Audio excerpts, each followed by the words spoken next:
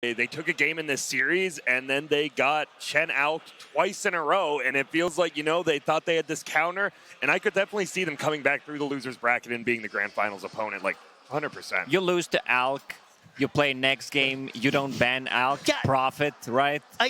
Okay. Yeah. So why does that happen? Sometimes the captains and the coaches are just stubborn. They think they can counter it. In the end, it didn't happen. It's the evil I guess. Yeah. I think it's kind of the thing that you're going for there, because that was one of the first things that caught my ear. And obviously, I have like probably the second lowest MMR out of all the casters. Yeah, sorry, Lacoste. And I'm hearing this interview, and you see the out go there, through, and you're just like, wait, why? And the coach says, okay, we're gonna let the out go through. We have a plan for it. We're gonna try to shut it down.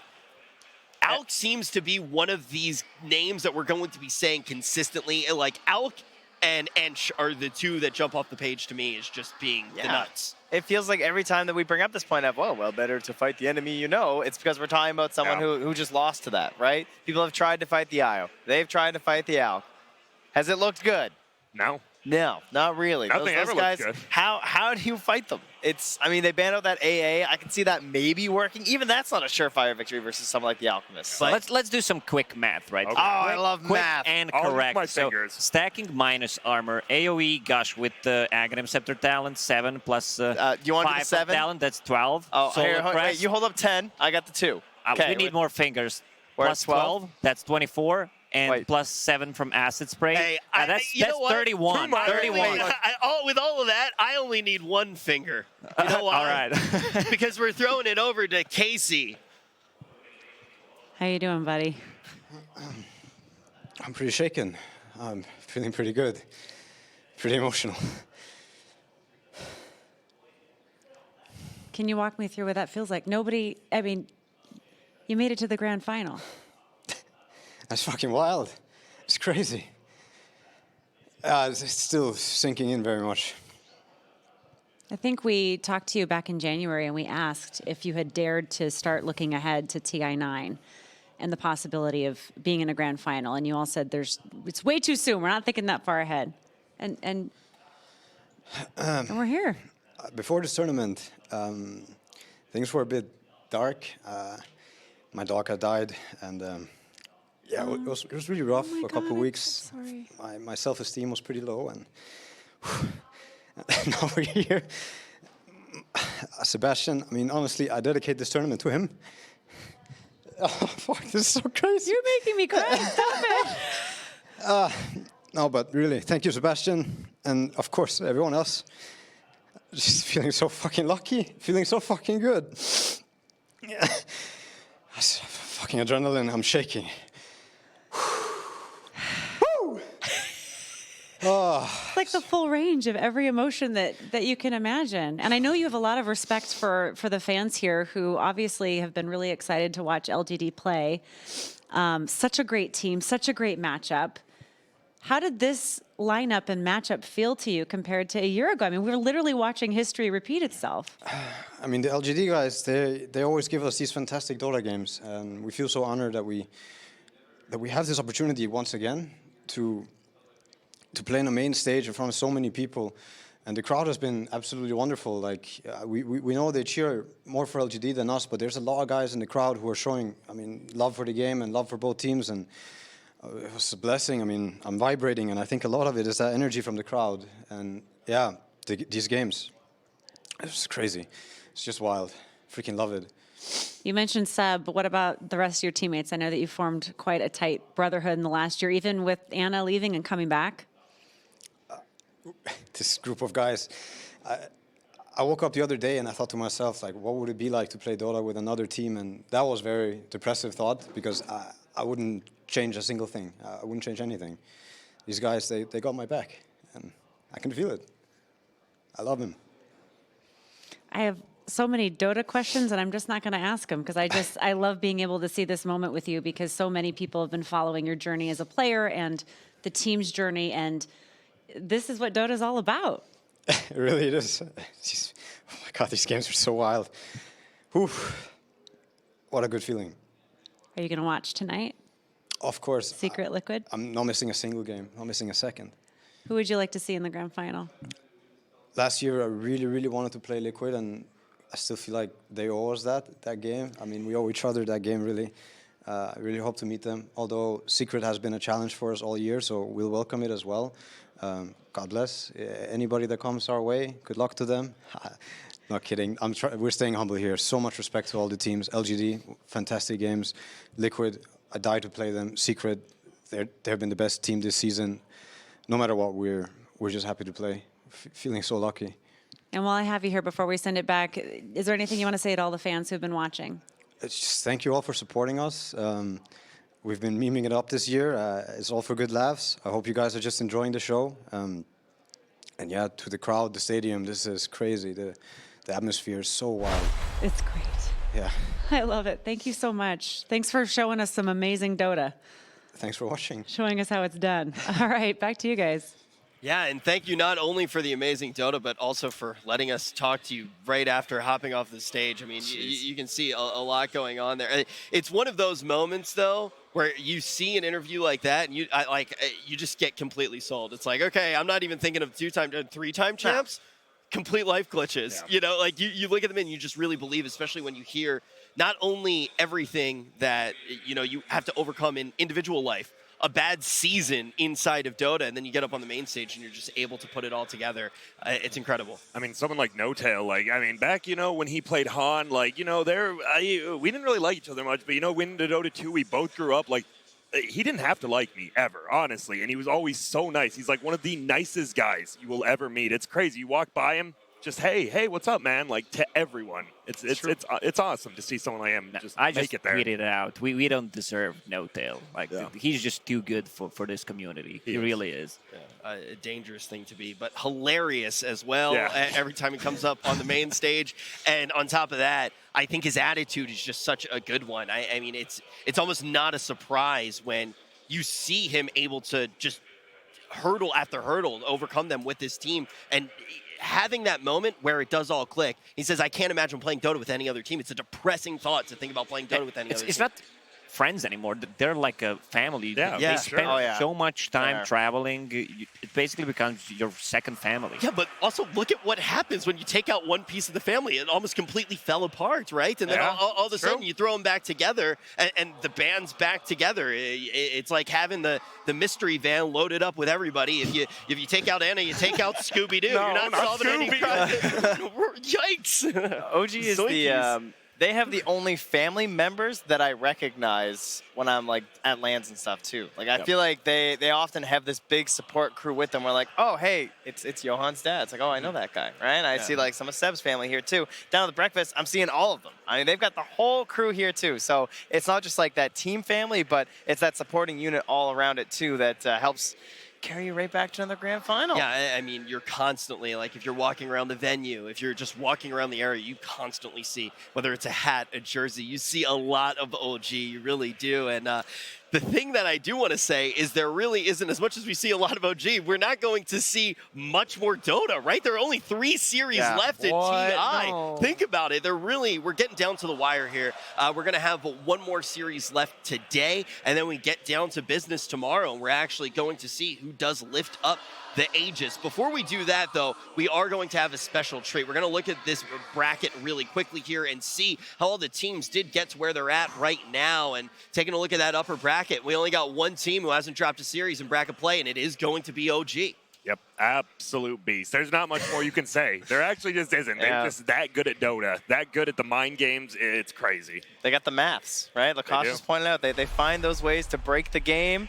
And that's taking them back. Now, like I mentioned, we have another treat in store for us right now. We're going to be taking a look at the main stage. It is time for the cosplay competition. We're going to be providing we're not going to be doing that, but we are going to be providing Last place right there. I thought it was us. Oh, sorry. We're jumping down to the main stage. Let's see what they have in store. Hi.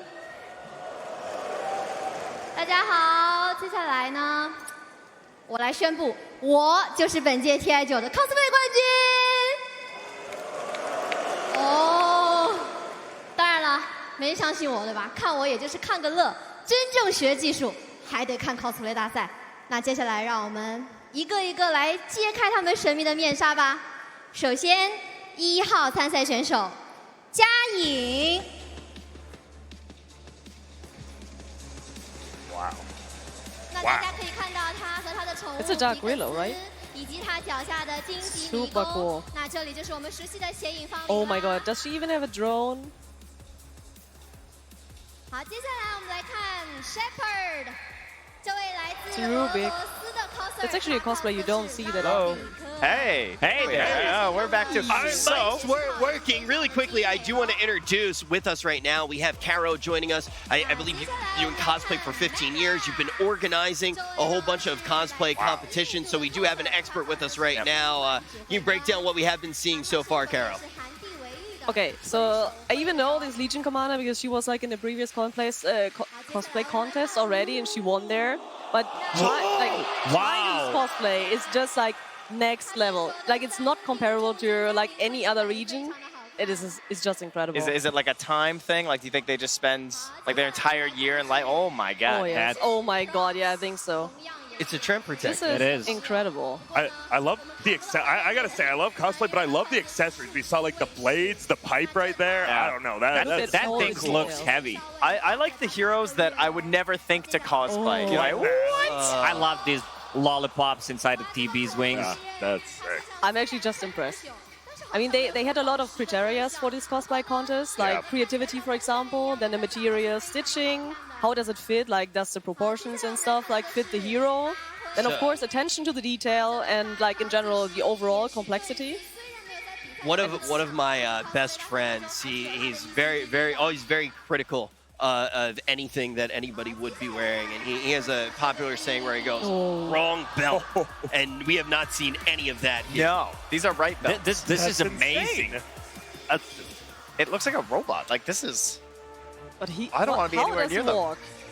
It's like this is actually insane. They look like exactly as they would have taken, you know, like out of the in-game scene on the stage. How much time does it need to build something like this? Really depends on how much time you put into it. Like when you're working full time, then sometimes it needs half a year. I think those guys are working for it like since the announcement last year, pretty sure. Yeah. Love the name, 10,000 MMR. Wow, Planet Fall Earthshaker. Oh my god. He had it on the ground too. They had the explosion on the ground. Yeah.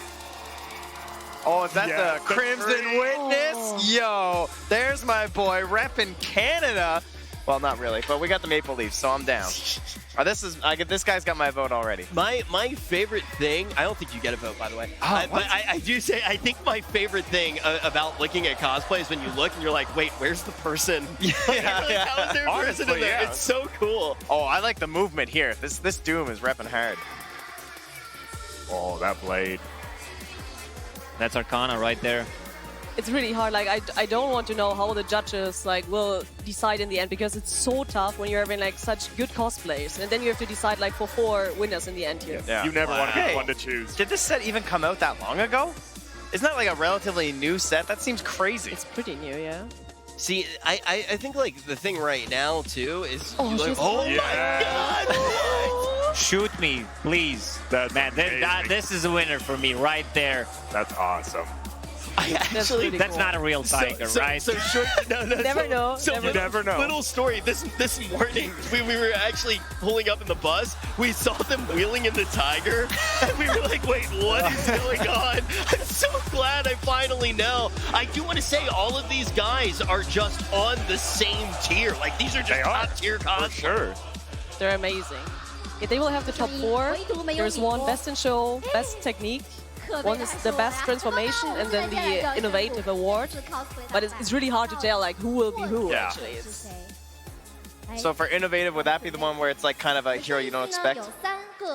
I think it's more about like I think it's more something like the Terrorblade, you know, where you saw the circles and something where like moving parts of the cosplay. It's like the tinkery cosplays, right? Like got moving parts, laser beams, stuff like that. What were the other awards? So you got innovation, technique, best transformation, and best in show. Okay, so okay. Oh, she's the best technique. Oh, amazing. I've seen this cosplay like from a close-up, and the materials she used, and even the wig, the wig is like, I don't know, 7 kilograms or something. It's insane. It really looks heavy. It does. That's Meta crazy. 获得了我们的最佳技术奖。那他的军团指挥官呢，也是他纯手绘，他自己染的布，他自己插的绳，所以说呢是我们的最佳技术奖，可谓是手工技术拉满了。好，那接下来我们还有一位，依然是1500美刀的最大转变奖。让我们恭喜 She also looks so 芥 cute. 末。那它的修补酱呢，是完美的还原了修补酱的所有细节，所以叫做最大转变奖。Oh, Yes. 获奖的选手。 Most amazing, yeah. Is that for the strobe? Like, look at everything. He has the full back here, like the strobe light. It's actually so That's- good. that's And like the got the dance, moves as well. Yeah. Yeah. 最大的奖项了。 That's the best transformation, 奖项 actually. 叫做 Oh. 最佳表现奖。这个 Very, 奖项 very, very well 叫做 done there. 3000美刀。 All right, now we're gonna get to take a look at the next one. This has been really cool. 哦，这个龙 I really like the 他指 siren 了我 as 一下， well. 拿的这 That 个 one 剑 was really 如 cool. 果不是你的话，不要 She also had like this body painting, which is like Yeah. a super hard job because it's always rubbing off and it takes so long. Some cosplayers have to get up like 7 hours before Yeah. the cosplay contest to actually apply. 所有的东西都是 body 他 7 hours? 手工制作的 Because it 花 takes 费了 really long. I haven't even been awake that long 那 yet. 评委 You're 说 still 呢， hoping for 所有 Marana. 的这些手绘喷绘都非常的 Okay, I think 精细 this might be the. 那我们也是再次恭喜他。好，让我们把掌声送给所有的 coser。 I'm 那这里 wondering 我们也可以 where are 大 his 家 eyes? 近一眼 Like, 看 where 一 is he 下哦， looking 他身上的所有的 Maybe 这 the 些 mouth? 手绘 Oh yeah, I agree. 都是他自己花费了8个月的 That's 时间 crazy. Like the 亲手 paint job 做 and 的。 all the parts with the details. What do you Just usually The make? shoulders. So I've watched some like videos on Twitter of people making cosplay, and they like take like this like I don't even know what Like it a is. white foam? It's like a Yeah. foam, right? Foam. And it like gets hardened, like you like heat it up and it gets hardened. Is that how they make most of No, it? this is Warbler, like what you were talking Hold, yes, yes, yes, yes. But this is like not that popular anymore. Oh, okay. Like almost everything is now like made of like craft foam because it's very light, easy to work with, and also your costume is not that heavy in the end. Okay. So that's All right. Well, congratulations to everybody in the cosplay competition. Now we're gonna be jumping down to the floor with Casey and Slacks. Look at all this. This is amazing. These are some of the best cosplays we've seen ever. I gotta say, I've been to a lot of cosplay competitions. Any one of those could have been a winner at any other one. I can't believe they were all here. The Chinese community, man, they love cosplay. It's nuts. Nuts! Yes, but, you know, we've been having some fun with this. We can have a little bit more fun. I've got a little blooper outtake reel from one of the teams at EG. A lot of fun. I will say, mature content. Children at home, cover your eyes, cover your ears, because there's a lot of naughty words in this one.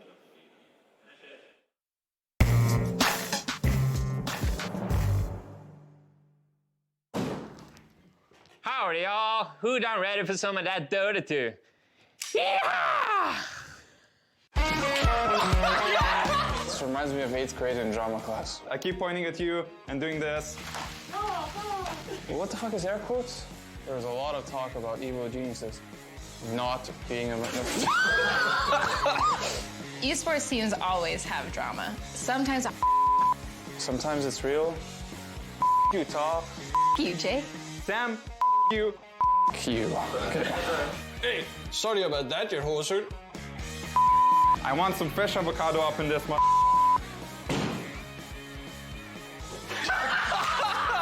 I can't stop smiling 1 second. We'll draw the sandwich here. Do my set. One more time. Get the f***ing camera out of here, holy shit. Well, as I told you, some fun guys. We will miss EG from the tournament, but we still got some great teams left. Yeah, it was really fun to see. I think throughout the entire tournament, it's fun to see the human side of these players. Like, these are guys who play at such a high level. It's easy to forget that they have funny sides, emotional sides, and it's what makes this community so great. Absolutely. But funny side and emotional side is over because we got two of the best teams in the world coming up for you. Guys at the panel, let's get this thing started. Yes, let's get this thing started indeed. Thank you so much, Casey Slacks. And I'm sure we'll be seeing a lot more, but I am very excited to get this next series started here with BlizzCap and Grant. Gentlemen, we got some time to break this one down. So let's get into it. Grant, when you think of Team Secret and Team Liquid, facing each other on the main stage, where does your head go to first? I mean, you just say that, and I'm just thinking two of the best teams in the world. Like, these are world-class organizations, world-class players. You can't just pick a player out of there. It's like, this guy's not tier 1. They're all super, super good.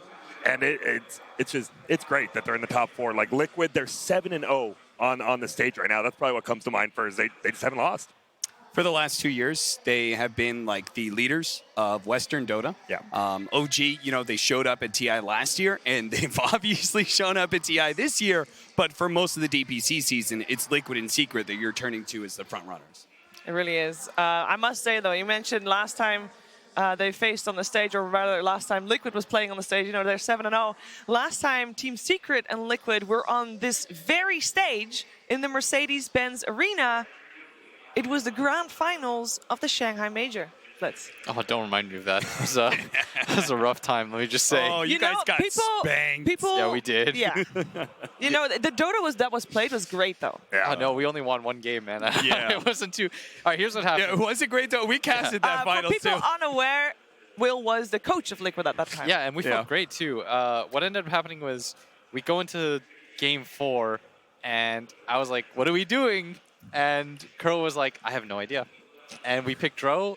I talked to Boba. I was like, what was the Dro about? And he's like, we're out of ideas. There's nothing left in the gas tank, because the problem is we started in the lower bracket after losing to MVP. Once you have to make that climb, everyone starts figuring you out, and every potential opponent on the way is just danger. You have to, there's no holding back strats. There's anything you have left in the tank. You empty out. You try not to worry about what the finish line looks like, and it's just exhausting from a mental perspective.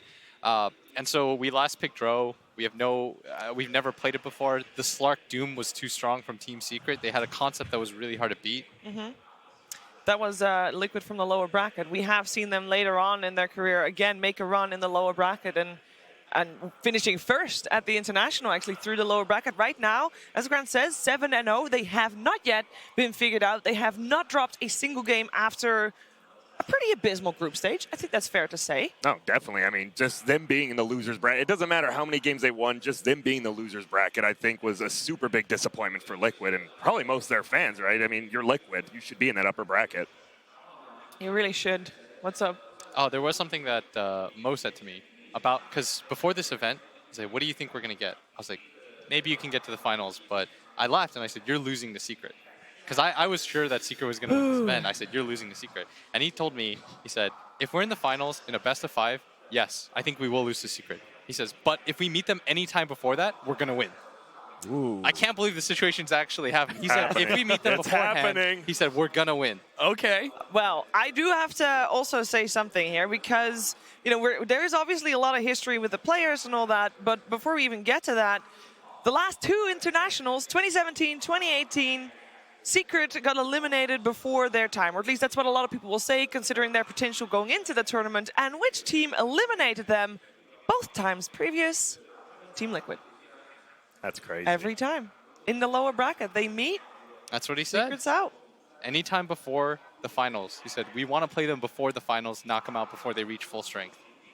That is crazy, though, because what is there such a massive difference from a best of 5 and a best of 3?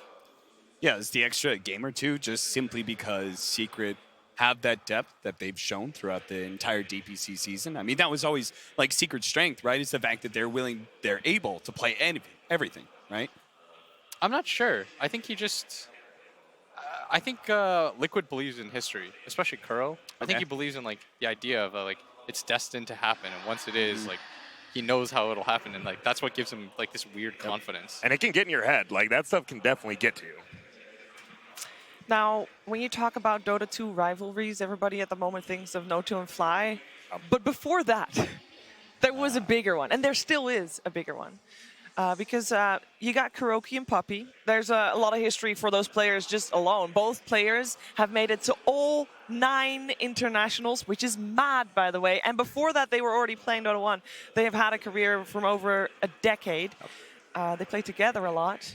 Yeah, they did. I actually was lucky enough back in Dota 1. Look at that. I mean, that is, yeah. Someone's breaking 200 no matter what. No matter what. Someone's going to break 200. That is crazy. That is such a high number. And these guys really haven't changed that much. I actually was very lucky back when, I was playing with Merlini in like 2009. Like he invited me to play it, just stand in, scrimmed a couple times with, I believe it was Kuroki, Puppy, as in Merlini, and me. And I was there and I'm just like, what the hell's going on? And it's just funny. They're just normal people, just like us though. What the hell's going on? He says, I can tell you what's going on right now. The players are ready to take the stage.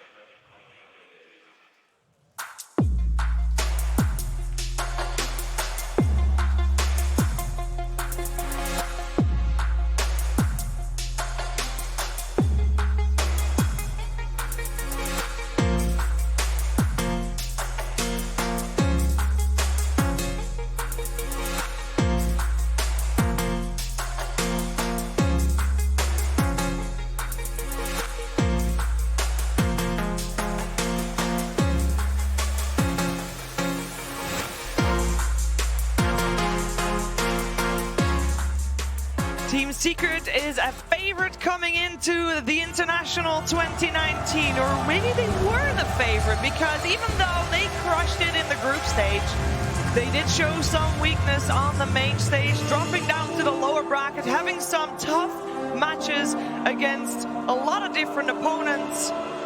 Although this morning, when they played VG Gaming, it felt like something had changed, something has clicked. I feel like this Team Secret is ready to face their ultimate challenge so far, Team Liquid.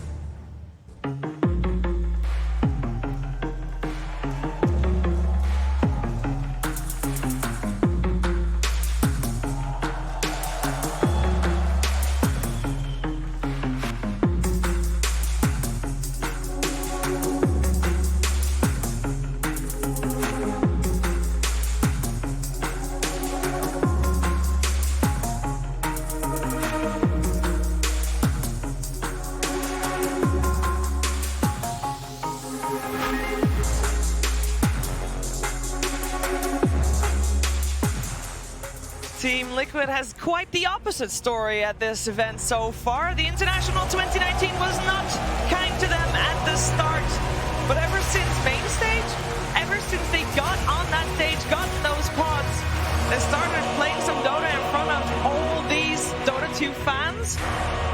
They are an entirely different beast, and they are crushing it. They are basically slaying their way to the top with ease, already making it to a top 4 right here at the International 2019. And I know that a lot of people have seen the following interview quite a few times already, but when you're having a matchup between Puppy and Kuroki, you need to see this again. And then there were two. They're the only two people here who have been to every single TI. I mean, I think it's really cool that it's us two. Yeah. I mean, it's definitely a big thing to us. There's no way it's not.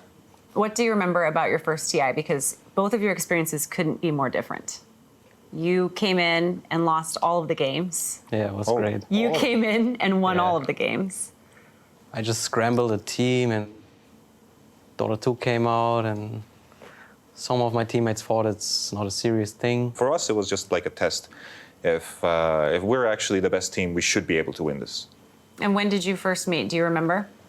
We met first in 2008. Yeah, we played together the LAN tournament DreamHack. And then I'm like the tallest man he's ever met or something, but he already knew that because I was in pictures. It was like a rocking, like a good hairstyle. You had long hair? Yeah. Hang on, I'm gonna look that up. You were 16, I was 18. 16, yeah. Oh my God.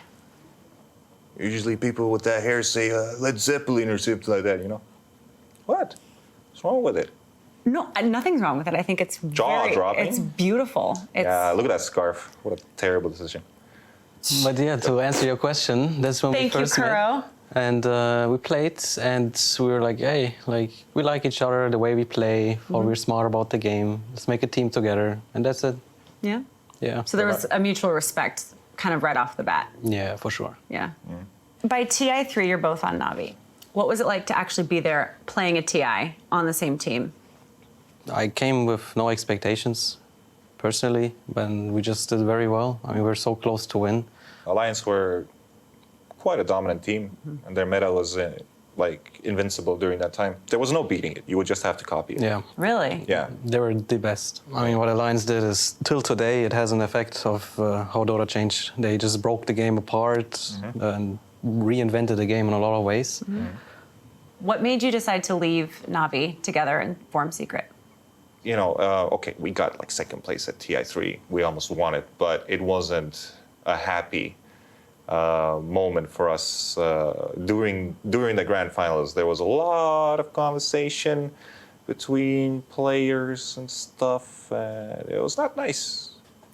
Puppy and I are just extremely ambitious, I would say. And when we feel like it's not being followed up by our teammates, you know, we'll go forward. We're going to keep going forward in this game. And just came to that point.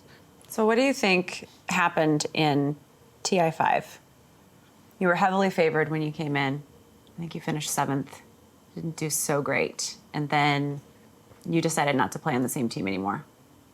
I think there's a Dota part and the human part. I think Dota-wise, we were not prepared to win. Team had weak chemistry, to be honest. Yeah, for sure. We were actually all the best players, I would say, individually. Yeah. It was just a raw skill team. Especially in that team where we all knew that we were all really good, criticizing is a hard thing to do. Yeah. You're always bottling in, kind of like, all right, I can't say that or something. You just keep bottling until it explodes, and it did. Good for us. I mean, good experience, you know, made us stronger. Made us stronger. And I mean, this is the thing we're giving to our new teammates. This is why Puppy can lead like one of the best teams in the world. Right. He's teaching them like how to deal with problems and all the things we failed in TI5, maybe even TI4 or whatever. We learned, and we're good at conveying this message. So were you guys always friends, or did that kind of start a little bit of strife between you guys, or did you leave on good terms? Not good terms, I would say. No. I'm sure that was my toughest time of all in like my career. To look back, we needed to part ways. Yeah, I think we're both happy where we're at nowadays. Yeah. And we already talked a lot about our problems, whatever. It's just like, I don't know, like it's life. It's, you know, we spend so much time together in this game. This game is intense, a very intense game. Emotions go very high. It's not just friendship, it's friendship and business. How did you become friends again? After time. Are we friends? We just go to yeah. Cut the camera. Take that one. Happy to be here. Me too. And it's cool that we're doing this. Yeah, it is really cool. It is really cool that they are doing this on the main stage here in front of a crowd. Team Liquid, Team Secret, both these captains extremely ambitious, as they said. And actually, I want to point out that that broken up friendship resulted in one being a TI champion and the other one not yet, maybe. You know, still successful though.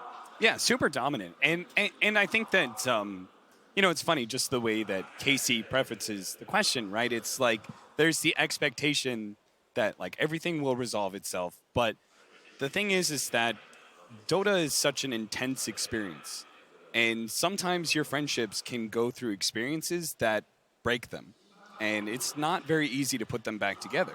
And, you know, that's okay. Sometimes these experiences get broken down, and it is something that both Kuro and Puppy have learned from.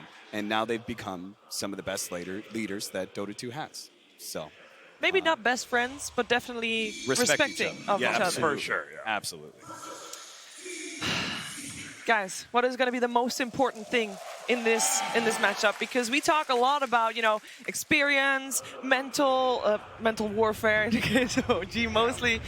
What is the most important factor in this game? Is it going to be the heroes? Is it going to be the mindset? What are we looking for here, Grant? I think it goes like hero-wise. I think it's just play style, right? We actually saw through most of the early stages of Secret's tournament, they were just drafting the Omega late game. And then in the last series, they're fine playing early game. And I think it goes back to Blitz timeout, BO3, BO5. They're showing they can play every single style of Dota. So it's, do we want to play early game? Do we want to play late game? That is the question. Any final words, Will? Let's not see Alk Chen again. I'm good with this. LGD showed you. It's all good. All right. It is time. Game 1 is about to kick off here between Team Liquid and Team Secret on the main stage of the Mercedes-Benz Arena. Team Liquid versus Team Secret. Game 1. Welcome to this excellent game 1 of this super important draft here, guys. What are the main points that we're going to be focusing on here? Oh, well, I don't know where to start, man. I still have a bit of jitters, honestly. It was, I almost forgot to come do my job, but... But you're here. It's fine. So what do you got now? Oh, man. These teams know each other well, right? Kuro and Puppy, they've played together at 3 TIs. There's history here. They're the only 2 players that have been at every single one. Like, you gotta look now at, like, the legacy of these teams, of these players. Because it's not about the meta anymore. It's about, all right, what do we believe in? And I honestly don't know. I'm surprised. Yeah, there you go. They let the Wisp through. I mean, there's a lot of really strong heroes right now that feel like auto wins, right? You got like Wisp, Alchemist feels too good, Tiny's extremely good, maybe not first round ban, Enchantress is super good, so you gotta let somebody through, right? Even Chen for good Chen teams. Yeah, that's true. But Wisp of all heroes. Yeah. Like, this is the one, you know, people trying to theory craft, what do we ban against OG? You know, Wisp is a must, you think about, but... Do you feel like do you feel like any teams have really given countering IO a good try, though?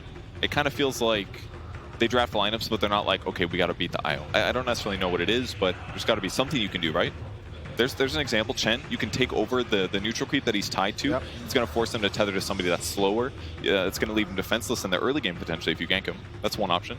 It's true. It used to be like the good heroes were heroes that were good against like 2, right? Like Grimstroke and Ember, these heroes that have like a double spell built in. But now this Wisp doesn't need another hero. He gets Ags and a creep, and there's no other heroes for you to link to, and he's just dealing, you know, hundreds of magic damage per second.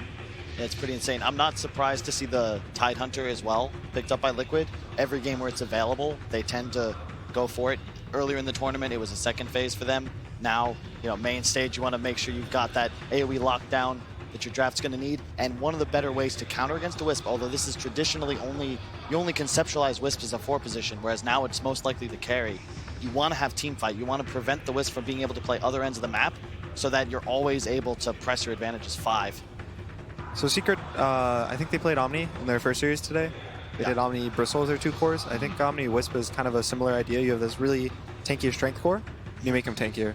It's going to be a lot harder to kill him, too, because status resistances have, so combo initiations against him is less likely to work.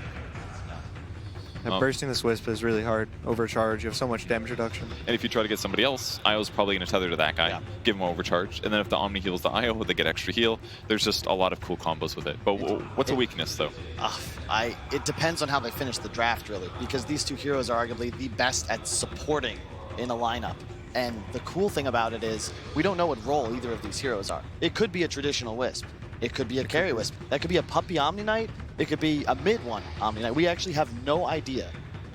I think it's not a mid one Omni Knight, but it could be a mid one Wisp. I think he's played that before. I've seen him playing in pubs. I think like Oracle is one of the heroes that you would think are good against these 2, right? If there wasn't a Chen. You have the Fate's Edict to kind of defend against the, you know, the balls from the Wisp, and then you can purge GA from the Omni, but they already have a Chen. So maybe he's looking forward to getting the purge creep, like the small satyr. Purging the GA in the middle of fights. Yeah. I mean, dispels are huge against Omni, but I just feel like the IO problem is the elephant in the room. It's that you get Ags, and you have this like 700 range buffer, where if they get closer to you, it's kind of bad for IO. But if they stay on that like mid to long range, IO just out damages everybody. So you need stuff that can gap close against them, right? Oh, for sure. So what do you do? I honestly don't know. This is pressure him? Secret won the toss. They took first pick. I feel like at the start of the tournament, I lean second pick favorite, but now with the onset of these heroes like Wisp, that it feels like ET, like Alchemist, you don't want to play against them under any circumstances. And Kuro's hopefully going to surprise us, because thus far I don't think anyone's figured out Wisp, at least at the main event stage. Yeah, there's all the heroes that you can think about jumping in. I don't think deal enough damage, right? Like you can take an Ember or a Storm per se, right? They jump this Wisp, they're not going to kill him. And they're just going to kill whoever jumps this Wisp right now, which makes this hero so scary, especially with Omni Knight. He's so tanky. He goes, the build's been Helmet Dominator, Ags, Heart. and he has like 3k HP. He's going to have a Heavenly Grace, you know, another 300 HP, 50% Sage resistance. Well, one upside is that most of the IO games we've seen, they're also paired with Elder Titans. So not only gave them a good laning stage, because Elder Titan can become so fast with Astral Spirit, but also because he amplifies the spirit damage that's dealt. Yeah. So maybe there's a laning option here. Could see that. I like the Earth Spirit in theory, just because you provide like the most possible lockdown of any 4 position, and we've seen too many times now these carry wisps living with 10, 20% HP, and boom, they tether away to a teammate at light speed, and they survive. When you have an Omni Knight as well, the more lockdown and silence you have, the better, because you're going to be playing again. If you only have like a Ravage to play around, right? Then all of a sudden this Omni Knight, if he can just juke the Ravage and then grace somebody, one of his cores, they get a BKB off, suddenly you're winning this fight because there's no more lockdown remaining. This allows you to at least initiate and perhaps be able to 100-0 a core while CCing one of these incredibly versatile support heroes, which again could be a core for all we know. So that's most likely the 5, right? That's probably a Puppy Witch Doctor, I think. Yeah, most likely. Very effective against Tide. You can't dispel off Maledict, and then he also transitions to killing solo cores later on. Yeah, I love the Lesh pick. I mean, you know me, this is my favorite hero in Dota. I think the Disco Pony is perfect here. You love playing it against Wisp because you just get in and you do tons of AoE damage. Wisp naturally is going to be positioned around other allied heroes. Leshrac does arguably the most AoE possible in Dota 2. And in addition, it's one of 2 heroes Secret's played more than 10 times this year that they have over 90% win. And I know Liquid's picked it up, but my point is simply that Secret have abused heroes like Lesh, like Enigma, this early tower pressure throughout the entire year. The winningest team thus far in this circuit. And I think Liquid now have this excellent teamfight composition, and they're going to be able to push the tempo. Perhaps Roche into racks in like 20 minutes if they get ahead. So Secret picked OD, which is kind of not the like steroid type of mid people pick with the carry wisp. They were making Gyro, Windrunner. I think Troll Warlord was ran by OG as well. They pick these heroes that usually attack fast, right? Or attack multiple targets. So that the wisp, if they go late game, the wisp is also going to be a threat. So this is a little more old school, I think. The Omni OD is like a year or 2 old. It's a throwback for sure. Yeah. Back when it was Magic Community, right, on Repel. Yeah. Do you think this signals that they might outrun IO as a carry? I don't think they can run it as a support right now. They have no stuns besides like Casket. And if there's like BKBs going, this OD is going to do nothing. Yep. And so they need this like support that either has some short cooldown on stuns. Maybe they can even run like a Lion 4 or something along these lines. And I don't usually see Secret. Like they're the team that popularized Enigma. Like Yapsor's 28-2. Or the team's 28-2 on the year. And you look at this, you have nothing against BKBs. Absolutely nothing. So their last pick's going to have to be able to, I assume, do some kind of physical damage. Otherwise, like is really Wisp OD as your 1 and 2? That's very ambitious. Like the Wisp can turn into like physical at once 25, but before 25, you're mostly about balls. So your Ags tethering to a core with your heart, so he can hit high ground, but what core do you tether? Yeah, and look at Liquid's lineup. That's not a draft that's looking to go to 45 minutes. They're going to be probably peaking in terms of like the lineup's gold efficiency usage around 20, and a Shaker offlane, mid, support. Carry. Yapsor's hero, perhaps? Midone played at mid the other day against the... Miracle's also played a carry for Liquid. So Secret kind of taking, they're looking at other people's notebooks. They took the Wisp from OG. They could take the carry or Shaker from Liquid. This is their counter pusher, right? That's one thing that Secret's lineup is super missing, actually. Yeah, it's true. And I feel like I'm leaning towards it's a Yapsor Shaker because they've been wanting to last people. Oh, jeez. So at the last major, I think Liquid picked this versus LGD. The Meepo versus OD matchup. And the matchup, I think, was hard for the OD, but the Meepo crushed him after 15 minutes. Yep. He can Astro 1, and then he just goes down. Liquid have won every game in this lower bracket with these weird last picks. This is another one, and it's a weak comfort pick. Like, I love this draft. Secret's got an uphill battle. Well, right before we throw it to the casters, let's toss it over to Nahaz for the last word. So much of this series is going to be defined by a matchup between 2 dynamic core position players. Miracle and Nisha already staking their claim statistically as 2 of the best players ever in LAN competition. Kills per minute, Miracle 9.4. That is almost a full kill over any other player out of the 244 players with 100+ appearances all time. These two players join Ramses as the only other in the top 5 in career GPM and experience per minute and win rate, both of them in the top 10. Nisha in only his first year with Secret. Hero-wise, we got that core IO potentially in the hands of Secret, undefeated here in the main event, but Liquid counter with Meepo. We 26 career wins on Meepo, most in Pro Dota 2 all time. We got one hell of a match coming up to you. Who better to bring it to you? Back in NA, they're the pride of the Pacific Northwest, but they're spitting straight fire on the stage in Shanghai. Here are Lyrical and Trent. Thank you so much, Nahaz. And yes, Trent, a legendary matchup we got coming up right now. Liquid, Secret, tale as old as time. How you feeling, my man? Absolutely fantastic. We're here. I like what Kyle said. Liquid, they haven't dropped a game. Through the lower bracket, the same story as the previous year. Something about the upper bracket is for people in britches, I think he said, Miracle. It was something along those lines. Either way, they're here again, and this time they're taking on Team Secret. Amazing stuff. Yeah, I think that a lot of people, again, you might forget that Liquid was the TI7 winners with all the emphasis that was given over to LGD and OG last year. These guys came in fourth, you know, they put on a very solid performance, but now needing to make it happen yet again for themselves. And of course, Secret finally able to overcome that hurdle of not making it past the 5th, 6th spots. Both teams, a lot to prove.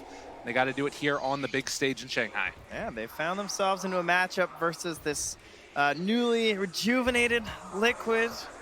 And it features our friend, Mr. Weehaw, and the hero that first made him famous, right? Yeah. The Meepo. And perhaps infamous, however you want to put it, but Weehaw showed up on the map because of this lovely group of heroes.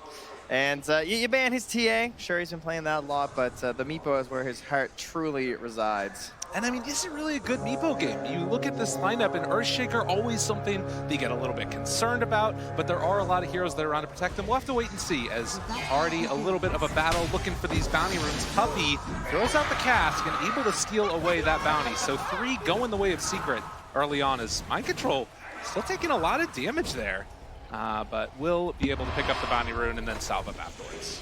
Yeah, this Earthshaker, it's kind of like that classic, like, noob counter almost, of like versus the Broodmother, where you're like, oh, I'm going to Echo Slam all these spiders. Surely this will be good.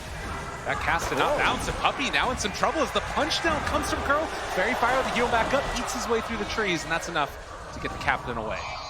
Ooh, keeping it nice and easy peasy there from Niche on that core IO. As, yeah, this match, we heard Gunnar talking about it as well, where into that mid and late game, that's where this Meepo versus the OD's really going to shine. Meepo, of course, a hero that loves to build just stats all around, and doesn't really fall too hard prey to the Sanities unless mid one gets, like, super farmed, right? Yeah, that is definitely a problem.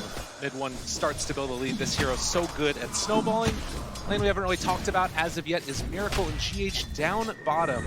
That Earth Spirit and Leshrac trying to stand up against the Omni Knight. As Weehaw, again, going to take some of those pot shots. But yeah, kind of an interesting little roll-in as we see Zai just going to waltz away. Yeah, at the same time, mid lane, they're threatening with Yapsor here. Weehaw getting pretty low. Just waiting to see if they can find that one moment. The Astral was just coming up here. Need the block opening.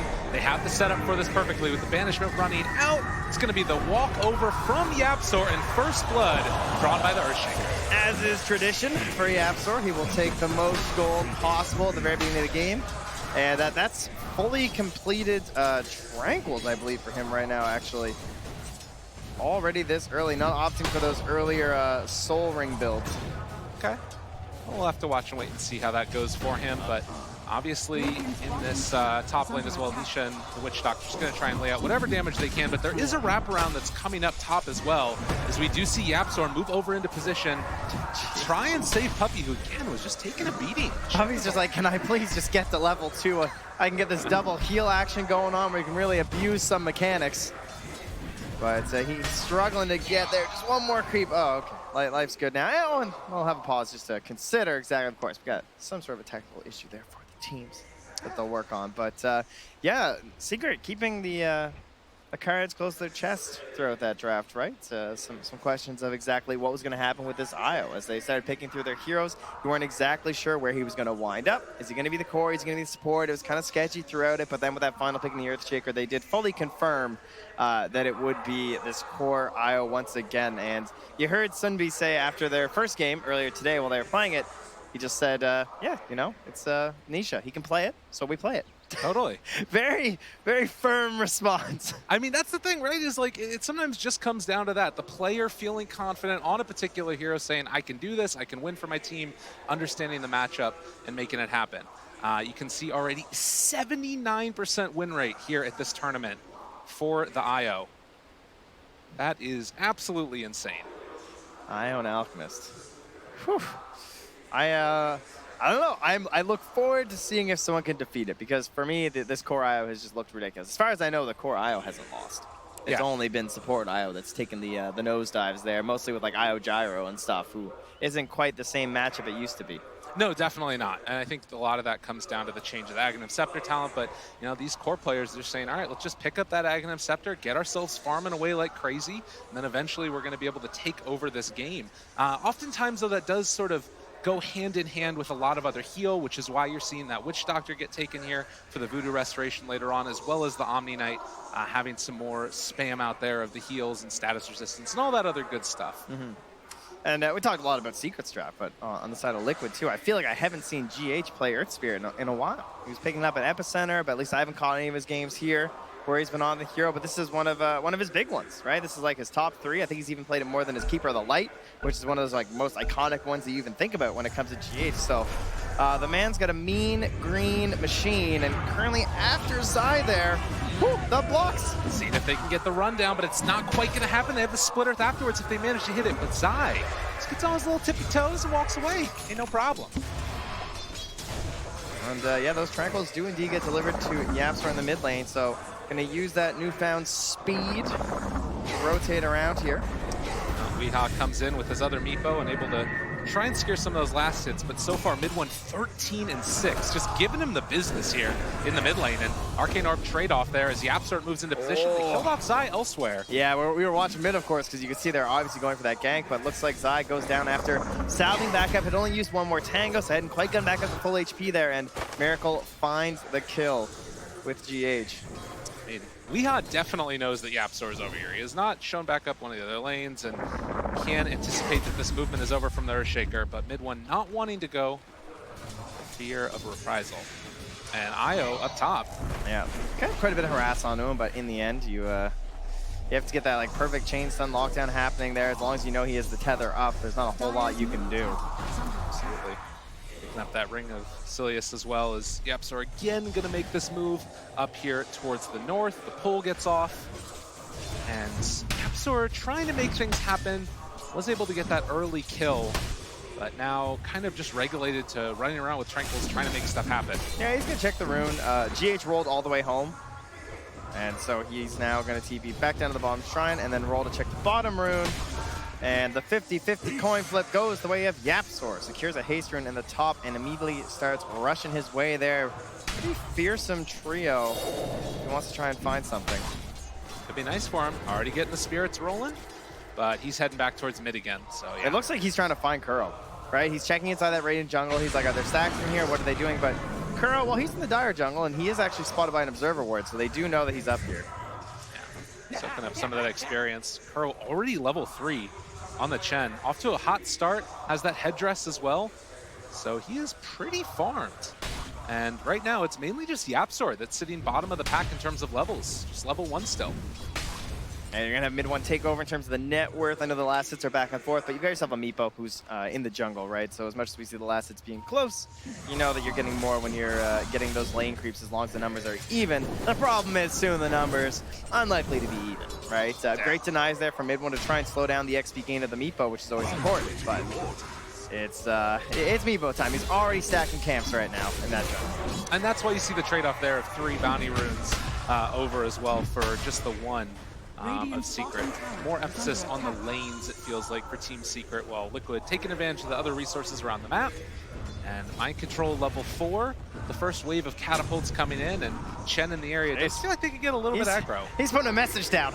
Observer ward. We're going to be busy up here. That's what that says. In the meantime, though, tethered up with Puppey, they're not really that afraid, and the overcharge comes out. While the cast bounce hits onto a creep. Very long timer on the stun for that one. And again, relatively slow start. Does it feel like you need to get a lot done with the Chen early on at this point in time? I would say it's almost like the 3 heroes almost feel the pressure of the Earthshaker, the Earth Spirit, as well as the Chen, right? Witch Doctor sitting in lane feels good. That's what you do. Keep my carry going. But these other heroes, like you feel like you have this potential, you know? So when I'm not making these big plays, I get a little bit dismayed. I don't know if they are right now, but they understand their game plan right there.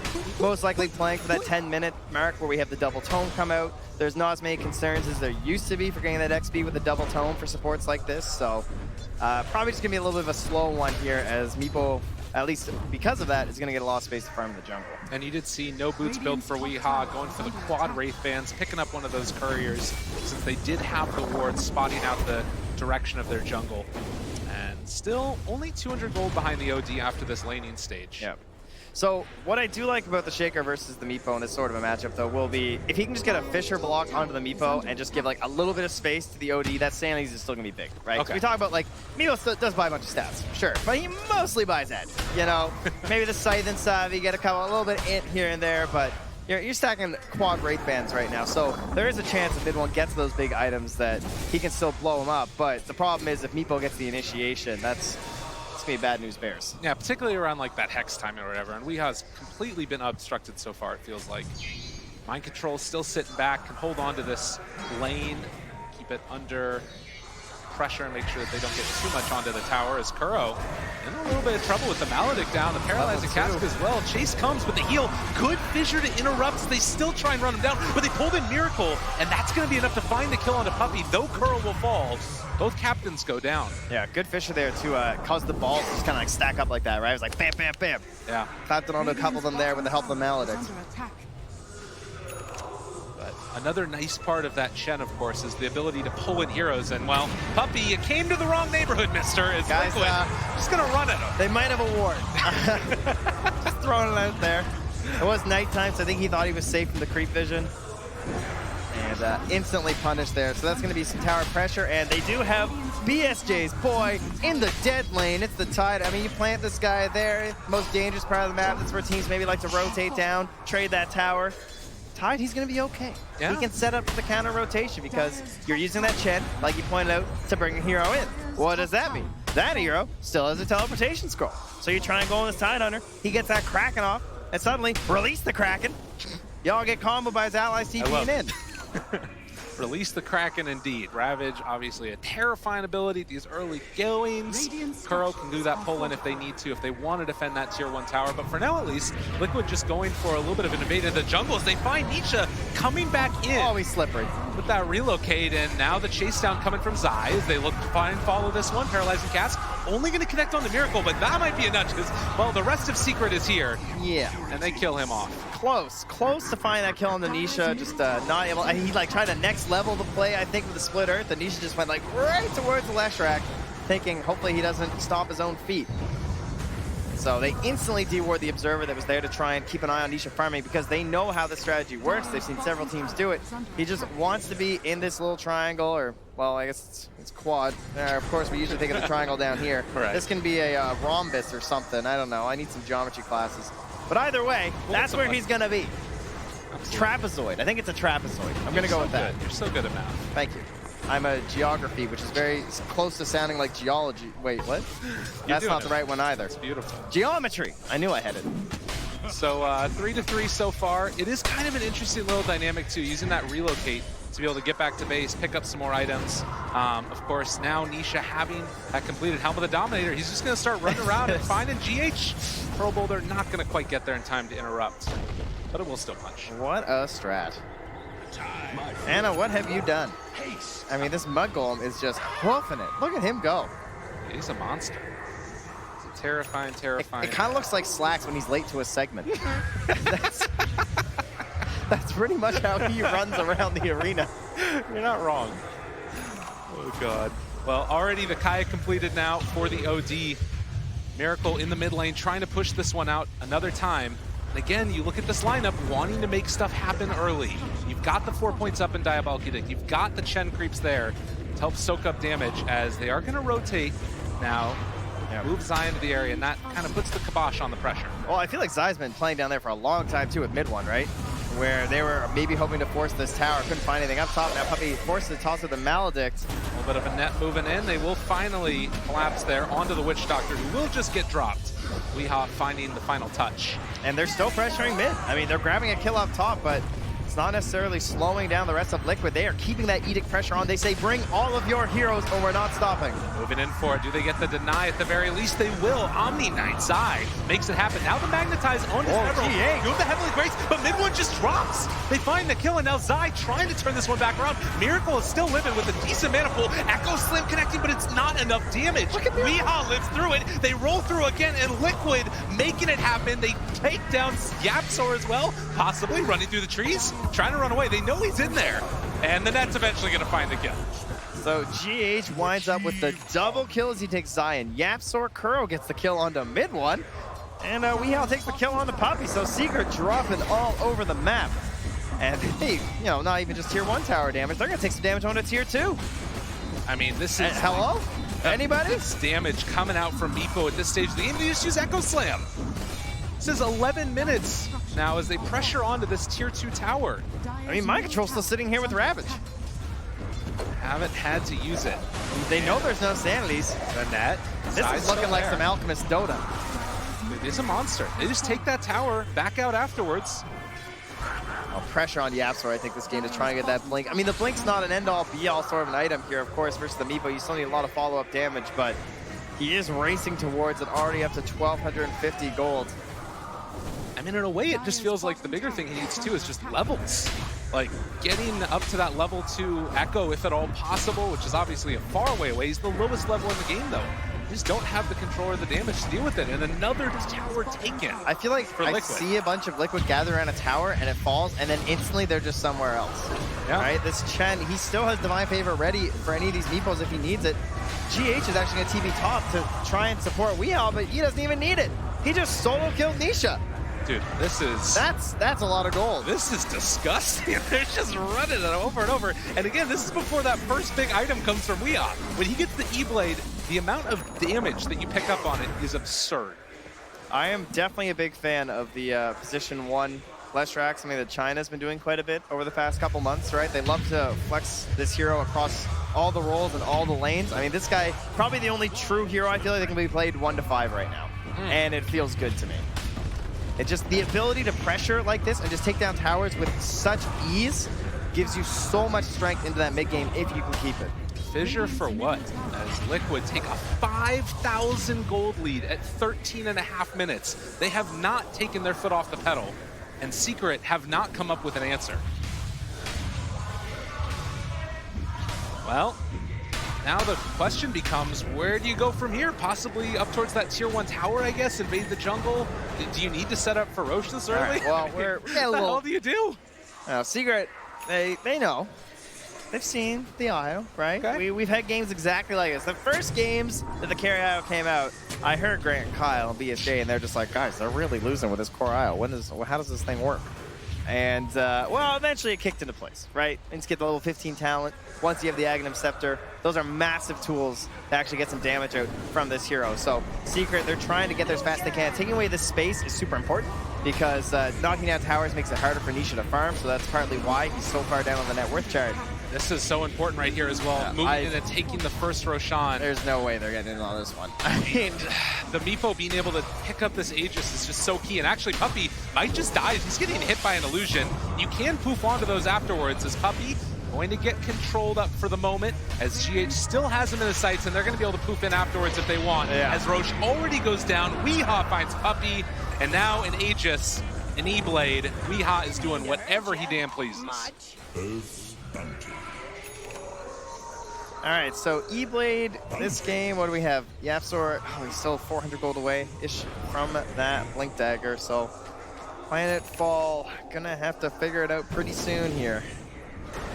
They want to stay in this one. Mid one's BKB, going to be a good tool to try and actually fight into these engagements. He's still going to be backed up by Zai there on the Omni. He's trying to split push, get away from this, but you can see, I mean, I think 37% is a little generous considering like the pace at which Liquid are going, but that's basically the idea of respecting the high ground, right? It is hard to go high ground versus some of these heroes.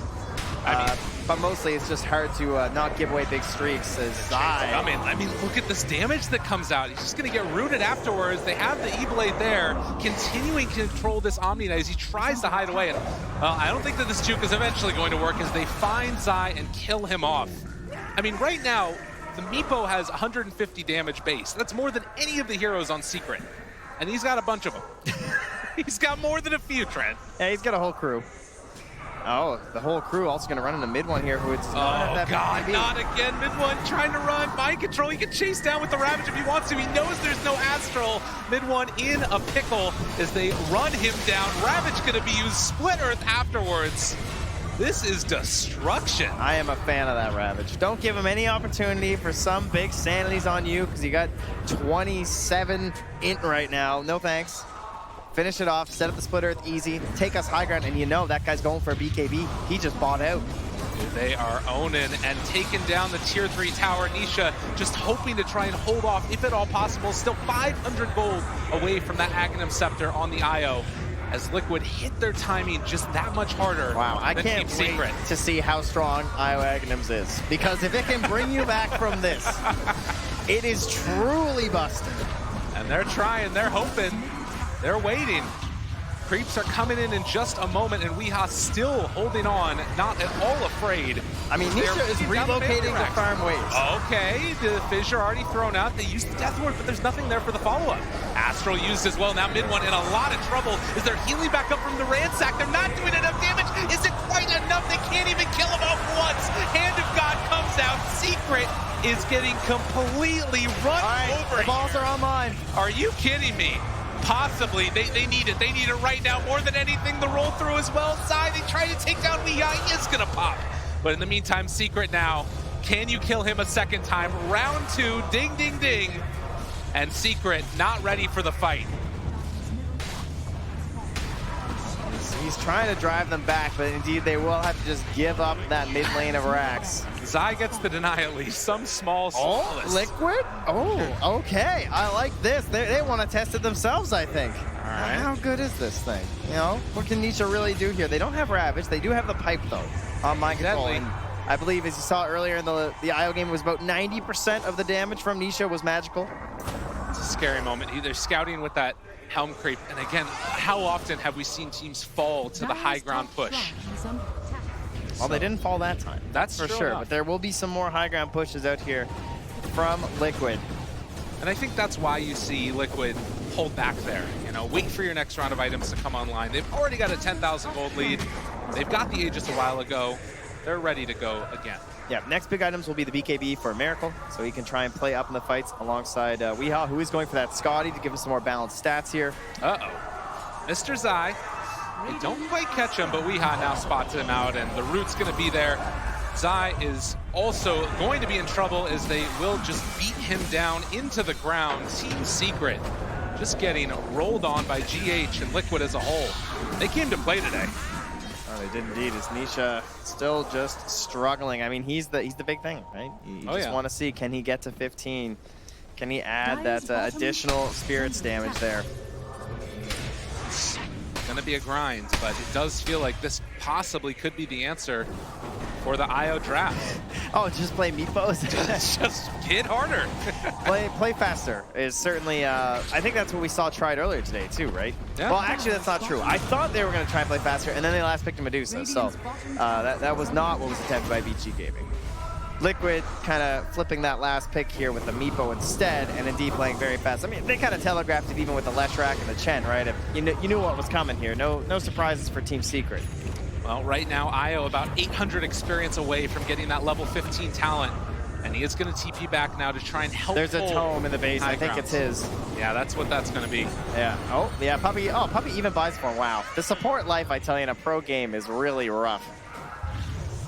I mean, you got to do what you got to do, right? In this game, very emblematic of things being rough. Well, I mean, does it really even make that much of a difference I don't know. I want to say no, but I don't want to doubt this thing anymore.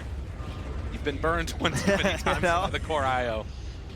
I mean, it's a Scotty done on Weeha right now. He is so far ahead.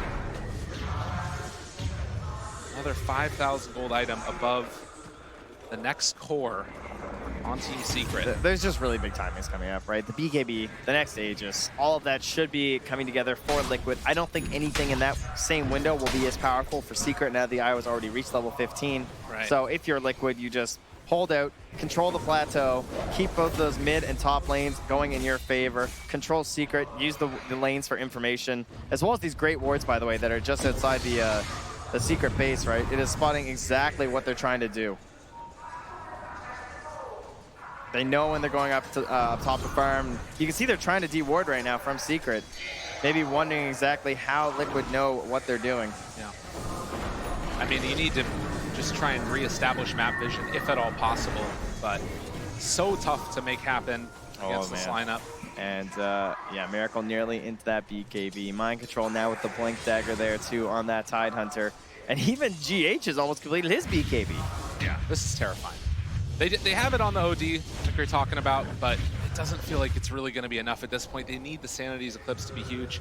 YapzOr is getting closer to that level 12, which again could make a bit of a difference, but that's predicated upon Meepo being in a position where he's going to get echoed poorly. I mean, for reference, he's got what, 100? He's got 112 in there. Quick Right. maths, no problem. On the OD, and our Meepo's way up there. He's at 91. So it's like Sanity's does nothing to Meepo. Yeah. Is the point we're at here with all these. Like, it's little bits of int all the way, but it's still a lot more than most heroes get, especially most Agi heroes, right? Yeah. Well, and now the one plus side of this, if your Team Secret... You found a plus side. This I'm excited for. So, oftentimes, you know, BKBs, they get countered by the Earthshaker because he's got that instant initiation. And now, speaking of which, YapzOr back behind. He can jump in if he wants to. Thinking about it, be sure to open up GH. The Echo Slam. Is it quite going to be enough? They have the Ravage to try and turn it. Weeha so freaking low, but not looking quite low enough. They do manage to kill him off, but they lose the Earthshaker and the IO. Mid one falling low. The Help Stomp, it connects as well as they all are getting torn apart. Nisha ended up buying back into this fight, and Miracle trying to take him down. Is it going to be quite enough? Yule Scepter left up at the very last second to keep Miracle alive. Puppey wanting to take down the mid from Liquid, and he does die to the Maledict. 3 gone. Zai, the last one left alive, but the buyback comes. They know there are buybacks coming from Secret. Jeez, Puppey played his hard on that fight. He actually did so much damage on the Witch Doctor, 4,798. He was only second to the OD. And now the jump forward, looking for a bit more. They've gone a bit too far, though. There's a fissure to open it up. They find the rolling boulder stunned forward, and they can't do it again. It's too much. It's far too much. Weeha taking a lot of damage. He's got 27. He's trying to make it work, but it's not quite there. YapzOr needs another fissure. The chase forward, looking for the finish, and my man Mid1 with one last Astral, desperately trying to hold on. He does manage to get the walk away again, but the root's there. Turn around the BKB. He's actually living through this one. Mid1, can he do it? The right click's coming through. It's all too much damage.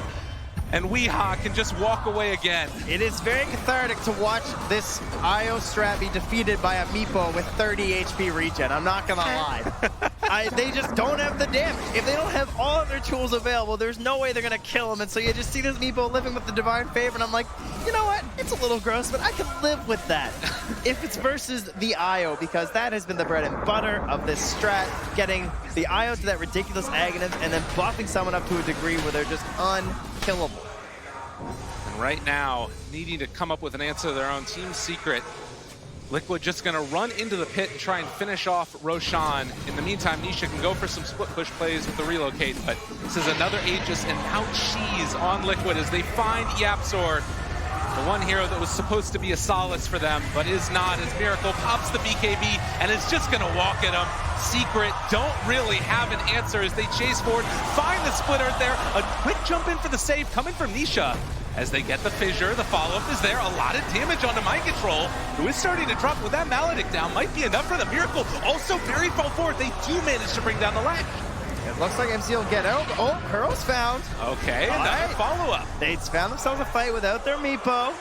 Perhaps a Liquid just a bit too ahead of themselves. They're going for some kills. course, they do also have plenty of time left on this Aegis and Cheese, and you could even argue these guys are up there just ensuring that nothing was going to be interfering at the same time. So not the worst for Liquid. Still obviously a gargantuan lead, but it is some solace for Secret to get a couple of kills here and know that they can bring down these heroes surrounding the Meepo. Well, and again, it was a buyback that came earlier from the Meepo where they didn't manage to get the other set of racks. So possibly a way that you could see a path to victory with Secret having all of their abilities up. But again, there's a tier 1 tower mid. It's just so hard to keep the pressure on. And so you don't have to kill him 4 times. Yeah, there you go. Oh, okay, he's passed off the Cheese to Mind Control. So there you go. So Mind Control just making sure that he won't have any mana issues with the Sanities, I would reckon is one of the big reasons for this. He's even got a Mango now. Mind Control's got the big brain plays here. The watermelon, the mangoes, keeping a healthy diet for himself. And there is a smoke here from GH2 as they push out the lane. So yeah, they're gonna pop that. Head towards the dire jungle. Let's see what they can do. Liquid at this point in time wanting to hit Secret where it hurts and see if they can get that second set of racks. Miracle in his natural habitat here, lying in wait. See if someone wants to poke at this wave and give him the old Yules. Puppy walking around just cool as a cucumber. I would not be that cavalier with my movement if I was in this game, but, well, the jump forward, and that's why Ravage connects onto all of them. They are going to be able to find the silence afterwards onto Zai, so no hope for safe. GA comes out finally as they try and get a turnaround. Roll forward coming from GA to control the rest of the fight, and E-Blade is there to make sure that none of the Meepos go down. Zai is control, Liquid still running forward. A buyback comes from the Witch Doctor, but with no OD, Liquid have a path towards victory here. They're going to take down another set of racks. Get your IO strat out of my game. OD, no buyback. Weehaw, everything. Find it everywhere you want. An ultra kill for Weehaw, who continues to just run ransack through this game. They're going to give him the rampage. No, stolen away by Miracle. He has to take one for himself this time around. As Liquid do not look phased in the least bit. No buybacks on any of these heroes. This is only Nisha and Yapzor left to defend. Tier 4 towers being assaulted. Ladies and gentlemen, stick a fork in them because at least for this game, Secret are looking done as GG is called. My God, that was dominant. Team Liquid. I can tell you there's nothing we want to do more, I'm sure, than play Meepo on this stage. Brought back here again from the Shanghai Major. Last time he was up here and competing, and finds himself another victory. Liquid remaining undefeated as they move throughout the lower bracket. I mean, that's really one of the craziest stories ever. Could you imagine the run? You think back again to this team's TI7 run, and it was the same type of thing, being dropped down so early on in the bracket and making that amazing run, and here even more so. It's impressive to try and handicap yourself one round further. I have to give them credit. It does explain those group stage games. Absolutely. Well, ladies and gentlemen, we're going to see what happens in game number 2, but first, we got to head back to Shiva and the panel, see what they thought about that game number 1. Yes, thank you very much, Trent and Lyrical. What a dominant performance from Team Liquid in game number 1 of this best of 3 series. The winner will move on to be in the top 3 and, of course, in the lower bracket finals tomorrow. Loser will be eliminated 4th place. And before I'm going to let you guys break down the game and talk about these two teams, what are you doing? Oh, I'm petting Mind Control's head. He did a good job. Oh, okay, great. I'm actually looking forward to hearing what the draft panel thought on that first game. Hey, Kev. Hey, so what was really important is that if you're trying to beat the IO, what you need to do is make the game accelerate in a big way and prevent him from getting gold. So what ended up happening was in this first team fight at the 7-minute mark, Kuro here on the Chen ended up teleporting in Lash. Lash is going to appear right here in a second, so keep an eye out for him. He pops in. He's now level 6 coming from the safe lane. He had a lot of golden experience that he got from being in a dual lane where he got to pressure the Omni. And after he got that rotation kill, he instantly starts pressuring the lane, which is really effective. And more importantly, he rotates around, Puppy TPs back in and gets killed instantly. So not only did he rotate into this lane, but he also set tempo by killing him and killing this tower immediately afterwards. That's a huge advantage because now they can move through the jungle. And with this jungle pressure, if you take a look over here, we ended up seeing a relocate coming from the IO. So what they're looking to do is trying to see which of these camps IO ends up coming back into, where the place that he ended up coming back to was over here. Miracle missed a crucial stun, but he instantly comes back from Fountain, and he's already at like 40% health, which is going to decrease his farm speed. And he ends up dying in this, but it's still very good, because if you look on the map, everybody else on Liquid is still farming. They're getting their gold, and that's going to help them stay ahead of the IO. And now once he teleports back in, he's just running between the mid lane into the jungle to spot for the IO. They don't want to let him get any gold, and he wants to keep putting Diabolic Edicts on this mid tower. So he keeps doing that, and that's going to force secret rotations. At the end of this clip, the Omni Knight ends up having to teleport here, and they use their glyph. So, in the next rotation over, look how many heroes are here. It's Miracle, and it's a support. And when this fight starts, Meepo TPs. They're doing this tower push, and they kill the tower with just 2 heroes. It ends up going well for them. They kill the OD, and now they're just in a rundown situation. So they end up staying ahead, killing all the outer towers, and that means that the IO just doesn't have a place on the map to farm. And that's why he wasn't able to snowball this game. Yep. And the draft utilizes gold so efficiently. They're going high ground at 18 minutes. There's no Ags on the Wisp. They have a pipe, they have a mech. Meepo has 3 Wraith Brands and an E-Blade. It's about as if, like, as far as peaking at a certain timing, the entire Liquid draft is built to crush by 20 minutes, and that's exactly what they did. You can also see by Miracle's playstyle, they understand the Wisp a little. A lot of teams are kind of using the Wisp on Dire a lot better than Radiant because of how the jungle works with Spirits. You can pull 2 large camps much easier. So since he's a Radiant, he's playing in the Dire jungle and stopping him from farming. Yeah, well, that's why they won the game. I'll send that back over to Sheever. All right, thank you guys. Indeed, that IO did not work out the way that Team Secret was expecting to. And I mean, we talk a lot about the IO, and we talk about the Chen. Weeha's Meepo definitely showed up on the main stage there too. And again, it was Weeha that got kicked right after the Shanghai Major. We haven't really mentioned that, but there's a little bit of beef there too. He got kicked right after winning the Shanghai Major, and apparently it was a rough one because it was 2 days or something before roster lock, and Weeha was forced to join a Misfits team of leftovers that, by the way, ended up coming second at the International. Not I feel bad. like there's a trend here too, Yep, people not bad. getting kicked and or left out to dry. But a great performance by him, 12, 2, and 7 there, as you can see on his KDA. Yeah, and I just love like how they did the lanes, right? Because usually you think about, oh, the 5's going to go bottom, the 4's going to go top. You had the Lesh Earth Spirit bottom, so you had kill potential. You had the Chen up top, so who went early Headdreth, no boots. So Tidehunter wasn't taking any damage because he always had the Ice Ogre. They just won both side lanes because they laned it perfectly.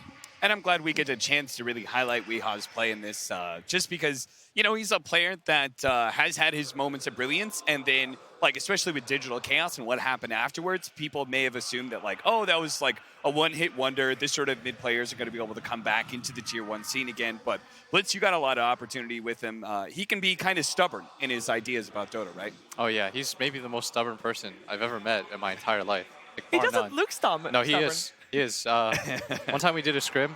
I was like, Misery was like, "You got to talk to this boy. Like, I can't handle it right now." So he just leaves the room. And so I come to me. I was like, "Let's go outside and chat." And I was like, "You know what you did was wrong. Here's what he did. He bet a Midas on Quap. He died solo, and then he left the game in the middle of a scrim. We're like, I was like, you know you can't do that, right? I was like, it's not good. And he's like, I know it's not good, but if you tell me it's not good, I'll think it's good. And I was like, what the hell kind of logic is that? And he said, my father's the same way. You see that car right there? It's red. If you tell me it's red, it's blue. 100%. That was the analogy he used. He refuses. If he thinks one way of Dota, he's going to, no matter what, you will not break his logic. You think it changes now, though, that he's on a team with Kuroko? No. You really don't think it changes? He just told me that the car was blue. It was like a red Toyota. Like, you think that this guy cares? Apparently not. Reality doesn't matter. So, so surely somebody else's opinion He has about to Dota. he has to come to the conclusion first, is what I learned. You can like sort of guide him and trick him in a little bit of a way. Yeah. Like I just started straight up lying to him. But like you can get him there. Well, it feels like Kuro, he's guided him to the right place, right? He's in the right mindset. He's lucky. He's happy. I mean, they talked about it, right? He wanted that pure mid player, a player who Yes. plays these broods and these meepos. They just got a pretty much free game because it's Weeha instead of Matu.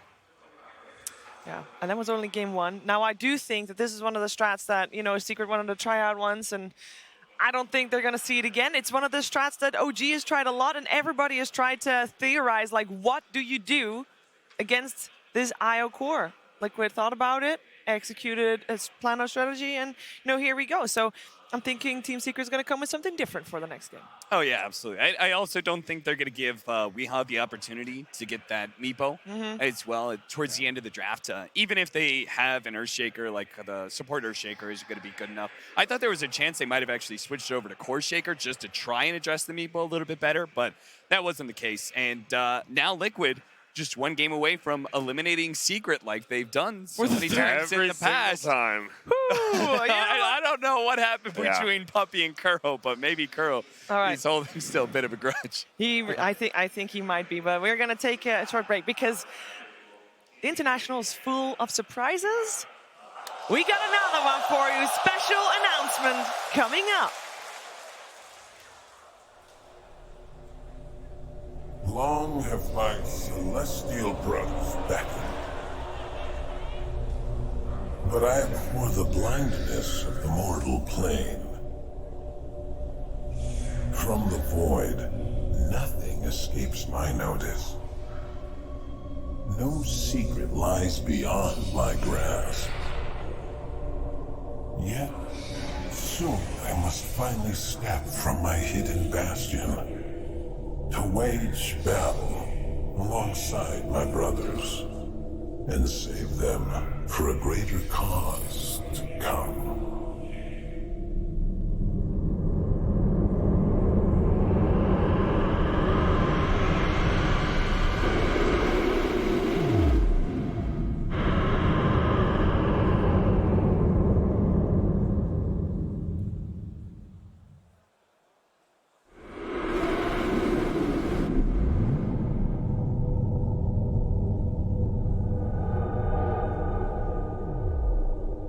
准备好，凡人们，很快将会惊天动地，而我的时代也终将来临。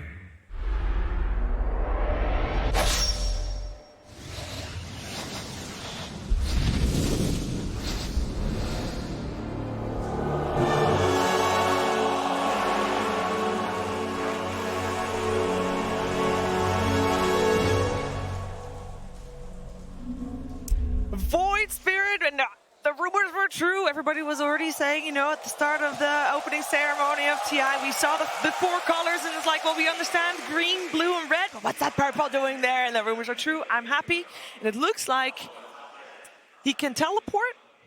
I'm speculating. I felt like he can maybe not necessarily teleport, but like go into another plane. What do you guys got? Honestly, I can't wait for another Spirit that's better than Storm. So it's been a great it's been a great 4 years. Let me just say. Let me just throw that one out there. Now it looks like it has some, you know, usually when you have like a weapon like PL or something, you're going to be a carry hero. So, you know, to all the carries out there, who knows? It's looking good for you, though, possibly. I have heard a lot of carry players complaining that none of the new heroes none of the new heroes have been going their way. So I think is that the voice actor? I think the Chinese stream actually has the voice actor for Void Spirit. I think you might be right. Very there cool. was some question marks there, but yes. We have Cap. I think it, you know, it would be making the sense. Void Spirit. You got a core and a support. You know, you got Snapfire, and Void Spirit. What do you think of the name Void Spirit? Storm Spirit, Ember Spirit, Earth Spirit, Void Spirit. Grant, I know you're a lore master. Indeed. What exactly is the Void? The Void. It is a dark temporal plane that many of us human beings cannot go to. Okay. So what is he doing in the Void? What kind of things are there? I mean, just like every human, he has to eat food, right? He's got an oven, he bakes some cookies, lives the good life out there. You know, it's a normal guy. He's just a normal guy in a different realm of reality. Get away from me, Cap. I can't believe on TI main panel I got to talk to Grant about his lore conspiracies. Excellent. All right, I'm sure that we'll learn more about a Void Spirit as the time goes on. But we got to focus on this matchup.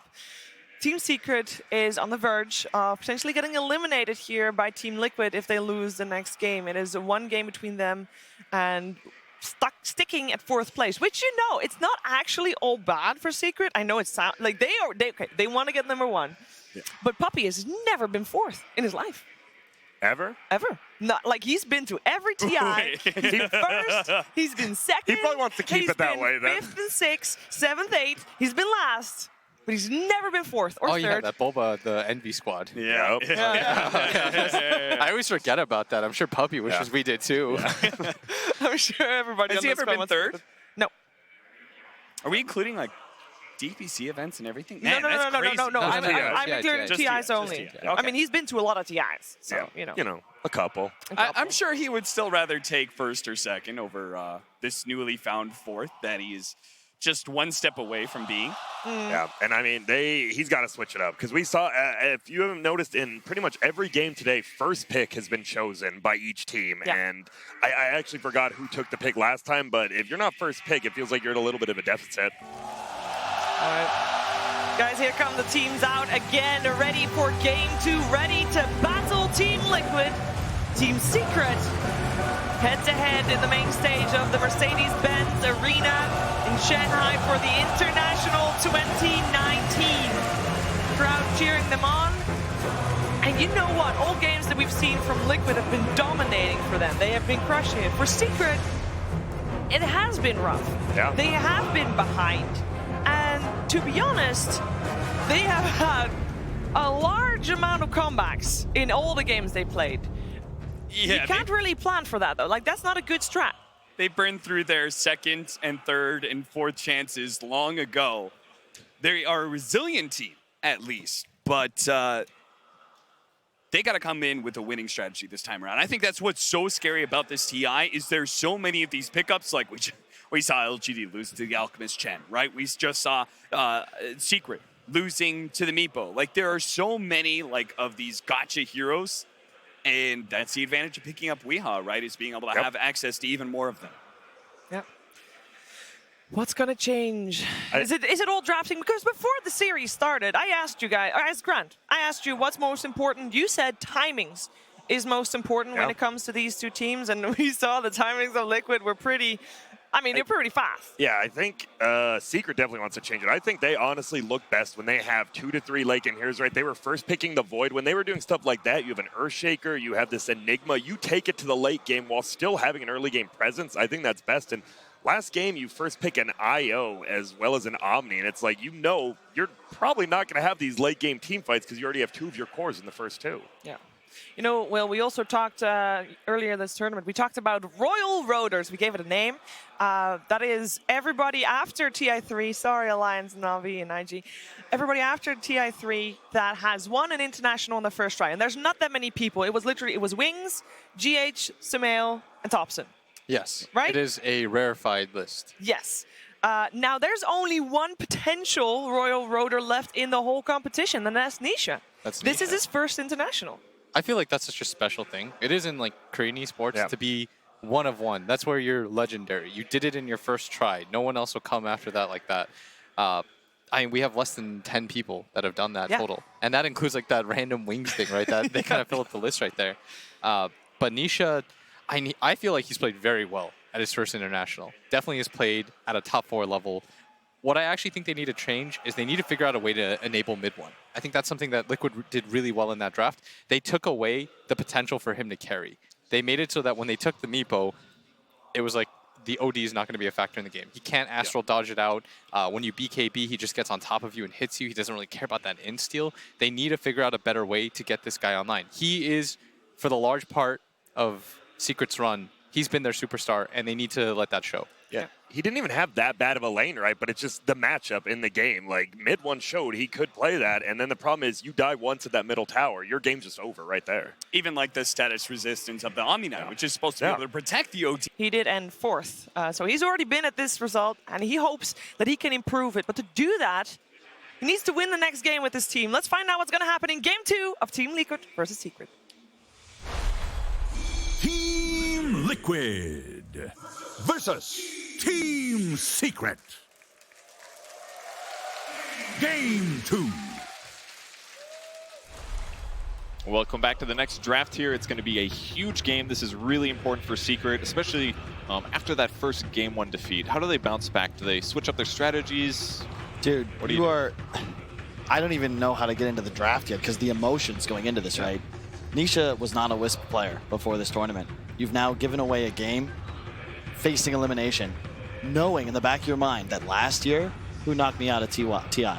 It was Liquid 2-0 over Secret. The year before that, Liquid not only won TI, but they beat Secret on the way, 2-1. You've been here before, and you've failed, and now your back is against the wall. I don't know. I think it comes down to this draft. The drafting at this TI, I think, is like one of the most complex, probably. Yeah. Of many like the most recent TIs. There's a lot of on first pick. There's like 2, 3, 4 heroes that are game winning. Yeah. On 10th pick, there's 2, 3, 4, 5 heroes that are game winning. So both sides, like both first pick and second pick, have advantages. Yeah. Both early picks and late picks have advantages. You have to pick your poison for both teams. I think the panel touched on something important where Liquid is consistently their last picking Wee's hero, right? Secret, they keep going for Yap Source. Do you want to activate mid one here? Give him a chance to shine? I feel like that might be an answer.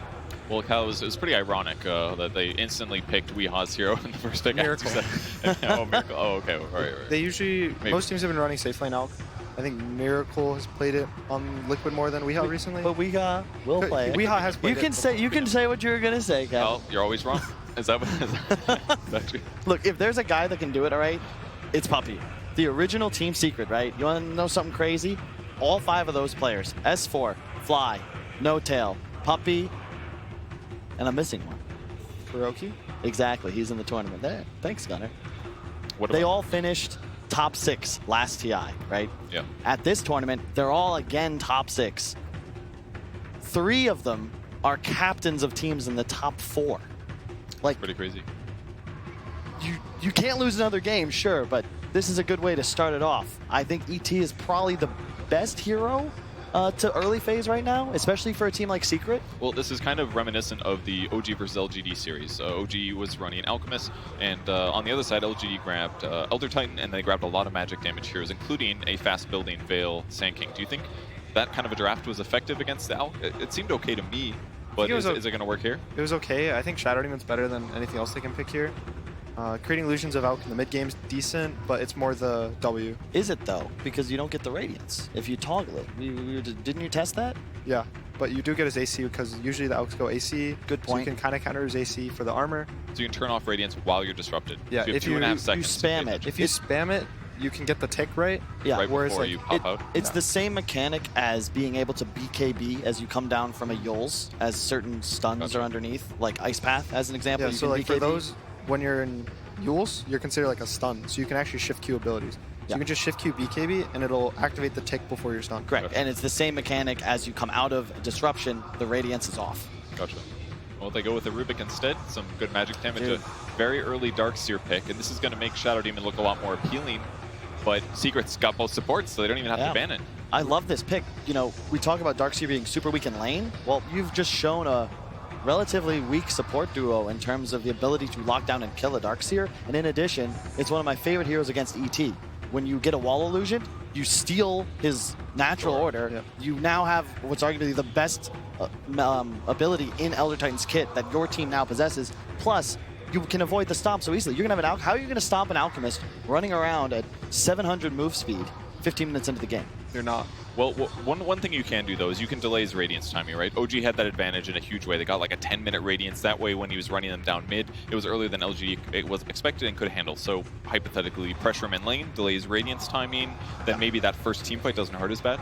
At the same time, we even saw in that series, LGD had a Shadow Demon, and his Purge wasn't doing enough. He purged the Alk, and he kind of just walks slowly for 5 seconds, and then he gets surged after. Part of that was the LC, though, which was consistently cleansing off the Soul Catcher. Yep. And it kind of removes the Even ability. in game 1, they had Shadow Demon. True. It was, but the first fight, he was level 5. Yeah. When the Alk first got his Radiance, because he Dude, didn't have his Tome delivered. That's why you're first picking the hero, right? That's actually kind of incredible. You have the core item necessary to go start winning the game, taking towers, farming everything, and the enemy support is not able to ult you. Yeah. It was a really fast Radiance timing by all means, though. So Like Secret's 10.5. going to ban the heroes like OG picked, right, with his Darkseer? Yeah. The Ember is a classic one, and Spirit Breaker, they're both classic. I think back when they first changed Charge to be like based on your actual movement speed, Spirit Breaker Darkseer is like super crazy. Your Spirit Breaker would deal like 800 magic damage a charge, would deal 90 DPS a second. It was crazy, and now it's a little more balanced. So is this going to make sure that Darkseer's lane is just not going to be as effective, basically? Not to mention like their mid-game stuff? Yeah, it's the Spirit Breaker like helps the Darkseer because you have a tanky hero that can help tank creeps because they nerfed Darkseer's armor. That's like the one thing they've been nerfing. It's just -1 armor, -1 armor, minus a little health. But the Spirit Breaker has so much armor and HP that he can tank the creeps for you. It's just concerning to me that Secret's draft right now has a significantly higher degree of execution required to win. You're facing elimination. You got to think about which team is more comfortable, who has the easier time playing Dota. A lot of the games, especially at this level, with the stakes so high, is about feel. Liquid, you Ion Shell your Alchemist, you follow him into battle. You have Rasta as well now. 2 easy point-and-click disables. Team Secret, you know, imagine playing Magnus in this game, Gunnar. Like, so much stress, so much reliant upon you if you want to win your team the game. And same with an ET, you don't have these easy-to-land disables, a natural way of moving around the map early game to find kills. You're on the back foot. And Liquid, once again, have this ability to just hit 15 minutes and just go. Like, let's say theoretically they pick some, like, lifestealer right here, and they have a feeling they need to, like, just RP this Alk and kill him, right? Same with the Wraith King, right? They want to just RP this Alk and kill him. They haven't even shown their 5 on Liquid. There's still an Oracle in the pool for save.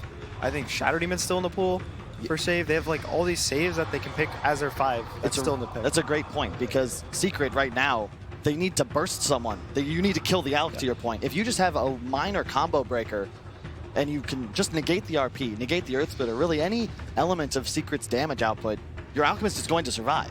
And then he's going to kill everyone. And a lot of skeletons for a lot of gold, too. Yes. Might be a nice advantage. But it's a great point. You get it double as well. When they respawn, you kill him again for the bonus 36. But on the bright side, Wraith King is going to give Team Secret the ability to push towers and pressure, similar to a Leshrac. Like, he can go... So Kunkka, yeah, I was going to say, they're going to pick Kunkka. It helps. More so, it's for the RP. If he gets a boat during the RP, your Alchemist isn't going to take damage. And your first life is trading for the Wraith King's life. Usually the Wraith King's first life is going to be for your BKBs and for like half your health and damage. But now his first life is like 20% of your health. You don't even have to BKB. Yeah. You're respawning and 50% damage reduction for 12 seconds. Like, I love 10 seconds. It's lower earlier. It's like 40. It's 40, 45, 50, yeah. Still, it's a crap load for sure.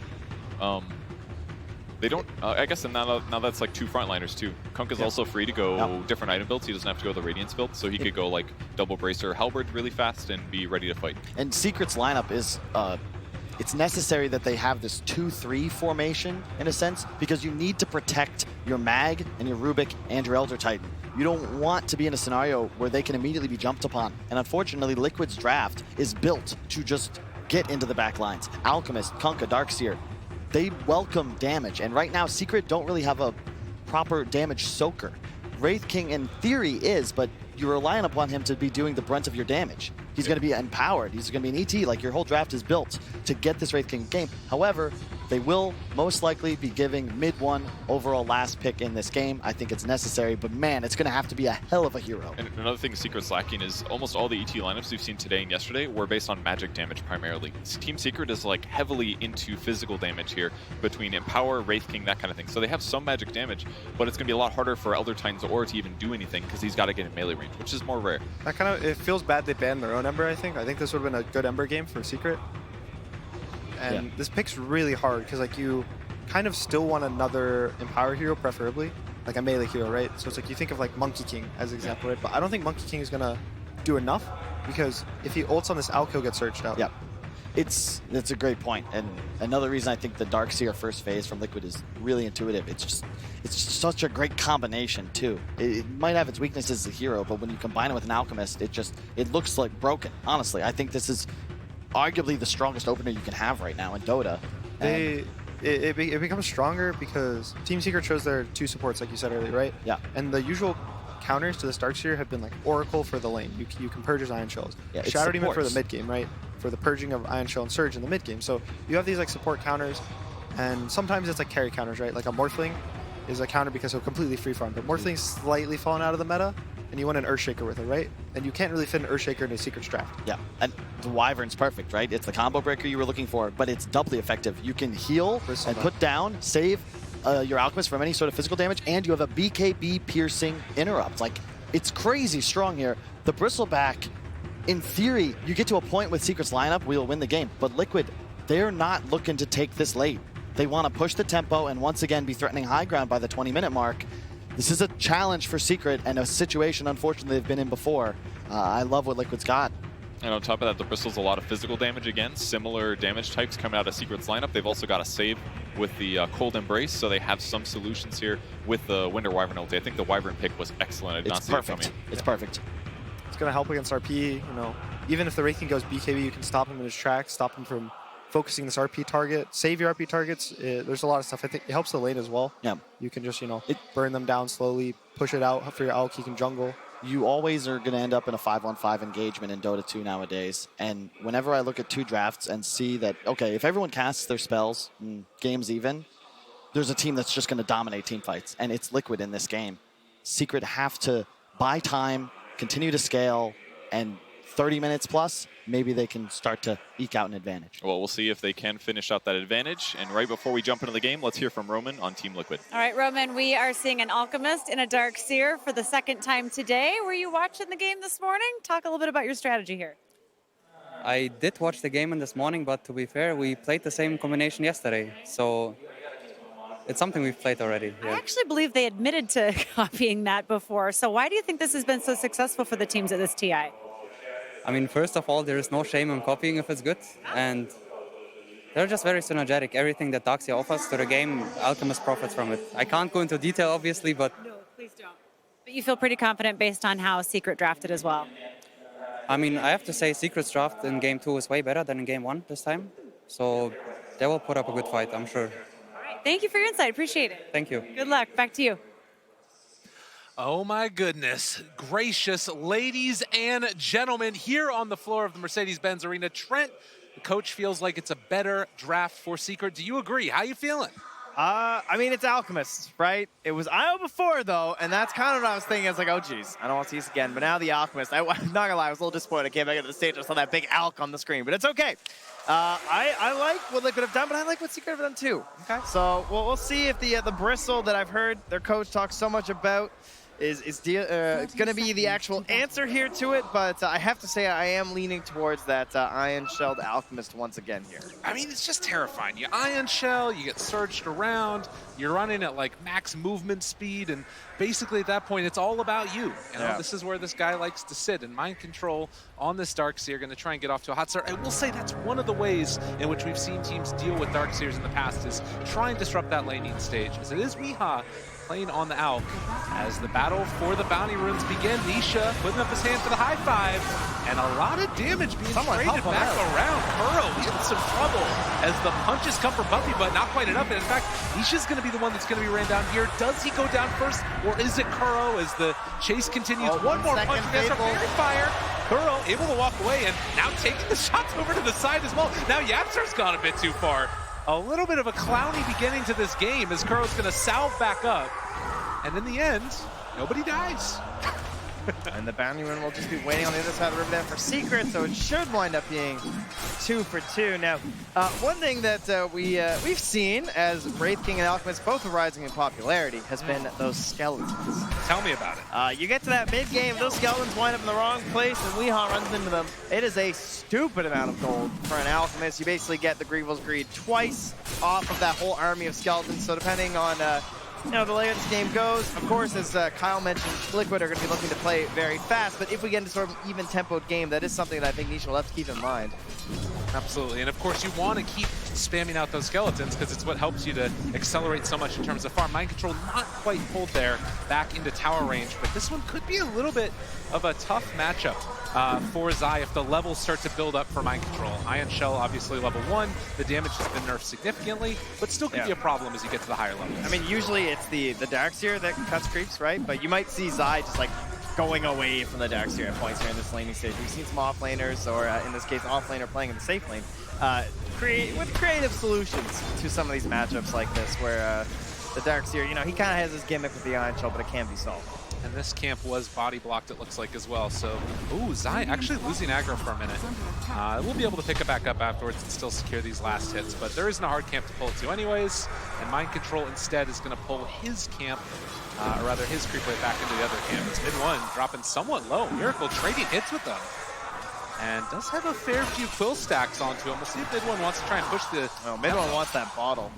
Oh, that refilled there too. So yeah, we'll be able to get over there. Big win for him in the mid lane here as he ups his regen. Of course, Kunkka has his own shenanigans when it comes to TPs and X's and stuff. So he'll be able to have his own sources in the regen battle. Yeah, shouldn't run into too many issues either. Having that magic stick already online, 10 charges means he's got a ton of regen available to himself. So he'll farm out this medium camp while simultaneously being able to get back in time to defend his tower. The top lane, haven't talked about it a bunch, but it's a tri-lane on tri-lane. Yeah, one of these, maybe start finding the sticks lanes, right? Team Secret already has 3. Meanwhile, I don't see any on the side of it. Oh, Kuro's got 1, but the other 2 are not rocking sticks right now. So the spell spam will be in favor of Team Secret. And we talked about this Darkseer pick coming in and the idea of just like usually it supports the counter it, right? As a mid one, Miracle continue to trade the mid lane here. Oh, Miracle even have to play it a little bit safe there with the X-Torrent. Oh, it's close. He's at 40 HP. Gonna salve up afterwards, but does miss some last hits. He did the math, right? But I mean, one of the reasons why they had these support duo picked up early is that I think Yapzor is just, you know, this might be his last game at TI. If you had to pick a hero for Yapzor, what is it going to be, right? There's no doubt. It's the Rubik. This is, when I think Yapzor, I think Rubik. He's taking it, possibly his last game. So although it did open up to like some counter picks, I think it is a support that's going to get banned in that second phase if it looks relatively good in the match at all. Definitely. Not only just the comfort on the hero, but it's not bad necessarily in this tri-lane either. Get the damage reduction onto all of these heroes, then you can trade hits more effectively. So far, so good for Team Secret. The one thing that we always need to keep our eyes on, though, is how much farm does Weeha manage to pick up? How can they deal with this Alchemist? As Miracle is going to step on over and pick up a very fortuitous haste rune and gives him the dance away afterwards. Yeah, I'd say that's worthy of a jig. Denying a bottle and getting yourself out of a sticky situation there and some goo. So again, 4-minute mark, still no kills. As some of these games have kind of looked like that no-rush 10-minute style of Dota that we became very familiar with in the group stages. But at least for my money, it feels like Secret are going to need to be the ones that keep that pressure onto the Alk and make sure they're also blocking out the camps. So there is no stacks coming out there later on. Yeah, even if he falls behind a little bit in the laning stage, of course, the Alchemist just looking for those levels so that he can try and gain well back in the jungle. And they have 4 very good heroes for making space across the map. Right? GH, woo, that's a big crit. A lot of stun coming out there. Chase comes through. They're sitting in the acid spray. With the ET moving in, this actually might be first blood. Possibly needs the stun to come through. Not quite on the engine. Who else could it be but Yapzor picking up the first blood? All right, 2 games in a row. He'll take it. It wasn't enough previously, but we'll see if this Crimson will do it for him.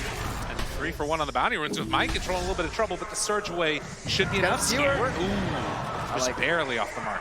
Yeah, Zai's going for big plays. It's a level 2 surge, so Zai's still going to at least get 1 more shockwave on him, and his bottle's already used. Yeah. Attempting, but not enough. Wasn't quite able to finish off mind control, who does just head back to the shrine now.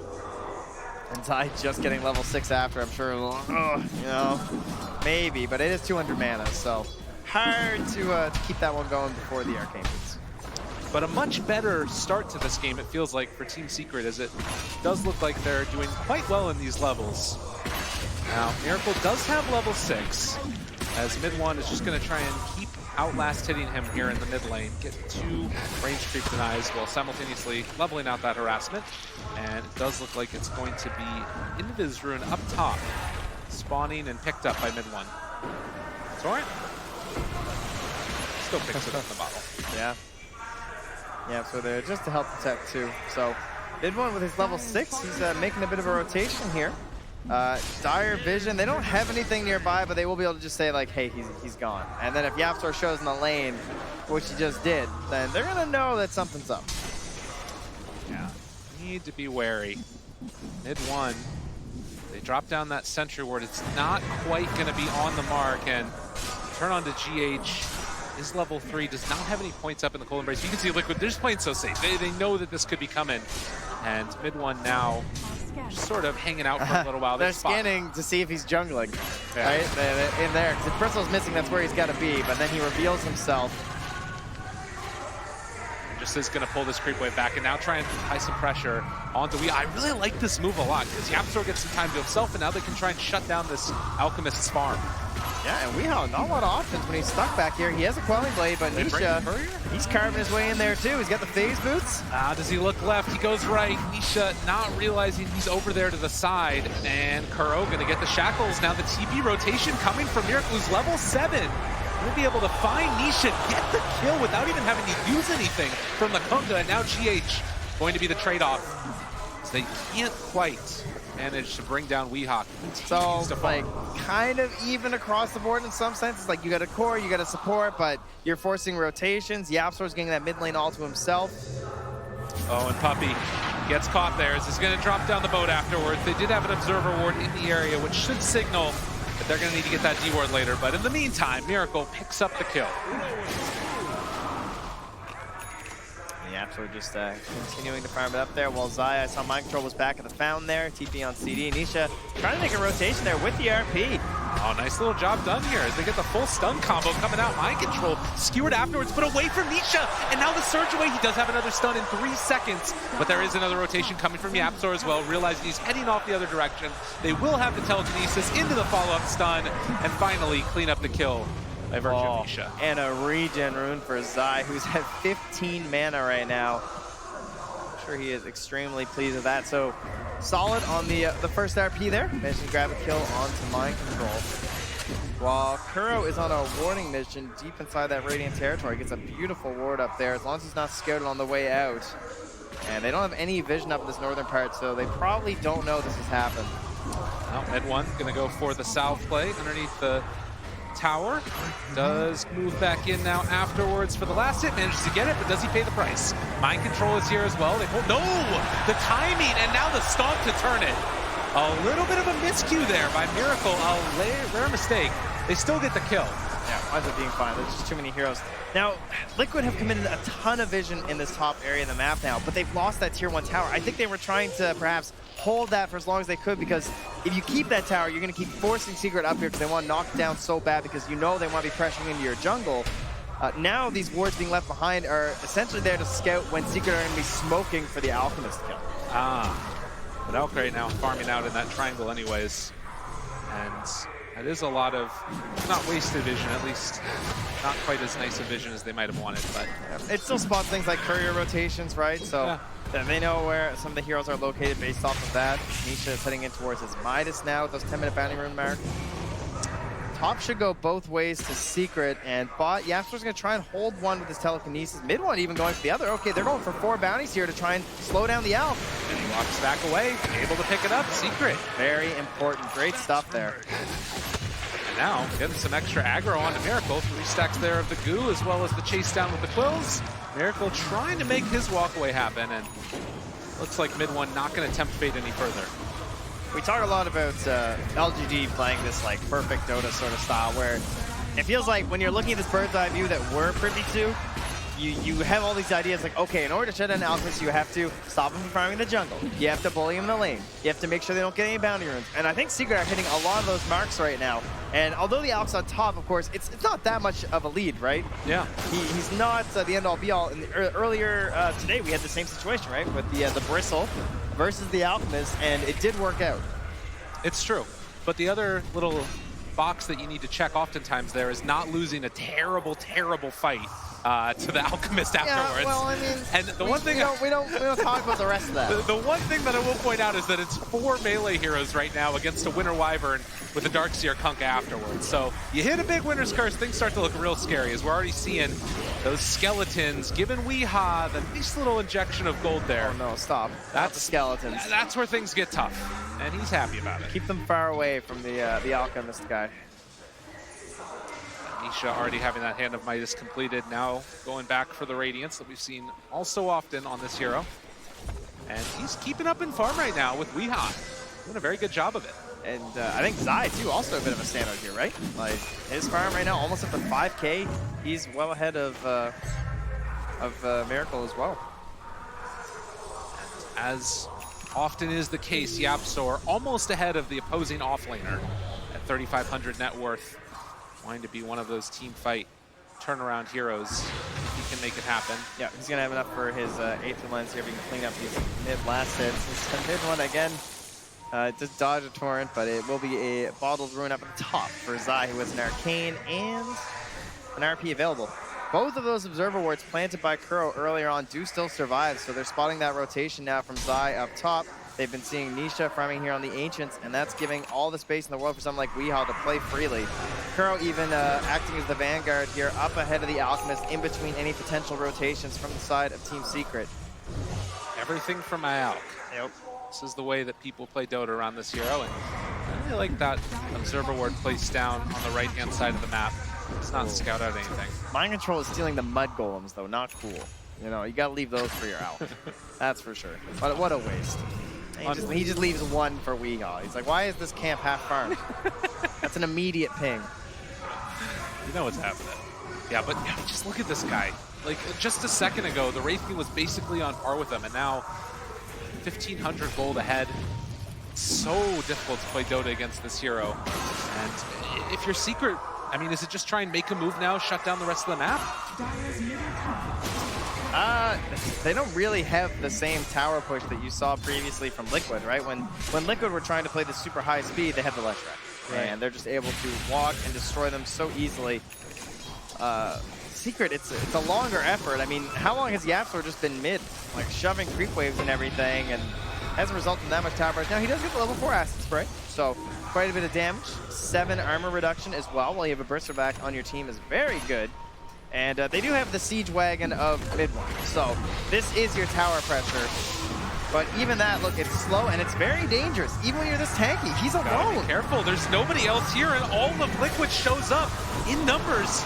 Mid one's just dead. And there it is. Still a 14-minute Radiance on Alchemist. And he TP's up there to clean up the second round of skeletons that were pushed out. So Weehaw completely alone to do whatever he wants.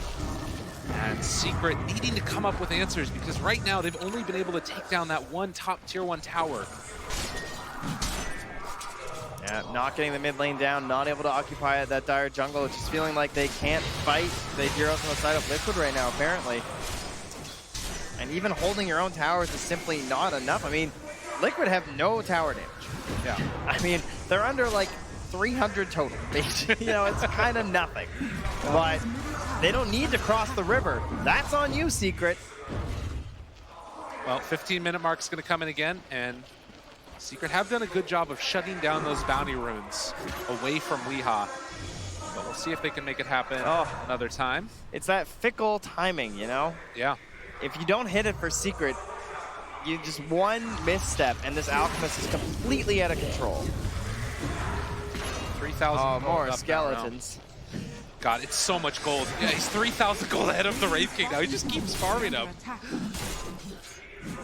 Still, though, only 1,000 gold lead in total. And as you can see, bounty runes about even.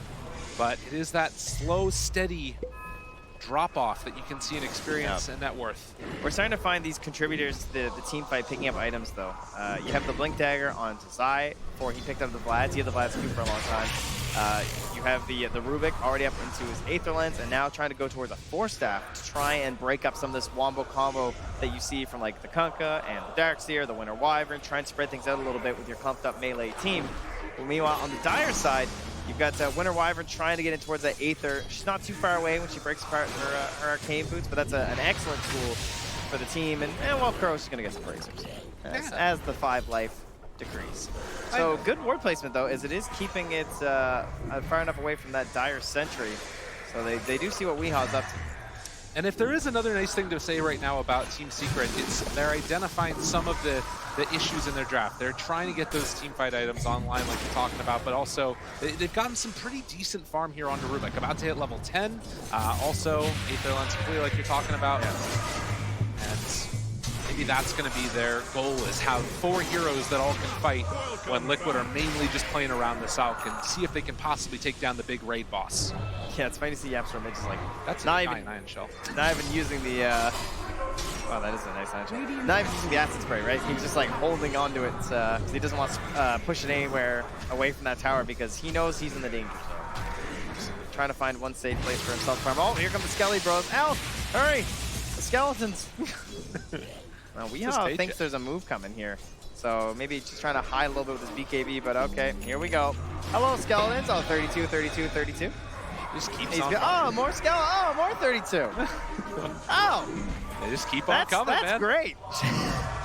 That hero is so insane. But the smoke up coming now from Liquid, as it looks like they are ready to make a move themselves. They have the Spirit Vessel done for Miracle. It's the BKB on the Alk.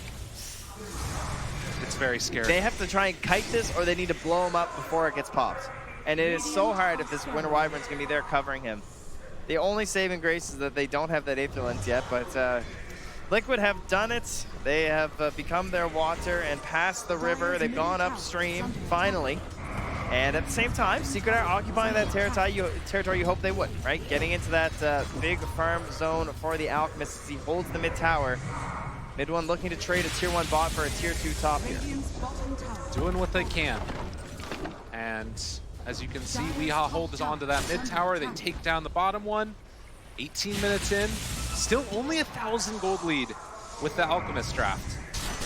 But it's starting to feel like maybe this group up is going to come very soon. Nisha already out there. They have the Torrent, going to connect onto the Wraith King, holding onto the boat for the moment. So they get the surge forward. They find Nisha left completely alone, and Weehaw going to be nearby as well. They take him down one time. Can they get him a second time? Nobody from Secret is here to help. They just bailed. They're like, Nisha, you're on your own, buddy. I think they got him. They're going for another round. Puppy, maybe in some trouble as Weehaw doesn't quite manage to get there in time. And we'll pick up the illusion rune, start to spread out the things. But you can see Liquid, they're just raring to go. They're ready to fight. Look at this surged up Miracle right now. 4 points in the X. They are so lucky he didn't find anybody. Now he grabs mid one. Oh, there's no shrine nearby either. Already throwing down that acid spray. They have the stun connection. Can they bring him down in time? They don't have the chemical rage, but I'm not sure if it's going to matter. Yapzor trying to play spoiler. They get a pretty nice, well, actually, RP, and now to turn it back around. Mid one still barely living. We are trying to run him down, and with the Spirit Vessel, as well as the Radiance Burn, it's going to be enough to take down mid one. And I was wrong. The RP was not good enough. The RP, the Earth Splitter, these spells just, they're a lot harder to hit than Iron Shell Surge.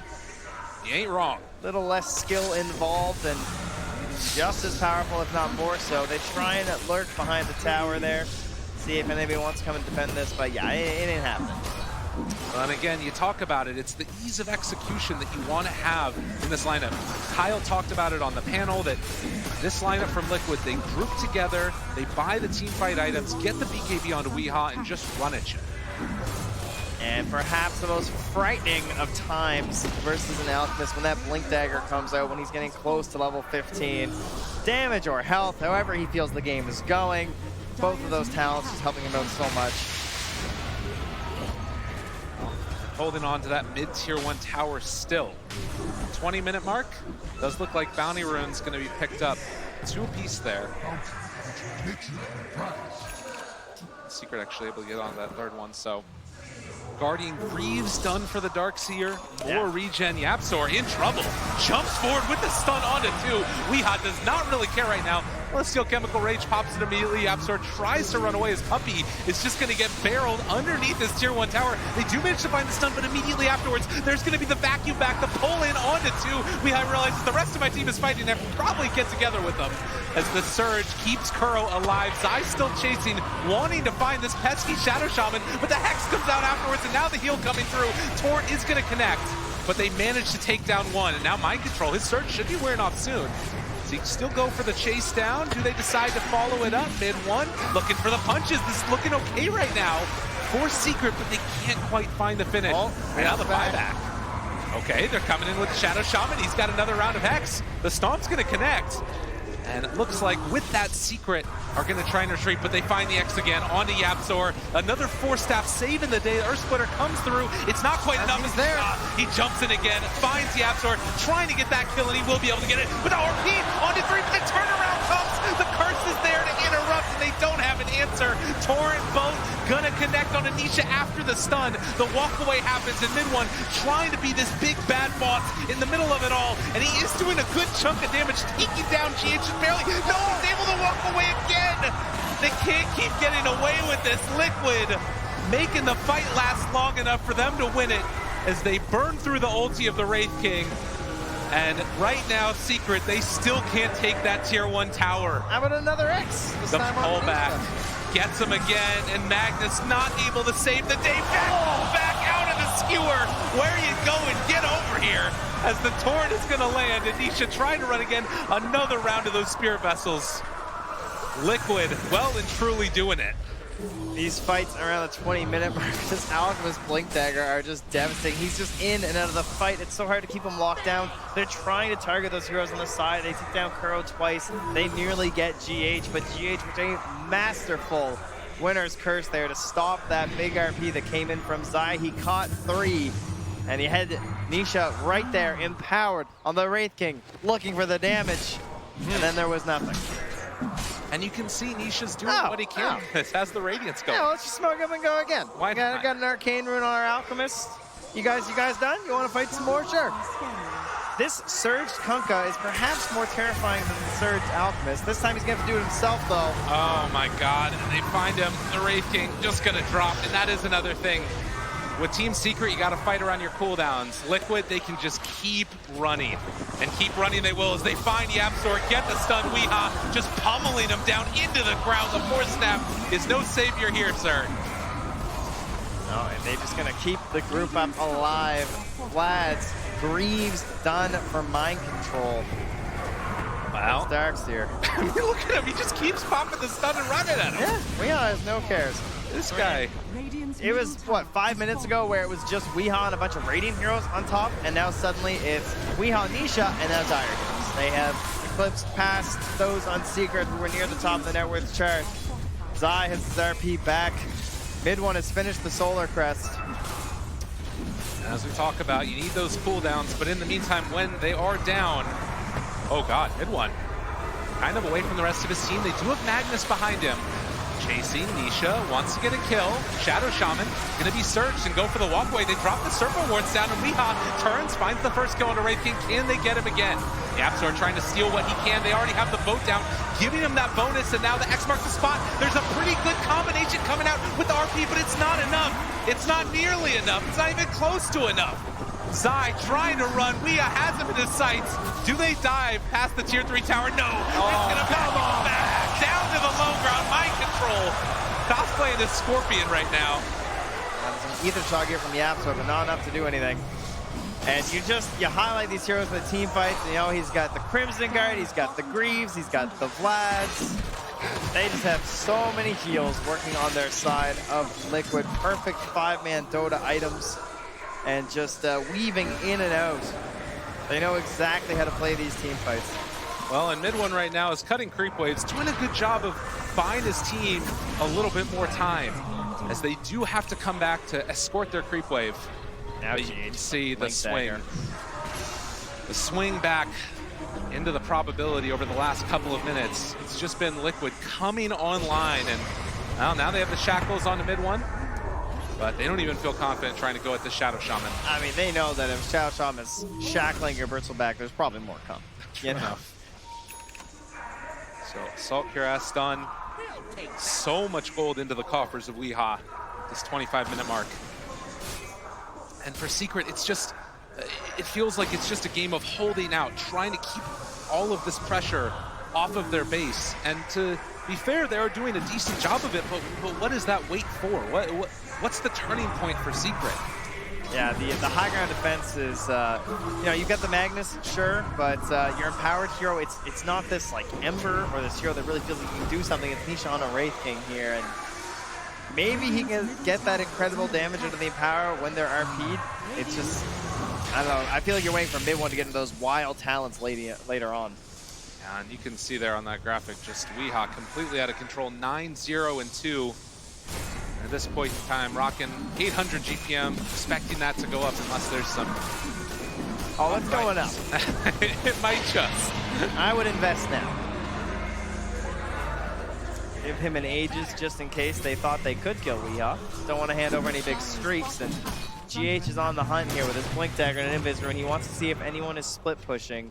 And lo and behold, yeah, Zai's TP just came back. Now YapzOr out in the lane too. And oh, we realize, I mean, if anybody shows for a second there, they can go on him, but it looks like GH not wanting to. All right, we're making a kind of path here. Timbersaw will be pleased.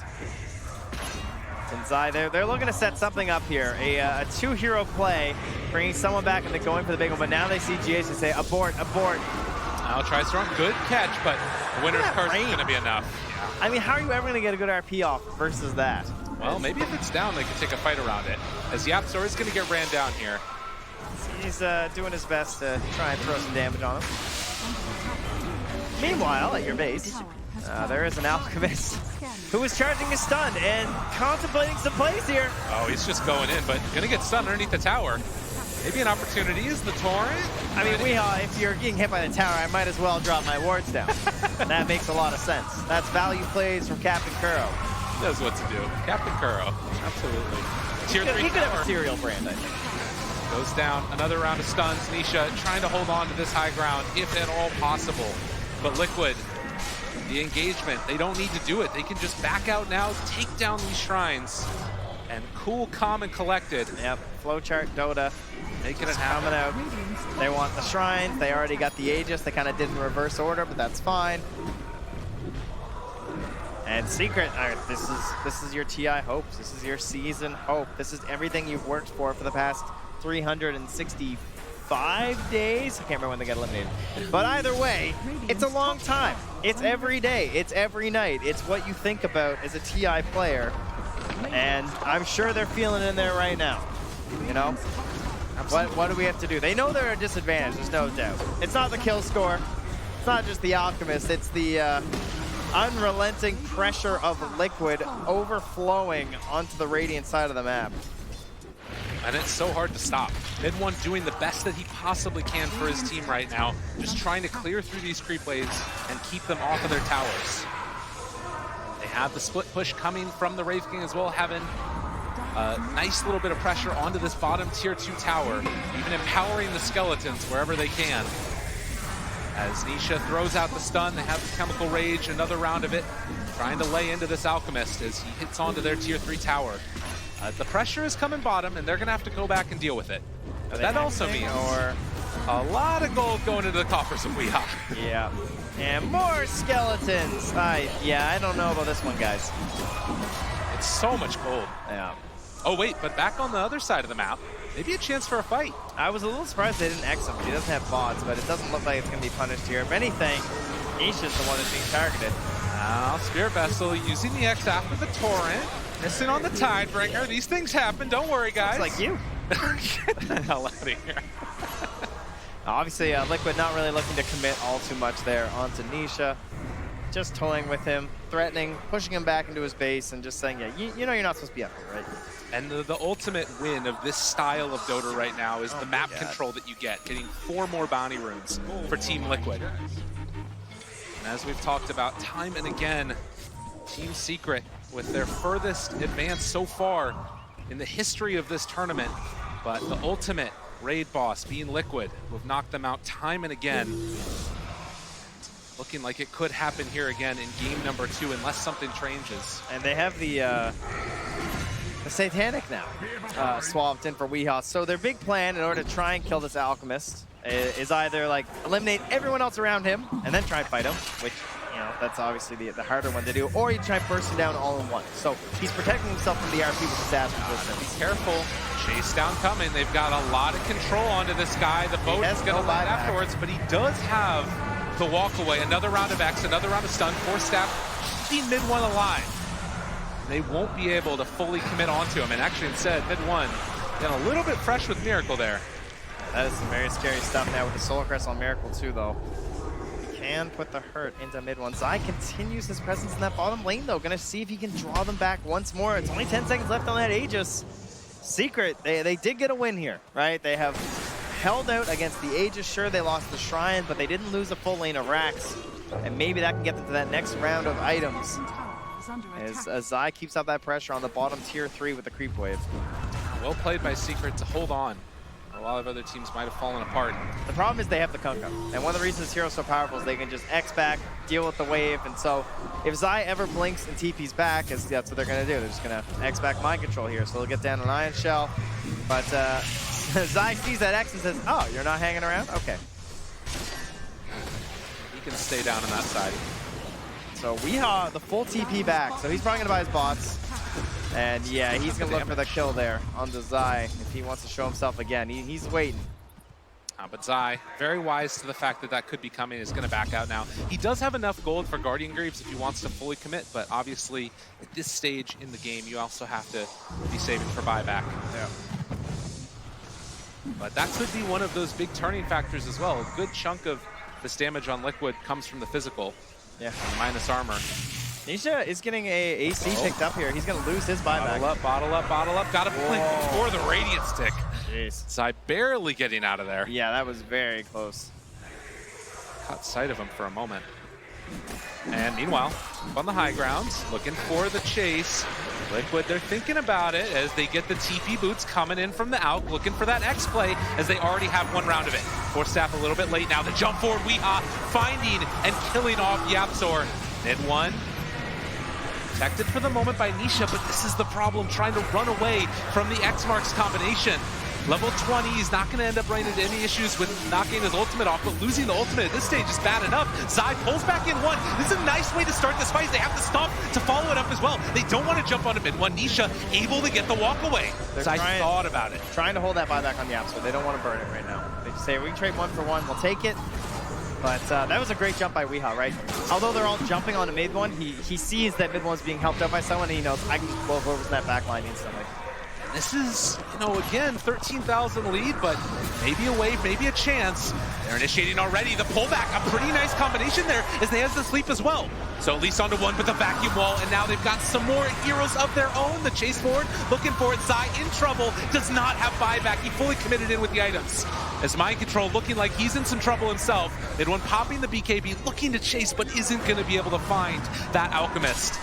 Now, will they try and turn without the BKB, or does Nisha have enough damage to threaten them out here? I mean, they don't have Zai. They don't have a lot of their team fight items with that. And the Torrent. Oh, to interrupt. Makes it happen. Jeez, that could have been dangerous with the Spirit Vessel still there for Miracle. Yeah, really well played by Yapzor to able to make that turnaround happen. So Secret still hold. I think we've used a lot of David versus Goliath analogies in this one, but holding on to your high ground. Yeah, I don't think that was supposed to be this matchup, but it has felt that way. Starting to feel that way. Another round of X's. Secret done a good job of dodging away from it when it looks a little bit testy. They're trying to burn this BKB. Stun comes through. They have the stop afterwards. Wraith King had a lot of damage coming his way. They even dropped the wards. On the high ground, gonna pop the ultimate now. Weehaw looking to chase, follow forward with this stun. Do they have anything else to save it? It doesn't look like it right now. In some trouble, Nisha turns to fight, able to pop the BKB and go for the walk away. So Liquid, not able to break high grounds. I think with the pressure on Liquid to go high ground, their BKB timers are actually more valuable than Secrets. So if I'm trading that out for the Wraith King, I'm taking it. Yeah. Every time right now, because maybe we'll get a window where we can actually deal with this guy. It's down to 6 seconds now onto Weehaw. And how much does the complexion of this game change if that BKB wears down to the 5-second mark? Like, does Secret have this in the later stages? I mean, it's still big plays on big plays. Like, when's the last time we've even seen GH have to blink, right? Red one. Needs to be careful. Yapzor able to steal something there. It's the acid spray. Lay it down the other direction. That's a lot of minus armor paired together with the bristleback. What can they do? They're in trouble and going to drop. Mid one dead, 80 seconds without buyback, and Nisha, the next one on the plate. He's 17 seconds away from having his BKB, but they're going to be there first. Liquid chasing forward, have themselves the stun. They control the Wraith King. He's going to come back in a second. 7 seconds until BKB, but it's looking like it might not be enough as they have the Hex there. The follow-up coming with the Shackles afterwards. Don't even need it. They take down the Wraith King. Well, 50 seconds still with no bristle, and that means the Roche will be respawning. Liquid not going to rush anything. They're TPing back top, pushing the wave. Secret went for the push mid because they knew that they were focusing on Denisha there, but Poppy might feed for it. Yeah, he's just giving up his life at this point to try and take down the creeps, it feels like, but they will not be dissuaded. He wants more. Doesn't quite get the vision there. He went for the health talent, so not going to have any advantage at nighttime versus Zai. And Zai sees that and says, oh, that was close. Yeah. I'm out of here. Time to run away. Wyvern even finishing off the Aeon disc, so there's no way that...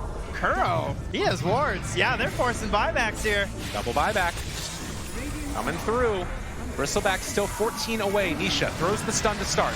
Zai pulls him in a little bit closer. They have the telekinesis afterwards, trying to control, but the Torrent is there for the interrupt, and it looks like the first melee backs is going to go down. Team Liquid able to take it, and Weehaw still cool as a cucumber, just hanging out in that mid lane. very hard to deal with these wards when you only have one ranged hero. And the last thing YapzOr wants to do is reveal his positioning. So they would be more than happy to jump right on top of him with Weehaw. So back for an Aegis and a Cheese. Typically the game-ending Roche here. And when you have a 20k lead, Liquid have every opportunity to close this one out with it. Yeah, this has just been such an uphill battle for Team Secret, even just trying to hold on to their structures. They need some crazy Earth Splitter into RP here. I mean, they're moving in. Already Wraith King getting the Hex out mid one there, but they've got the Aegis, and now Secret are fully committed. They've got a ward. They got to go in. This is Danger Town as they find Zai. Forstaff trying to keep him alive, if at all possible. Skewer to run, he's still alive there. They did kill off the Shadow Shaman, but the buyback comes, and Zai another round. Glimmer Cape keeping him alive. Can they make this work? They might be able to find a big RP, if at all possible. Looking for the opening. Zai making the play. It's a pretty good one with the Winter Wyvern ulti. They interrupt. The Ghost Ship gonna land stolen from YapzOr. Everybody from Secret playing their absolute hearts out, and they're able to make it happen. It's only on Akuro, but now Miracle maybe going down as well. They pop the BKB for mid one. Still looking for the chase. They take down Zai. He buys back. Buyback coming also from Mind Control. Weehaw under fire. Maybe the crowd feeling a little bit of a sign of life if they can make it happen. But Weehaw, he gets the cheese off, able to run away afterwards. The stun is gonna come out in just a moment. They find themselves this ET. The boat's gonna land. Now what more do you have left in the tank as the bristleback is gone. Secret needing to run, needing to hide. Where else can they go though? As Zai still controlled, stomped. In a way, can they make it happen? The Skewer pull back onto the other side, but it just pulls him closer to Puppey. Nisha trying to stand tall in this fight. He still has his ultimate available as 21,000 net worth lead is going to continue to grow. They have Nisha under control as well. And just like that, Team Liquid looking to finish off this carry one more time. The Torrent is going to land. The Cold Embrace keeps them survivable. They have an X onto Zai. Liquid just running through Secret at this point as Zai tries to run, but get back here again. Mind Control continues to control. And that is going to be 4 dead and Liquid ready to run down a lane. Secret did so much in that team fight. That's a fight that should not look nearly that close. 16,414 damage there from the Wraith King, but that's largely because he was just walking around trying to help burn them down. But GH is too good. I mean, he's waiting for that RP. He knows that that's their big way back into this one, and he won't let them have it. You feel it, ladies and gentlemen. They're trying to pull Miracle into the fountain, do whatever at all possible, but Miracle, he smells it. He wants to go on. He wants to play further in this tournament, and the Ancient is falling as Liquid again are going to knock Secret out of TI. All right, well, OG, you take the high road, and I'll take the low road. Way down in the lower bracket for Team Liquid, but it looks just fine for them. Undefeated as they now 2-0 Team Secret. Again, they have eliminated them here in the lower bracket of the International. And what an unbelievable series. Team Liquid, a great story for them, and obviously all the respect in the world for their competitors, Team Secret. Oh, the hug. You love to see it. Like I said, there's just so much respect and admiration between these two teams. And while it hurts to go out now, I'm sure they wouldn't have wanted to any other way for Team Liquid as they exchange embraces. So here we are. We're down to 3. One more day. That's it. One Two last more day series. of TI. We have Liquid. Coming back tomorrow, we'll have LGD, and of course, the returning champions, OG, are here to defend their Aegis. Ladies and gentlemen, we wouldn't have it any other way. An amazing top 4, top 3 right around the corner. Stay tuned. We'll head back to Shiver and the panel one last time for today. Thank you, indeed. That's the 3rd time in a row at an international where Liquid knocks out Team Secret. And you can see how much that means to them, the players. Look at those smiles. Kuro is normally a fairly stoic person, but that, it's pure happiness. It is. They know it's only one good day away from being the TI champion now. Yeah, and I mean, they've done it in the lower bracket before. Perhaps they can do it again, and we know what No-Tail said. He wants to face Liquid. He might just get the chance. Before we are going to talk about what this means for the tournament and for the players, we're going to hand it to the draft panel, who once again would like to break down this game. Hey guys, one of the benefits of the Magnus is that it allows you to accelerate your cores farm. So we wanted to compare the Wraith King as well as the Alchemist and see what they had in terms of net worth. There was a big jump there before Radiance comes out, and what that was the skeletons from the Wraith King being killed by Alchemist. He gets bonus gold for all of these, and it's a huge help to the match. It gets him ahead with every single one that gets killed, and it really accelerates him in a big way. So on the opposite side, Nisha ends up going for Ancient stacks using Cleave and things like that. That's also a really good way to accelerate, but it's not as fast as what Alchemist puts out, which ultimately is going to leave him farther behind. Exactly, and if we watch how this first big fight with Secret and Liquid in the mid lane comes down, I'm going to pause in just a moment. Weeha, huge net worth advantage. Radiance, Blink, BKB. He's at his peak strength, and you're going to watch as the Liquid cores fully commit, immediately just going deep into the side of Secret. This allows GH on the corner here, as you'll notice as this fight develops, to play from complete safety on the side. There's no stuns in the area, and this huge RP by Zai, immediately it's combo broke. There's no way Secret can win this fight because Liquid just remove RP from the game. Sure, it plays out. Liquid, they don't lose this fight necessarily, but it's a sign of things to come. When you have aggressive core heroes that can go deep into the enemy side of the map, it makes it just impossible to mess up as a support player. All GH has to do is wait for RP, cast his ultimate. And they're able to do that because he was able to accelerate faster. He got a Blink Dagger, he got a BKB, and that allows him to teamfight earlier than what the Wraith King would. Wraith King just has Radiance as well, but he's not as strong of a carrier as Alchemist is when he's got backup. Yeah, it's a good match. Yeah, and I love it. Liquid, Tinker, Alchemist, Meepo. All of these heroes, what do they have in common, guys? You make gold out of nothing. If you're a Tinker and you buy an item, you're using it 4 times in a fight. Meepo, you get a stat item, it's ×4. Alchemist, you farm creeps, I get more gold. How do you beat it? Well, we're going to see if LGD can have an answer for that tomorrow. Thank you, guys, for that breakdown. I don't know. We don't know. I just don't know. Kyle's question stumped me. And apparently Secret didn't know either. Yeah? No. So Liquid victorious once again, and of course behind Liquid Mastermind, Kuroki, who's with Casey right now. Kuro, you actually have our panel a little flummoxed at a loss for words. You guys are undefeated at TI main stage. Why do you think you've been able to be that successful so far here at TI9? To put it simple, I think we are blessed. Why do you think you're blessed? It's just how it is. Yeah? Do you feel like this is part of your destiny in some ways? Yeah, somewhat.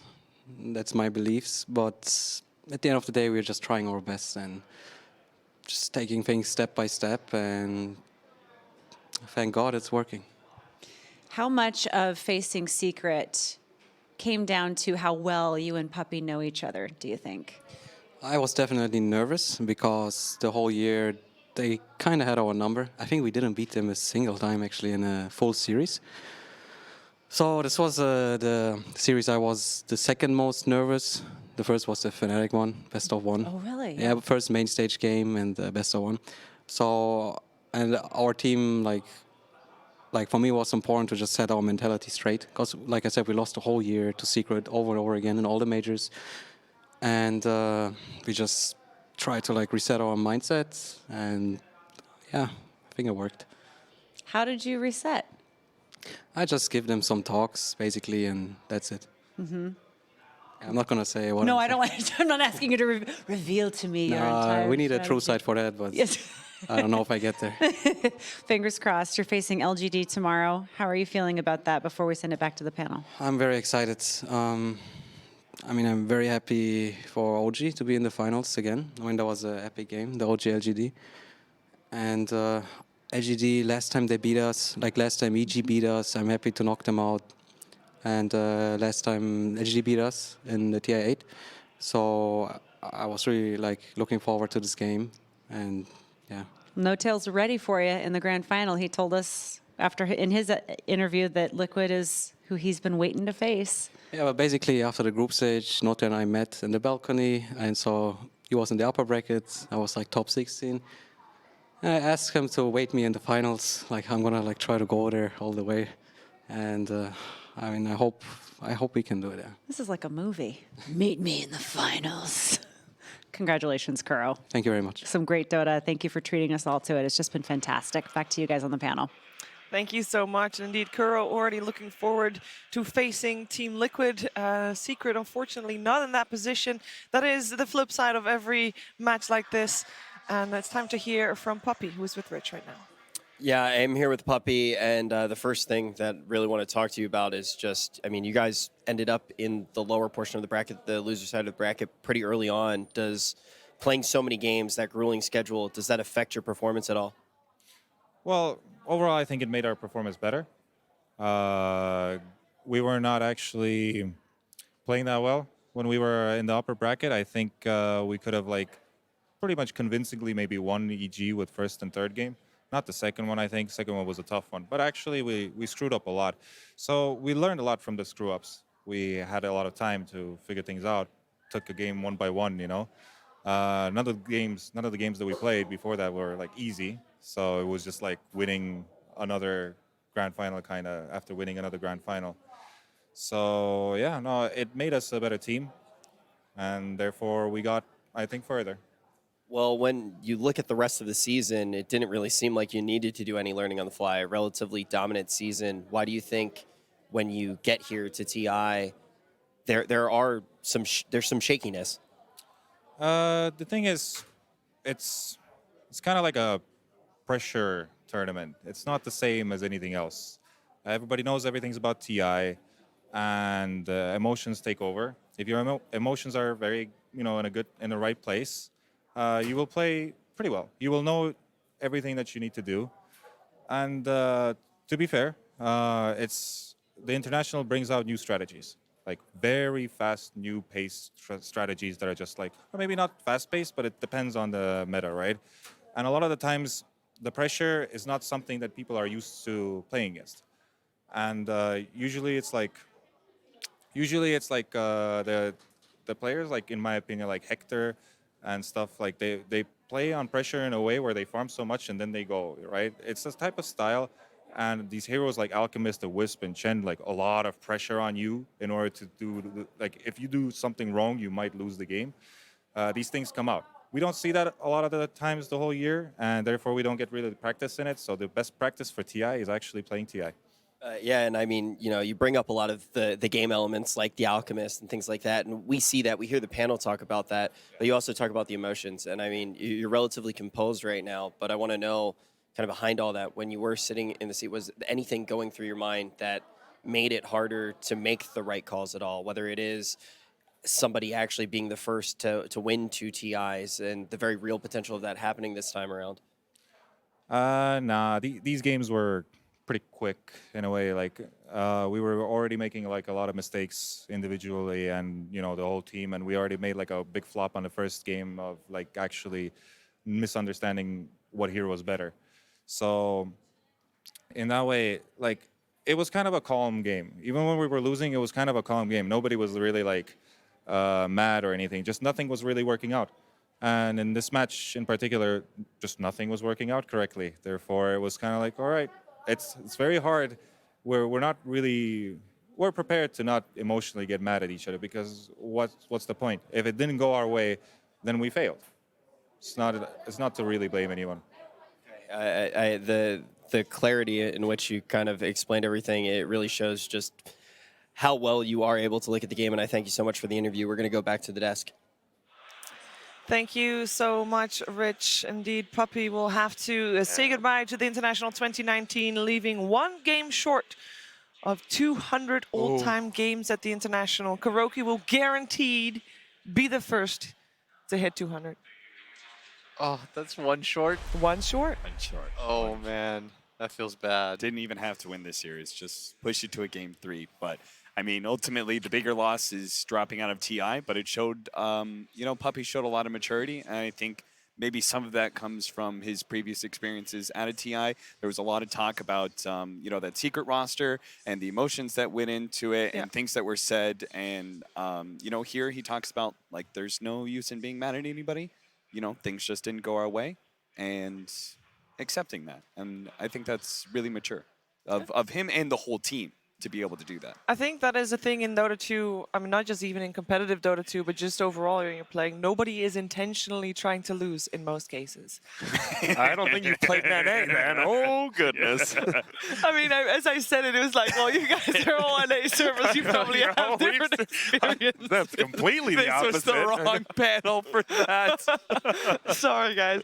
Glad we ended on a high note. We can take a look also at the stats from that last game. It has been, it started out very even. Actually, it started out me thinking, you know what? Seekers got themselves a fighting chance. They gave away Alchemist and they know how to deal with it. But as you can see, Weehaw, KDA 11-0-9, never dying on that. Yeah, crazy. I like what Puppy said in his interview too. He's like, we didn't ban the right hero. They thought it was the Chen. Like, they straight up thought this Alk wasn't the problem, and it was the Chen. The fact he can admit that is like, it kind of shows. And also, I'm sure a lot of the other teams are listening to his interview, and they're like, okay, Alk's out. See you later.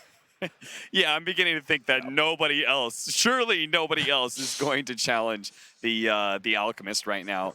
I also want to point out Weehaw, like his choice as a player, most of the people have been going for that 25 talent the attack speed because everyone's farming on that Alk, but he actually opted for the unstable concoction cooldown, and he used it to great success, and that is just, I think, something that individually you can show some of your personality in the game, and I think Weehaw showed it with his Alchemist and the way he played the game.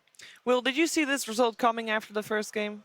I don't know. It felt really weird because I actually thought like Secret's idea of the game, like they were evolving and they were getting better, but Liquid just feels like a freight train right now. It feels so hard to stop them. 9-0. Yeah, I mean they feel like they've got these like really nice concepts. They understand how to trap teams in the draft. It feels like they have a very good idea of what's good and bad. I mean, you know, they pick Alk. They sort of learned from every other series today that every team that had Alk won, and you know that stays pretty consistent. But no, I didn't think it was going to be a 2-0. I thought it would definitely. I was almost sure that it would be a 2-1. But you know who did predict it? Is their manager. He straight up told me, if we play them before the grand finals, we will win.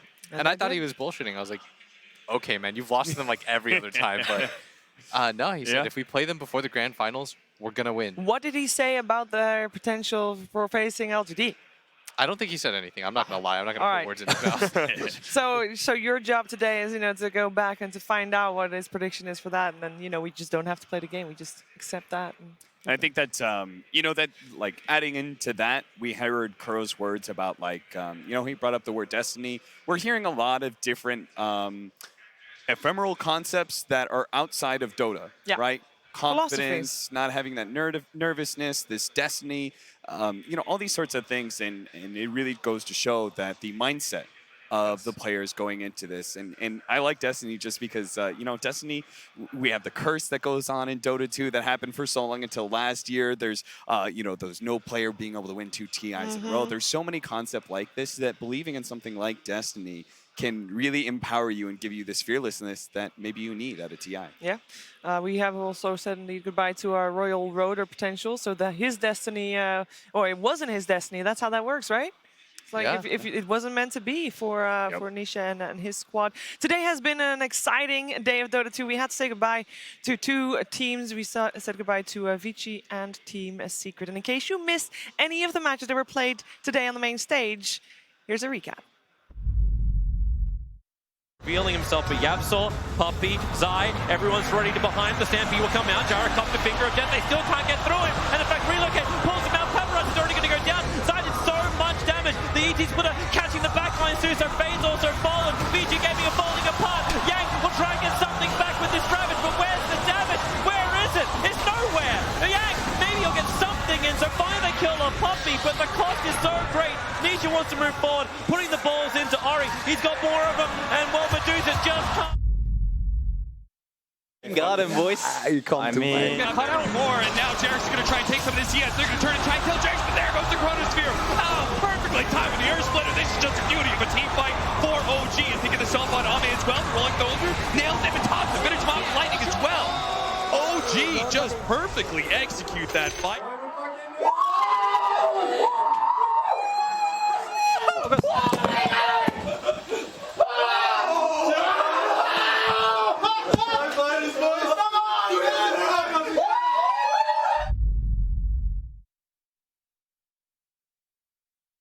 that instant initiation. And now, speaking of which, YapzOr back behind. He can jump in if he wants to. Thinking about it, Fisher to open up GH, the Echo Slam. Is it quite going to be enough? They have the Ravage to try and turn it. Weehaw so freaking low, but not looking quite low enough. They do manage to kill him off, but they lose the Earthshaker and the IO. Mid one falling low. The Hip Stomp, it connects as well as they all are getting torn apart. Nisha ended up buying back into this fight, and Miracle trying to take him down. Is it going to be quite enough? Fuel Scepter lifts up at the very last second to keep Miracle alive. Puppey wanting to take down the mid from Liquid, and he does die to the Maledict. 3 gone. Zai trying to run. Weah has him in his sights.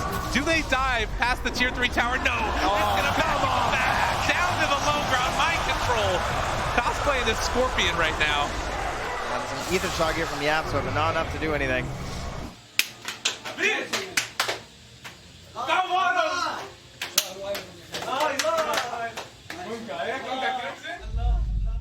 We have seen a lot of emotion today, both good and unfortunately also bad, and that comes with the playing field right there. So much at stake. I mean, we heard Kuro talk about it in an interview. Their emotions run high this game. You know, it requires everything from you. And I want to talk to you guys a little bit about that, because I personally think it's very important to show those emotions.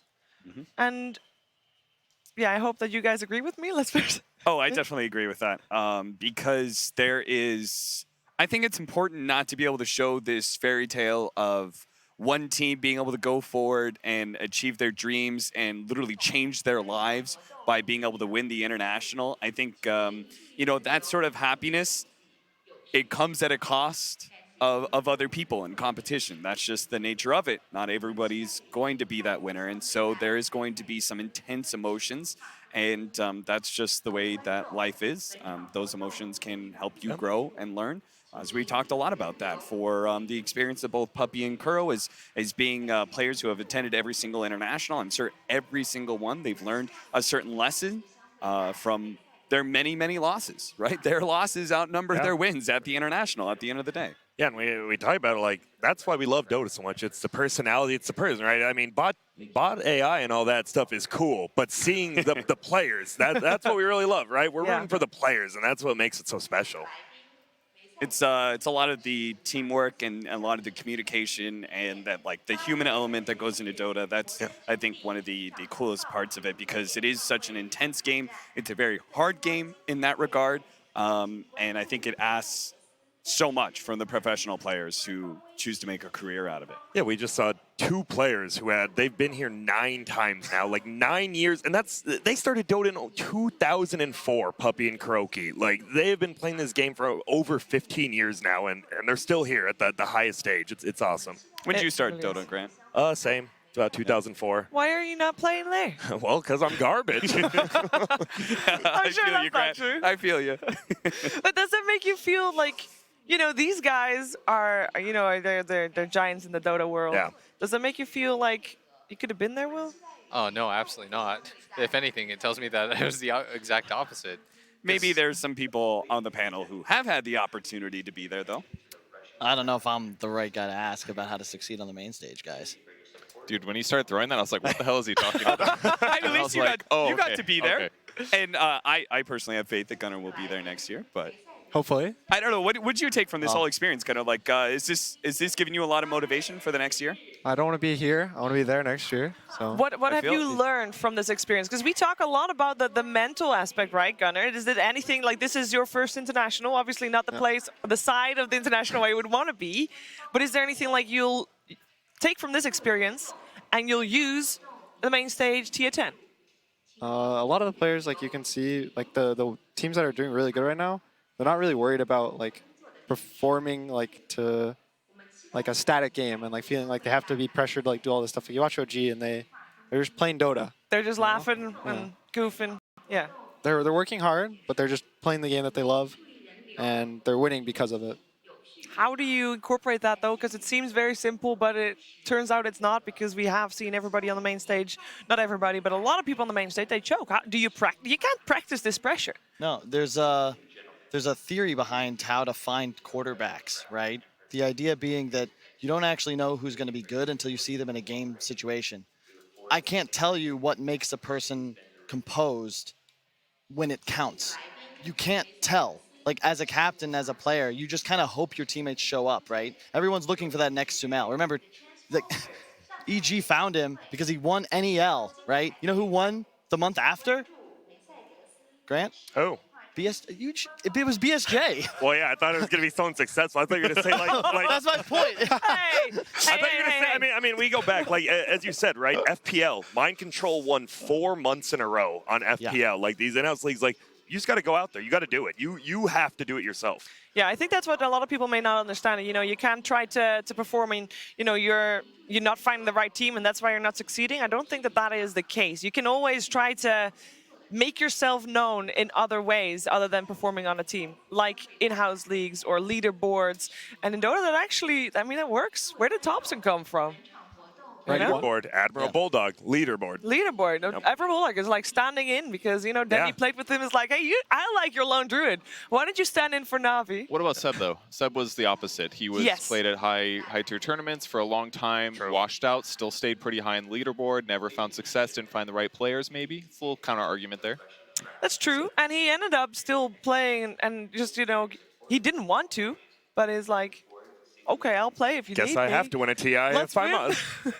Twice in a row. Yeah, I guess. Somebody who has a similar story is AU, right? From TNC, making that transition from coach to analyst. Maybe he hasn't seen the same exact success as Seb does, but still, I think it's really interesting the people that have retired but are still like kind of playing regularly. It's sometimes it's about the mind for the game and your performance under that pressure rather than when you're at home. It's not just about the individual, though. It's about the team. Yeah. Look at OG. If you want to be the best, you need to have chemistry. You have to be in 5 incredible individual players. And the issue is, you look at this TI, right? Already people are making judgments about teams that are out of the tournament. Whose stock is rising, whose is going down.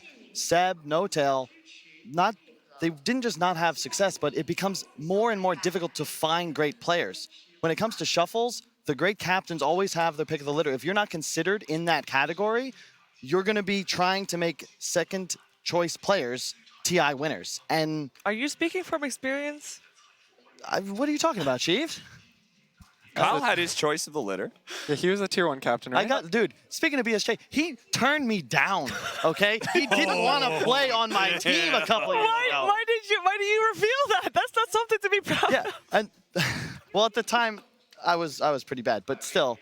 You guys cycled through some carries there. I think you were looking for someone. So, yeah, like 40 players in 4 months, no biggie. What do you guys think that the 15 players left in the competition, we got 3 teams left. What do you guys think that all those 15 players have in common?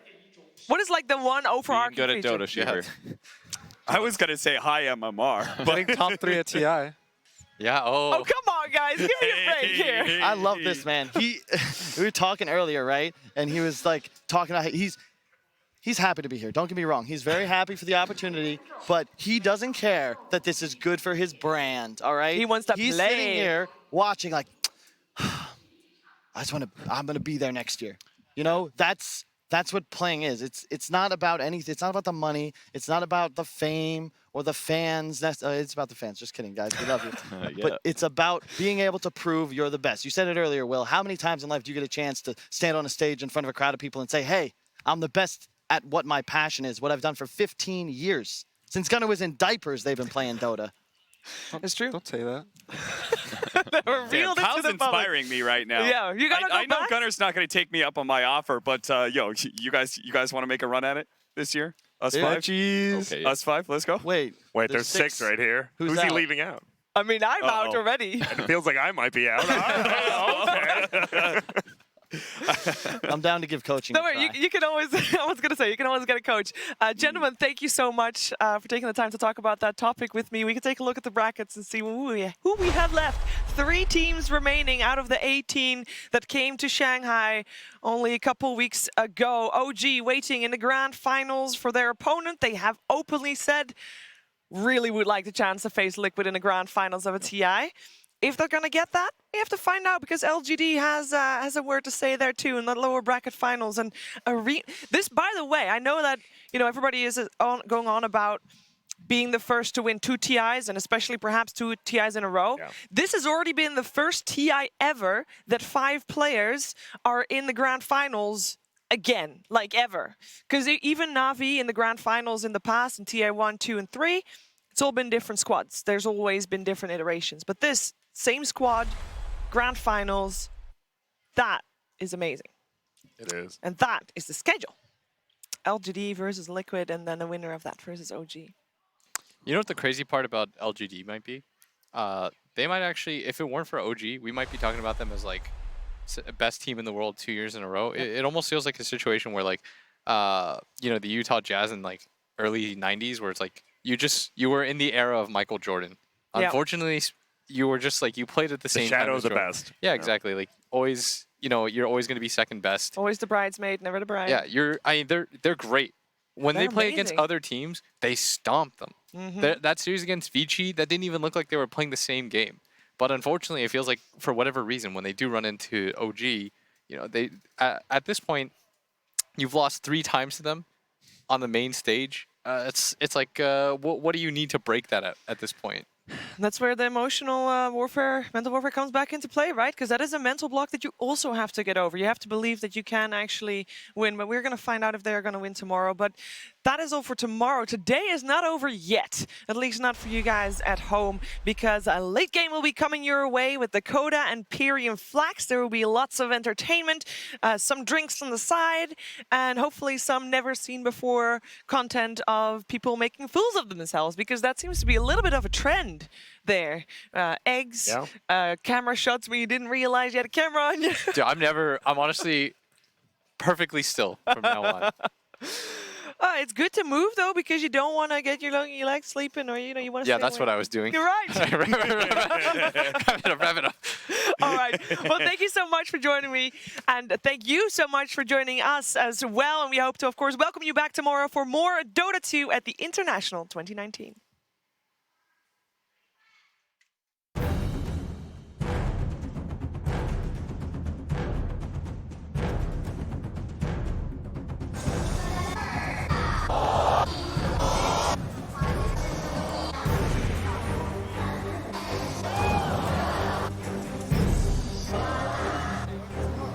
Everyone's G-A'd up. Paparazzi, he wants something. He's looking for the damage output. He can't see him. The Glimmer can't protect at the moment. Zai will finally go down. But there's 2 dead from VG Gaming. Yapsel, low on life as well. The Radius one is finally doing some work. But remember Nisha, he was back at the fountain. Then Puppy and Mid-1 combo together. GG. It's done already. An ultra kill from Nick. Fucking got him, boys. Gonna come a little bit too late. No damage from being dealt. And Somnus can now turn all his attention into the tier 3s. 80 seconds left for Anna's revival here. And PSG-LG, they're gonna have to poke him down to make sure they don't get caught by the Rabbit. It's all gonna be hit on 3. They're gonna chase down Jackson to the backline. It's already finished off 7. Back down is gonna be good enough. And Anna. First splitter. Oh, but they caught the duel. They caught him, man. He's dead for 2 minutes. The volley's coming in, but it's not good enough. Now, the physical damage will overwhelm the throne, and PSG LGD in a 3 versus 5 can no longer hold OG in the upper bracket.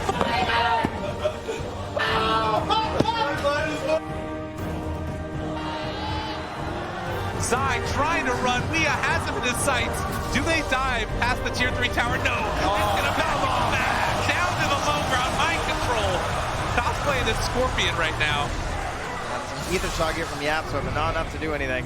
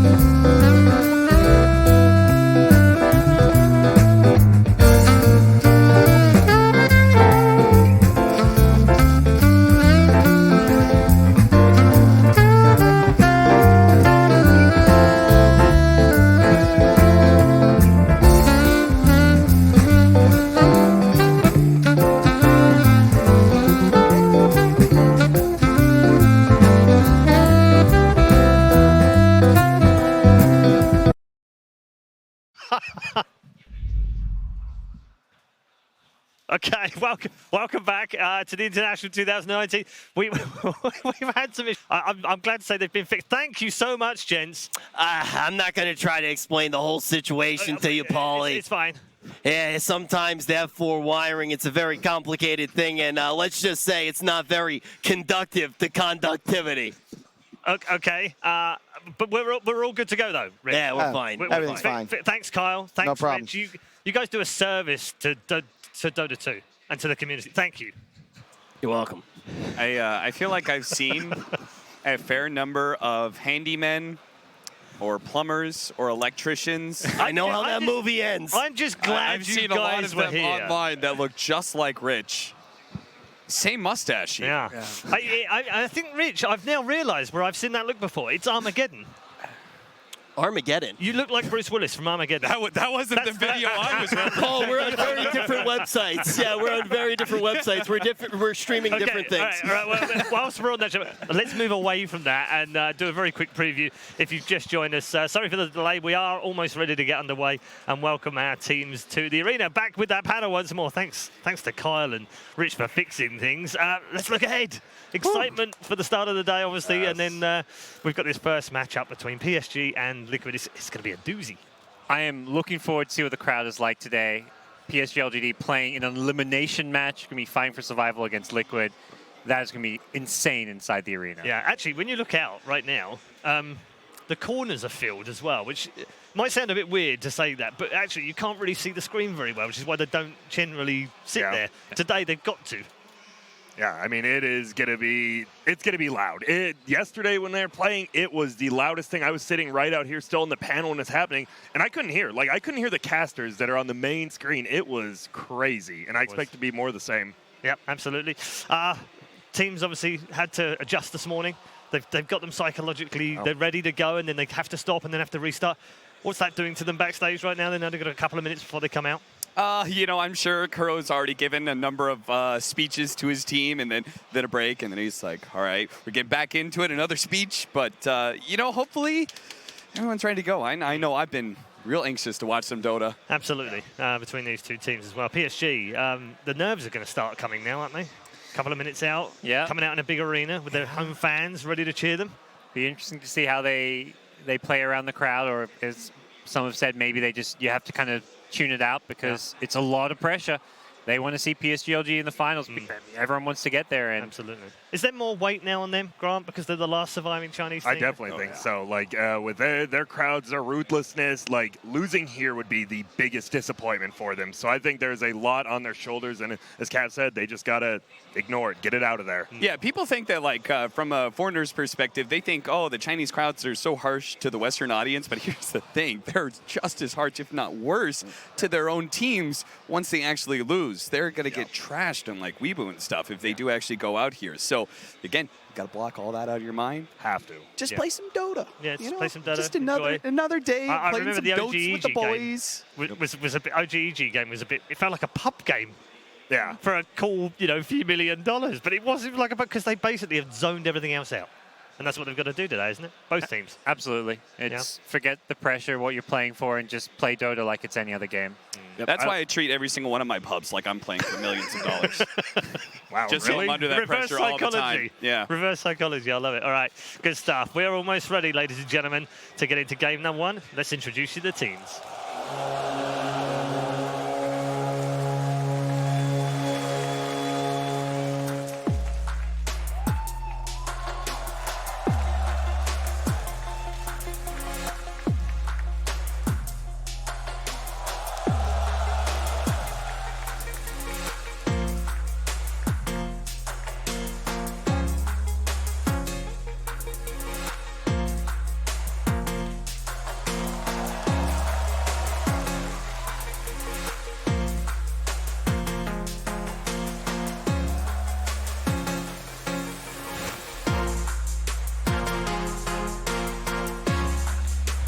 Our first team to the arena for this lower bracket final are Team Liquid, led by the legend Kuroki. They have 4 previous TI champions on the roster from TI7, plus a TI finalist in Weehar. They have the experience, they have the knowledge, they have the power, and they've come all the way through the lower bracket from the very first round and are currently unbeaten. They are 9-0 at the main event. It's been an incredible journey by Team Liquid.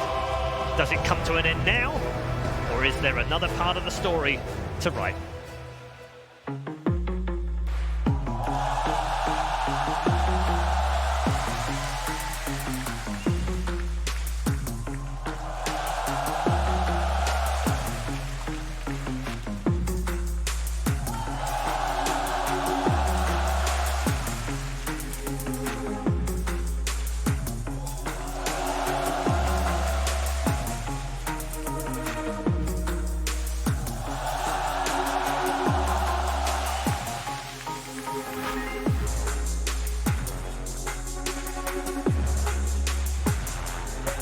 One of the most successful teams in Dota 2 history, but still without an Aegis. Last year's runners-up, PSG LGD, come out to the familiar chants of the crowd and are now finding themselves just one step away from a repeat grand final against exactly the same team. In that way are Team Liquid.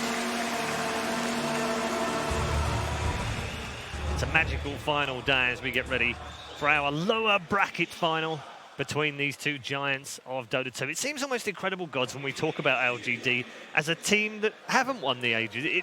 You know, you think how long they've been around, the teams they've formed, and the international teams, and the young teams.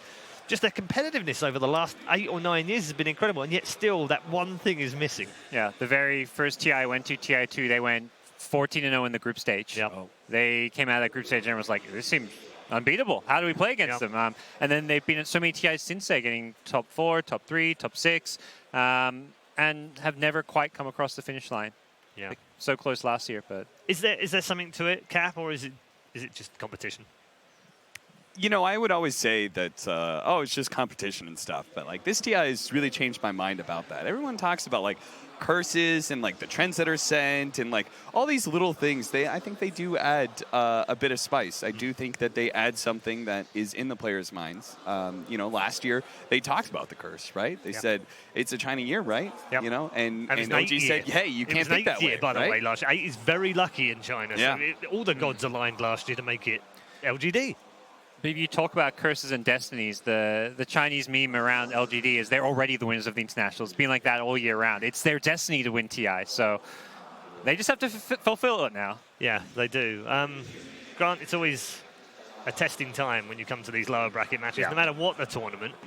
Does it make any difference to these players right now, the fact that it's TI and it's one step away from a grand final? Oh, it definitely does. And as God said, like, they've been so close. I mean, last year, they probably thought they won Game 3, Game 4. Like, these games, you should have won. And in the back of their mind, they're just going to keep saying, it could have been that year, but push it out. And I think on the other side, Liquid, like, they're just composed. You saw, I love watching both teams walking out, see, like, who's waving, who's clapping and all that. You see Liquid, they look pretty carefree. Weehaw smiling the entire way out. Meanwhile, on the other side, you know, Ame with a couple hands in the air, but completely straight-faced.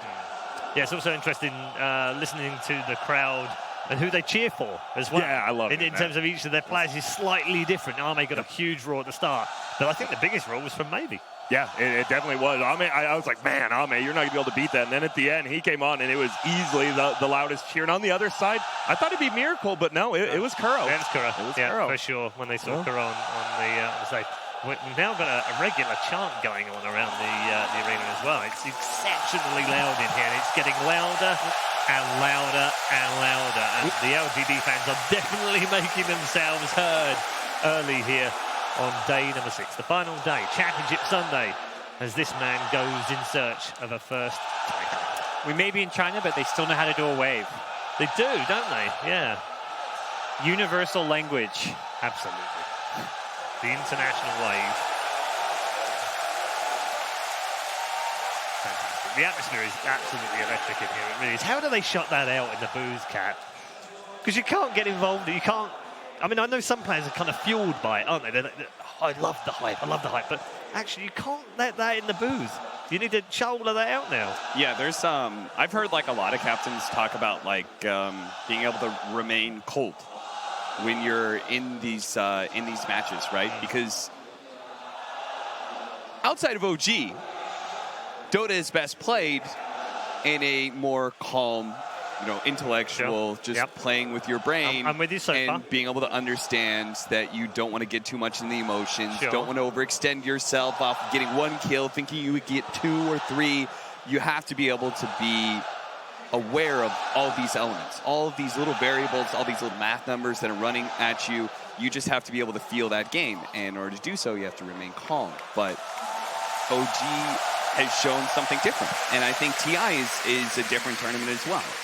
GH said that TI is all about who chokes and who overperforms. Yep. And so far, we have all of our teams who have been overperforming. OG, LGD, and Liquid, I think, to each their own, have overperformed. I mean, Liquid started off with such a rough group stage that there's no doubt that they've come into the playoffs and overplayed their hand a bit. Yeah, 9-0, Grant. That's when it's like, they've had a good run. Yeah. It's like 7-2, maybe 8-3. 9-0 is insane. I mean, the fact you're in the losers bracket and you're undefeated on the main stage is just pretty unheard of, honestly. Yeah, it's an incredible. It would be a record as well. I mean, it's already a record. It is, yeah. How far they've gone. They finished top 3. No team's ever done that in the first round of the lower bracket. It's insane to think that they could actually play in the final. And definitely could. I mean, they have the momentum. That's the thing. As we talked about, PSG LGD, they lost in the other bracket. They lost the last series they played, while Liquid they did the stomp. Yeah. They stomped Secret in the last series they played, so momentum is definitely always a factor. How much did PSG pay attention to that? Because I don't think they necessarily would have thought they would end up playing Liquid at this point in the tournament, would they? After the group stages? After the group stage, absolutely not. But you're kind of, when they looked at that Liquid Secret series, they're obviously considering both opponents very highly. They're probably looking at it more from a draft and strategy perspective about what heroes Liquid's prioritizing, how are we going to deal with the Alk, because obviously OG beat them with them. Now they're versing Liquid, who will also first 2 pick it. So a lot of those key heroes are going to be what they're focusing on when looking at those games. Yeah, not too far away from our first draft. Let's turn our attention to a few of those key moments. Cap, the other one's got to be the IO Gyro, isn't it? Yeah, I don't know if I don't know. Get rid of it. Don't let them play it. I mean, Alchemist surely isn't going to be showing, but is IO going to make an appearance? Both teams play too. See, yeah. I mean, could but Liquid definitely haven't shown it as a carry. They haven't. So it's a GH special, no doubt about that. And they have paired it with the Gyro consistently. So is that Gyro what they by want? himself even has been really strong at this tournament. We saw yesterday maybe attempt to carry the game with his mid gyrocopter right against OG. Yeah, I don't know. There's draft definitely a lot to talk about, but I'm actually interested in what our panel I haven't actually heard. Do you guys have a favorite for this series, one way or the other? Because it's really hard to say, right? Yeah. No, I'm with Casey. I told you earlier when she said, I want all 3 games. I kind of do for the different reasons, but I'm still, for me, I want FY. Guts? My gut says Liquid. Does it? They're run. This 9-0 run. No, I get it. It just feels like everything is clicking for them. To me, they're in the lower bracket is like what OG is in the winning bracket, where it just feels like nothing's going to stop them. Yeah. And then those 2 teams could match up in the grand finals, and it's going to be I don't know how that goes down, but that would be TI7 winners versus TI8 winners. Oh man! And I'd say Liquid. I mean, they're undefeated. How do you go against a team who hasn't lost a game on the main stage? That's numbers. No. But in Dota, though, you often think the other way. The longer the streak goes on, the more likely it is that it'll be broken, don't you? Because it's rare teams win 2-0. Most Dota tournaments, the big ones anyway, it's 2-1 because of the way that the flow and drafts and everything else works. I agree, and I think the biggest thing is I honestly do, before we got into these last couple days, I thought OG and PSG LGD were way above everyone else. Sure, Secret, EG, they're good and all that, but these teams look so dominant in the winner's bracket, and then slowly Liquid was creeping up. So I think it is very even, but I just can't bet against undefeated. Okay, Cap, you asked the question. Where's your bet? I'm leaning with LGD here. Sorry, say OG. I'm leaning with LGD here, actually. Just something about as Grant said, they had such dominant performances in the upper bracket. I can forgive the Alchemist. You lose to it twice, it's whatever. Shake it off. You see if you could beat it. You can't. Okay, you learned something about it. Now you're gonna go clean up Liquid real quick in the lower bracket and get your rematch against OG. Okay. So you think this is a PPD play against CDEC? It's exactly what Peter did in the upper bracket final. Gave him what he wanted to see if he could beat it. Figured he couldn't. Got that information ready for the final. You think that's the PSG way? Better to get that information now than being 2-0 in the grand finals, right? Yes. Or 0-2. yeah. Being 2-0 in the final would be quite a good thing. I'd be quite happy with that.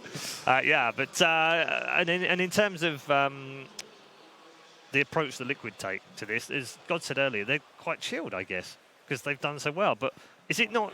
Does that not change the closer you get? Because you kind of go, oh, we didn't really expect to be here. Now we're only one game. Does that not come into your brain a bit? It's every team. You get further than your expectations, you're still disappointed. RNG talked about it. They just didn't want to get past the best of ones. They didn't want to get bottom 4. And in their exit interview, they still said, yeah, we went past that, but we're still disappointed even without top 8. Secret yesterday, they got 4th place. That's the best Team Secret's ever done in TI. And still, they're not happy with that. I don't think any of these 2 teams playing here are going to be happy with a loss. You always want to go one step further. Yeah, absolutely. Yeah, no, 3rd place is not where you want to finish at TI, that's for sure, because you want to play in the last game. OG sit here. They're quite happy right now. Chilling, watching these 2 teams. They've already said they quite like a crack at Liquid in the final. But I don't think they're disappointed if they get PSG. They've got their number right now. Yeah, I'm sure, especially because we will say it, after game 1, when OG won, they did get booed a little bit. I mean, then when they came back out, they saw, they're like, wait, this is helping them, I think. No tail throwing out the hearts over and over.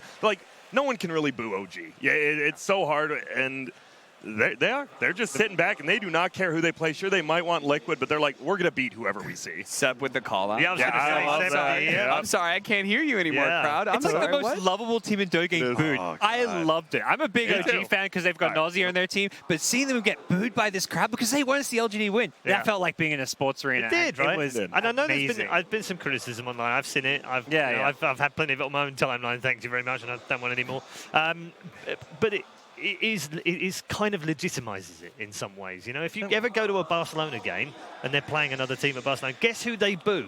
They boo the other team. It's not disrespectful. It's just the opponents for the day. It's like 90 minutes of rivalry. You're my enemy for 90 minutes. Afterwards, we're fine, right? And it's the same here. All the Chinese people that we've been around are super friendly, super helpful, super nice. They're all massive Dota fans, but in particular, they want to root for their hometown team. I don't see anything wrong with that. They care. They love Dota, and they care, and they love their teams. Yeah, they do. But they've also supported plenty of the players as well. They've all got their favourites. I mean, Anna is massive out here. The fandom that Jack was explaining it to me the other day, he is absolutely huge in China. They welcomed Liquid in this series with applause.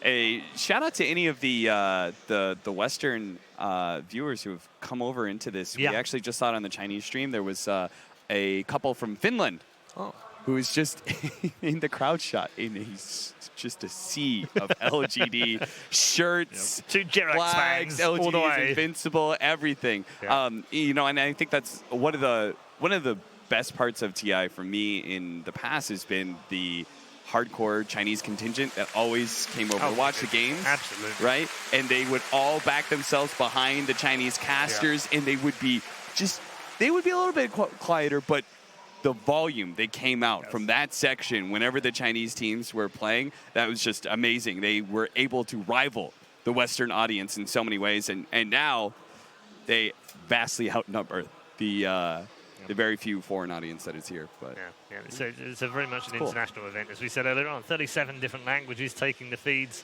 over this main event. A week of 6 days of competition here at the International 2019, and plenty of different ways to watch, including binoculars. It seems nice. Love the tablet memes. They're all always out there as well. I like the LED signs as well. The scrolling LEDs, they're quite fun because you can pretty much do anything you want out there as well. Great to see the crowd having a little bit of fun. I hope you're having fun at home as well, wherever you're tuned in from. I know it's been a challenging time in terms of time zones, but you know what? You've been spoiled because the previous 8 time zones have been fine. You can forgive one, I'm sure. And we're obviously moving towards our first draft of the day between these 2 teams. Looking ahead a little bit as well, we've already mentioned OG. They're chilling out right now, no problem at all. Strategically speaking, who have been the stronger of these 3? Because OG, it feels like they're running on memes or something, or fuel of some kind that's nothing to do with the actual Dota. Rainbows and flowers, exactly, and power right? of friendship. Absolutely, right? It does seem a bit out there with stuff that they do. But in terms of strategic, who's been the strongest of the 3?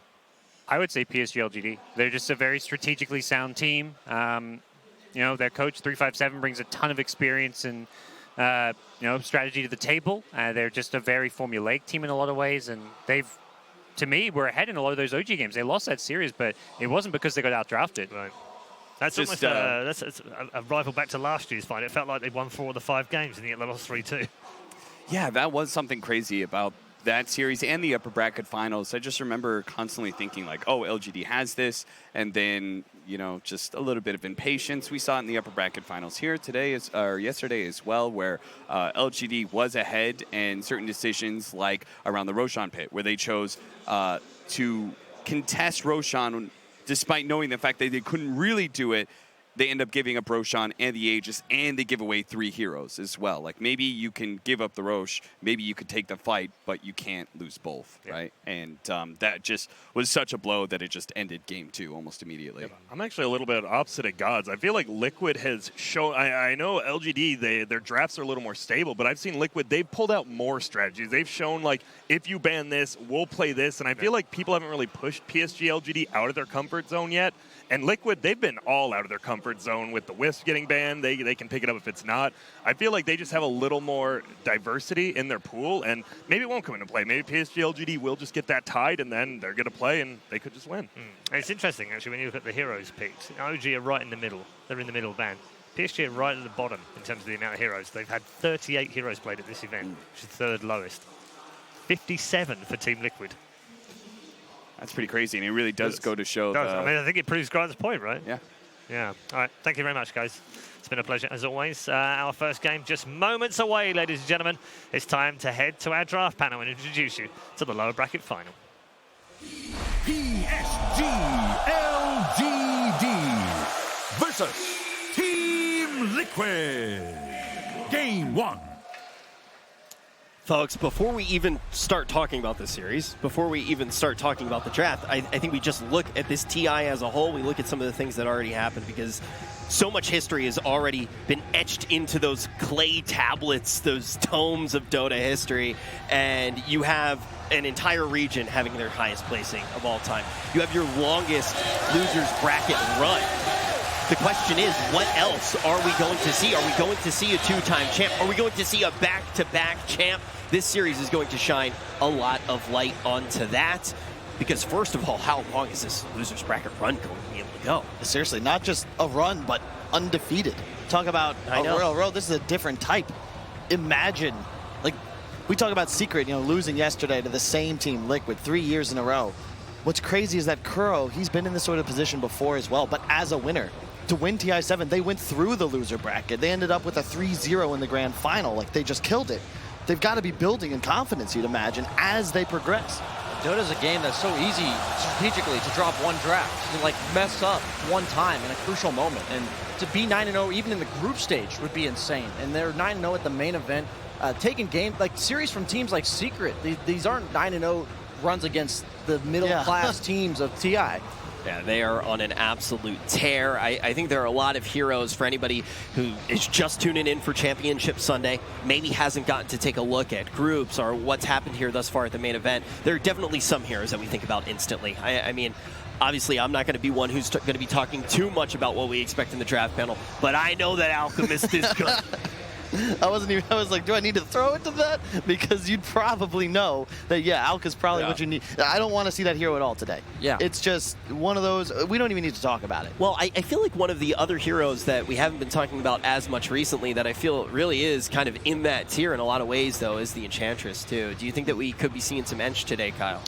It's possible. I think of all the power heroes in the meta, that's the one that's most solved. It was super popular as well during Liquid's TI7 run, but more importantly, it's not the same in the sense that it's a lane dominator, and the impetus, as you said, it's gone, but Liquid first picked Tiny. Okay, so last series against OG, LGD had first pick and banned IO. So people have been talking about that they can play IO, but the fact that IO's been mainly played as a core in the deciding games, LGD hasn't proved that they can do that. It doesn't really seem like Ame's style, and I think Liquid's almost saying, calling the bluff. You know, we picked Tiny, one of the most sought-out heroes this meta as well. Are you going to be willing to pick IO in such an important game? I don't think so, because after the change with the Ags to Ally going from 15 to level 20, the IO Gyro of PSG LGD, that was their bread and butter, and it's just not that same power level anymore, but as a core, that's when it starts to look sick. Elder Titan, arguably the best support on the patch. Best laning hero in the entire game. The one change I didn't know about that Fog just couldn't stop talking about is that a Spirit gives you armor. Yeah. And strength heroes in lane that have innate ways of getting armor, you just trade so well. The hero's still the same. Suddenly you give him 7 armor when a Spirit comes back to him, and you can't trade at all. Plus a ton of damage, move speed. It's just, it's not balanced in the laning phase, and that's the same opener they used yesterday, isn't it? Yeah, Tiny Void, one of the most broken combos right now with the new Ag Scepter on Tiny. You can dump in, what, like 2,000 AoE damage into a Chrono mid to late game. And the only weakness of Tiny's Ags is that people can get out of it. There's really no, other than a select few abilities in all of Dota, there's nothing that moves people out of Chrono. And that's what makes Void just so potent to be able to pick this early. And if there were abilities that did so, they'd be supports for the most part. You know, the Vengeful Spirit as an example. You can't really choose that anymore as PSG LGD. You'd have a very one-dimensional 3-hero core, and what, you're gonna run like a mid Rubik or something? We've seen it in the past, but you're most likely just gonna have to make do with Rubik ET as your 4-5. Overall, stylistically, I think a lot of the analysts have been saying when you look at LGD, you said that this is a team that's playing textbook Dota at the highest level, right? Like, they don't need to recreate, come out with any cheese necessarily. They're going to just be able to do what you would expect a team to do, but they do it the best. Do we expect to see that in this draft? Absolutely, but you need this execution level in the late game. They're going to need some way to make team fights simple for them. Maybe some reliable way to shut down the Void from getting his Chrono off. Because if that Chrono goes off, whoever's in it is going to die. And that just makes the game, like, you're operating on such pins and needles. And we saw Liquid do something similar with the Wyvern last pick yesterday, where they were playing up against this Mag, this high physical damage lineup, but they had that trump card, the just combo break that would deal with the huge AoE ultimate. So in this scenario, I think it's PSG you've got to look for something like that. And unfortunately, again, it's the supports. They already have them selected. So unless they want to do something unconventional, you're in a rough spot. And I love the bans from Liquid. They take out arguably the two best strength-based initiators that are mid and maybe's comfort heroes. It would be an excellent counter to the Void. You tank through the Chrono, as you said. You can't really, you have to stay inside of it. Yeah. So you need survivability. Yeah, and also Kunkka the X is really good against Void's escape mechanism, so it's almost this dual, like, you have the initiation factor that shuts down the Void from those two heroes, and also, like you said, if you get them in the Chrono, it doesn't necessarily mean they die. Right, eating ships not going to be a worry now that they get that out of the way. What do you expect to see? What holes need to be filled here, Kyle?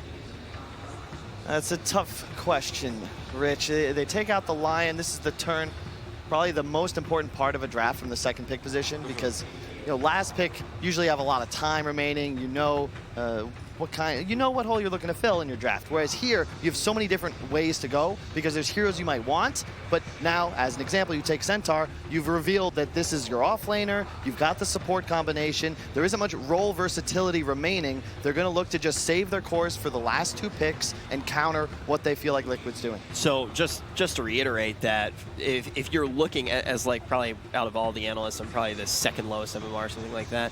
When you look at this third pick, do you go, okay, this is when all of a sudden we start to see where the chips are falling? Is this really that pressure point? LGD has kind of just said, this is how we're going to approach fights. They've given you a lot of damage, the disengage as well as the engage from your Centaur ultimate, but they haven't really said, this is how we plan to win the game. This is what scales us into the game. All these heroes are kind of enablers to whatever is going to be picked. And it's cool because you look at the different philosophies where Liquid, they just come out and they 1-2 pick their 1 and their 2. Yeah. PSG LGD, they're, as you said, setting up the rest of their draft, whereas Liquid's like, look, we know the concept that works. As God said, I really love the point. OG approaches Dota as an art. Liquid, it's a science. They are very, very prepared. They boot camp by far longer than any other team, and it's no surprise they're here. And also, if we're going to call Liquid scientists, they've definitely been in the lab. They have played so many games on the main stage already, dropping down to that lower portion of the bracket, facing elimination, and just 9-0 to get here. And I actually spoke to Puppy yesterday after he was eliminated, and the first thing that he said was, my team got better in the losers bracket. And I think that that's something that Liquid will be able to bring today. I love this Mirana pick. I was thinking to myself, I wanted a support that would make my job as a Void easier to get a Chrono off. And when you're Mirana Invis, it's just hard for them to ever go on your Void. Yep. And when you have the superior team fight, it's also important to ensure you have some sort of hero that acquires vision. Mirana, you scout with arrows, sure, but it's more about the Invis. So if you have a terrain or just any sort of engagement that Liquid have more information, there's no save for the Chrono right now. There's an arrow follow-up. You're going to be able to 100-0 a target, no problem. You just need to be sure that you are the ones actually initiating the engagement. Yeah, and it's even nicer with Mirana nowadays because you play it as a 4 for people who haven't been keeping up with the tournament. It's a hero that was first banned almost all throughout the group stage, and as the tournament's gone on, people have been like, okay, well, now we can't really deal with Alchemist anymore. Now that's kind of taking the slot of Mirana, and being able to pick up such a high-value hero in this meta 3rd in the draft, I mean, it synergizes well with the Void as well. The guaranteed setup for arrow. You're going to most likely pair it in lane with something that sets it up. The most popular has been Ogre throughout the tournament, but obviously first round banned. And I always like to kind of try to take a peek into what we think the game's going to look like. First, let's talk about this gyro. I like it. I'm a big fan of mixed damage cores when you're playing with an Elder Titan. The Spirit increases magical damage, the Hero, the physical. So late game, you get up close and personal. Doesn't matter if there's BKBs, that Gyro is going to be doing tons of bonus damage thanks to the minus armor. But early mid game, a Spirit, a Rocket, the Gyro Q, the ultimate, it's so much damage. And typically, especially even if you haven't been following Dota as much this year, I mean, you go back to maybe like the CQ Major, and it was obviously still very popular. When you think of Gyro and Io, they're basically the Brad Pitt and Angelina Jolie of Dota, right? They're just a power couple, and you typically did see them together. But when they're separated, they're still pretty dang good, especially here in this meta. We've seen Gyro by itself quite a bit, and Io all of a sudden becoming a core. It definitely has become quite iconic to see both of them by themselves. And when we've been talking about Io even, we're not necessarily thinking about the gyro. Yeah. I would love to see something like an Oracle coming out for Liquid. It's really good in lane against Centaur. You can purge the Retaliate buff, and there's so much magic damage. Having a save on a hero like Void or Tiny, I think will make their fights even easier. It doesn't necessarily have to be that exact hero, but I personally would prefer the counter initiation aspect because you have so much reliable damage if you can get it off, that as long as one of your main cores doesn't die right at the start of the fight, I have to envision fights will go in Liquid's favor. And to Rich's point about like the history going into this game, right? You've got already FY Rubik. You've got maybe, who beat me like 4 years ago at TI5 with the mid gyro. Ame also exceptional at it, and they're looking to go toe-to-toe with Liquid in the early to mid game. A 4th pick Tinker, they did this the other day. Yes, they did. The damage in Chrono is almost, it was already there, and now it's really there. Gyros doesn't like to play against heroes that punish you for running in, and Tinker probably on my book is like the #1 on that list. And you look at it, Gyro is the main source of your damage, the PSG lineup. It's all about setting up this hero to do maximum DPS. Liquid, you now have tools. There's no counter to Chrono right now on the Radiant draft, and this is very dangerous because if the game goes late enough, it's child's play. Your Chronosphere the Gyro, you kill him. Well, that's the big thing that I do want to bring up. You say if the game goes late enough, how long is it going to take for something like this Tinker to really get online? I don't really think it's going to take that long, to be honest. Once he gets a blink, he's incredibly survivable this game. He is going to have that fragile window where he gets the boots, like before the boots of travel, before the blink comes out, that they have so much gap close with the Centaur that all these heroes can get on top of him. But once he gets it, I don't see how they kill him. It's less, I think, about killing Tinker, more about trying to take his tier 1s early. Yeah. Something the Alliance guy said on panel about this Centaur. You want to play away from him for the initial 8 to 12 minutes of the game. Let him shove waves, let him tank towers, hit them back. If he can kill tier 1s, as the other heroes of PSG LGD can rotate around the map, make Wee's life difficult, that's going to be a big edge for them. If you leave Tinker towers to teleport to, it becomes harder and harder to push out lanes and actually take any sort of objectives, which buys so much time for Liquid. I do want to go back to that Rubik as well. I feel like if you're just hopping in, watching right now, and you've watched TIs, you know that face. I think that this is just one of the most picked heroes at this tournament, period. And by product of that, one of the most winningest heroes that you can lock in. And if it's not broke, you don't need to fix it. Indeed. And the beauty of it is we've seen him make such incredible plays on this main stage already. The FY Rubik, the game iconic where he stole the Phoenix egg after Supernova to get it off, turn around a big engagement. The Void's going to have to be very careful because if you don't time dilate after Chronosphere, FY is real quick. He says he's only got 3 to 5 years. He's already been here for 5. And Wait. I love... Shadow Demon is still in the draft 9th pick. This is a hero like you have the setup. I even like it almost more than the Oracle. I said I wanted a save, and now it's not only just a save, but like you said, in the early to mid game, it's a nice, reliable, low cooldown setup for the arrow. That hero is one of the most busted heroes in all of Dota, in my opinion. And I guess sometimes when there's just all these heroes going up in value throughout the tournament, these heroes get forgotten. Yeah, and mind control, right? Oh! There's your Tinker counter right there. All of a sudden, PSG LGD, they've got this excellent team fight, and as soon as you get in to the point of the game where Spectre can just go straight for Tinker, they have so much damage, so much vision control. That's a really cool 22 pick by LGD. If he can get past the early to mid game on Spectre, the Shadow Demon does cause a lot of issues that early on, but if you get past that stage, you are the be-all, end-all counter. And you can toggle the Radiance too, right? Absolutely. So Shadow Demon, you will not be able to steal it. We've seen Ame go multiple different builds. Can go either way, but this is one of the more balanced drafts I've seen so far on the main stage. This is going to be great. All right, so we're liking what we do see in the draft on both sides, but to really shine a light on how both of these teams can potentially win, we are going to go to one of the glowiest brains in Dota. Purge, what are your last words? Well, it's an interesting draft on both sides. Both teams got almost exactly what they wanted. On the LGD side, they ran a very similar draft to what they played against earlier against OG. It was an Elder Titan-based lineup with lots of magic damage. They opened both supports early, followed with a Centaur. This basically kind of leaves the other team, Liquid, in the dark. But Liquid also got everything they wanted. They opened with the very strong Faceless Void Tiny combo, which seems very broken in the late game, maybe only less broken than the IO carry.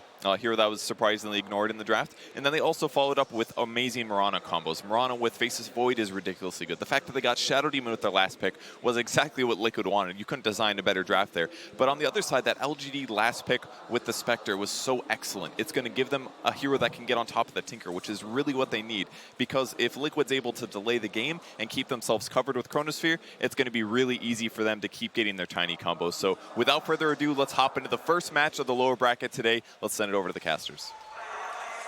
Oh, we are so ready for this. I just live to hear balanced draft come out of the drafting panel. Sind, do you feel it too? Do you feel like both teams are in for a chance here in game one? Well, and on top of all that balance, Purge just sent it to us with, I think, half a second left, so also perfectly balanced there. Maybe it's just a balanced day. The suits are balanced among the hosts. Like, everything is just the way it's supposed to be. And yeah, I agree, though. This draft is great. I actually thought LGD were kind of in trouble until this last pick Spectre. And if this would have been banned out by Liquid, I'm wondering where LGD would have gone with this, because we've seen Liquid play this lineup with the Tinker Void. If you can't take towers and put pressure early, they hit this mid-late game timing where their team fights are ridiculous and you're constantly struggling with your waves. But Spectre fulfills multiple roles in this game. It can get on top of the Tinker. It can outscale LGD or Liquid's heroes as well. And they have both the Spectre and the Gyro to go into the late game. Kuro's going to say hi in the mid. The arrow's going to fly forward. Perfect stun. We're already beginning our lower bracket final right here with the max stun duration. Chalice will go down. Weehara is able to laser him. The crowd's starting to get behind LGD as they brought 4 heroes towards the mid, but Liquid, they were waiting for the retaliate stacks to be built up, and they answer them back. Silver lining for Chalice, now he has 13 of them, because they were killing him. So at least he has max stacks when he goes into lane. But yeah, that's a good start for Liquid here. Getting the first blood on Weeha, especially great. Being able to have that head start in the mid lane against Gyro, which already should be a Tinker favored matchup, I think, at least by a bit. So now he might be able to even dominate against Somnus. Bounty runes, 2 for 2.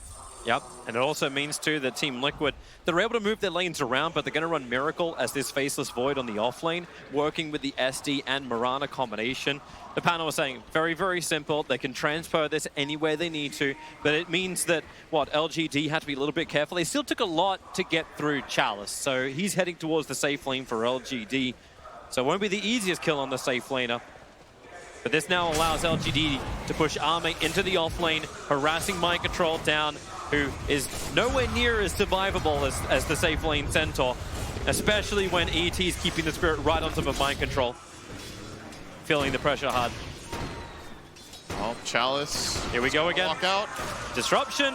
Arrow. Perfect long time stun. TP support's coming in from X-Nova, but how much can he really do to help out? Chalice taking so much damage. Miracle in his body, block him up with the illusions of Kuro, even while he's being harassed by X-Nova. And Liquid go 2 on the board. Chalice and I both times. But hey, still 13 retaliate. Oh, he's actually going to walk top. He's not even TPing to get to the tower. Are they thinking that Liquid will change the lanes on him, or? Maybe he's keeping his options open, and also just, since the wave is not accessible right now anyway, he would only probably be getting deny experience. So maybe it feels like it's not worth it. He's going to walk up here, and it gives them a bit more rotation potential since they already TP'd X-Nova top. If they also TP Chalice, Liquid can basically do whatever they want with the lanes, so they're keeping it safe in case of adjustments. Love how Kuro is now chasing the Spirit. It's like, I know where he's going to be. Marana, stay with me. Centaur's going to come as well. Disruption up on top. Somnus, yeah, he's going after Weeha. The Arrow is tanked up by Charles up on the top lane, so X-Nova protected by that Centaur.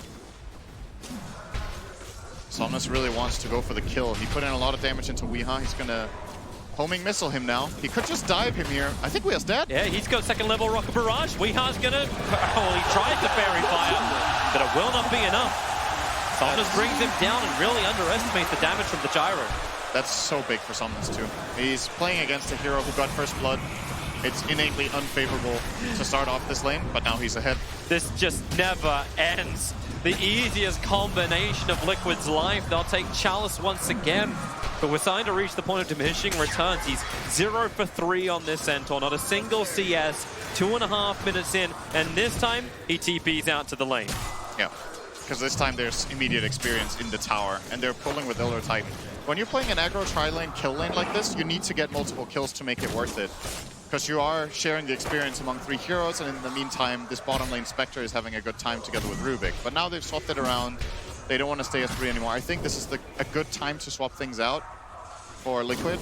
But it also means that now Chalice will have a very easy time. Shadow Demon Void, what are they going to do to you as Centaur? You're just going to free farm now in this lane. Yeah, but they slowed him down. Without the Marana arrow stun there really isn't that much you can do against him, but they needed to bring something down here.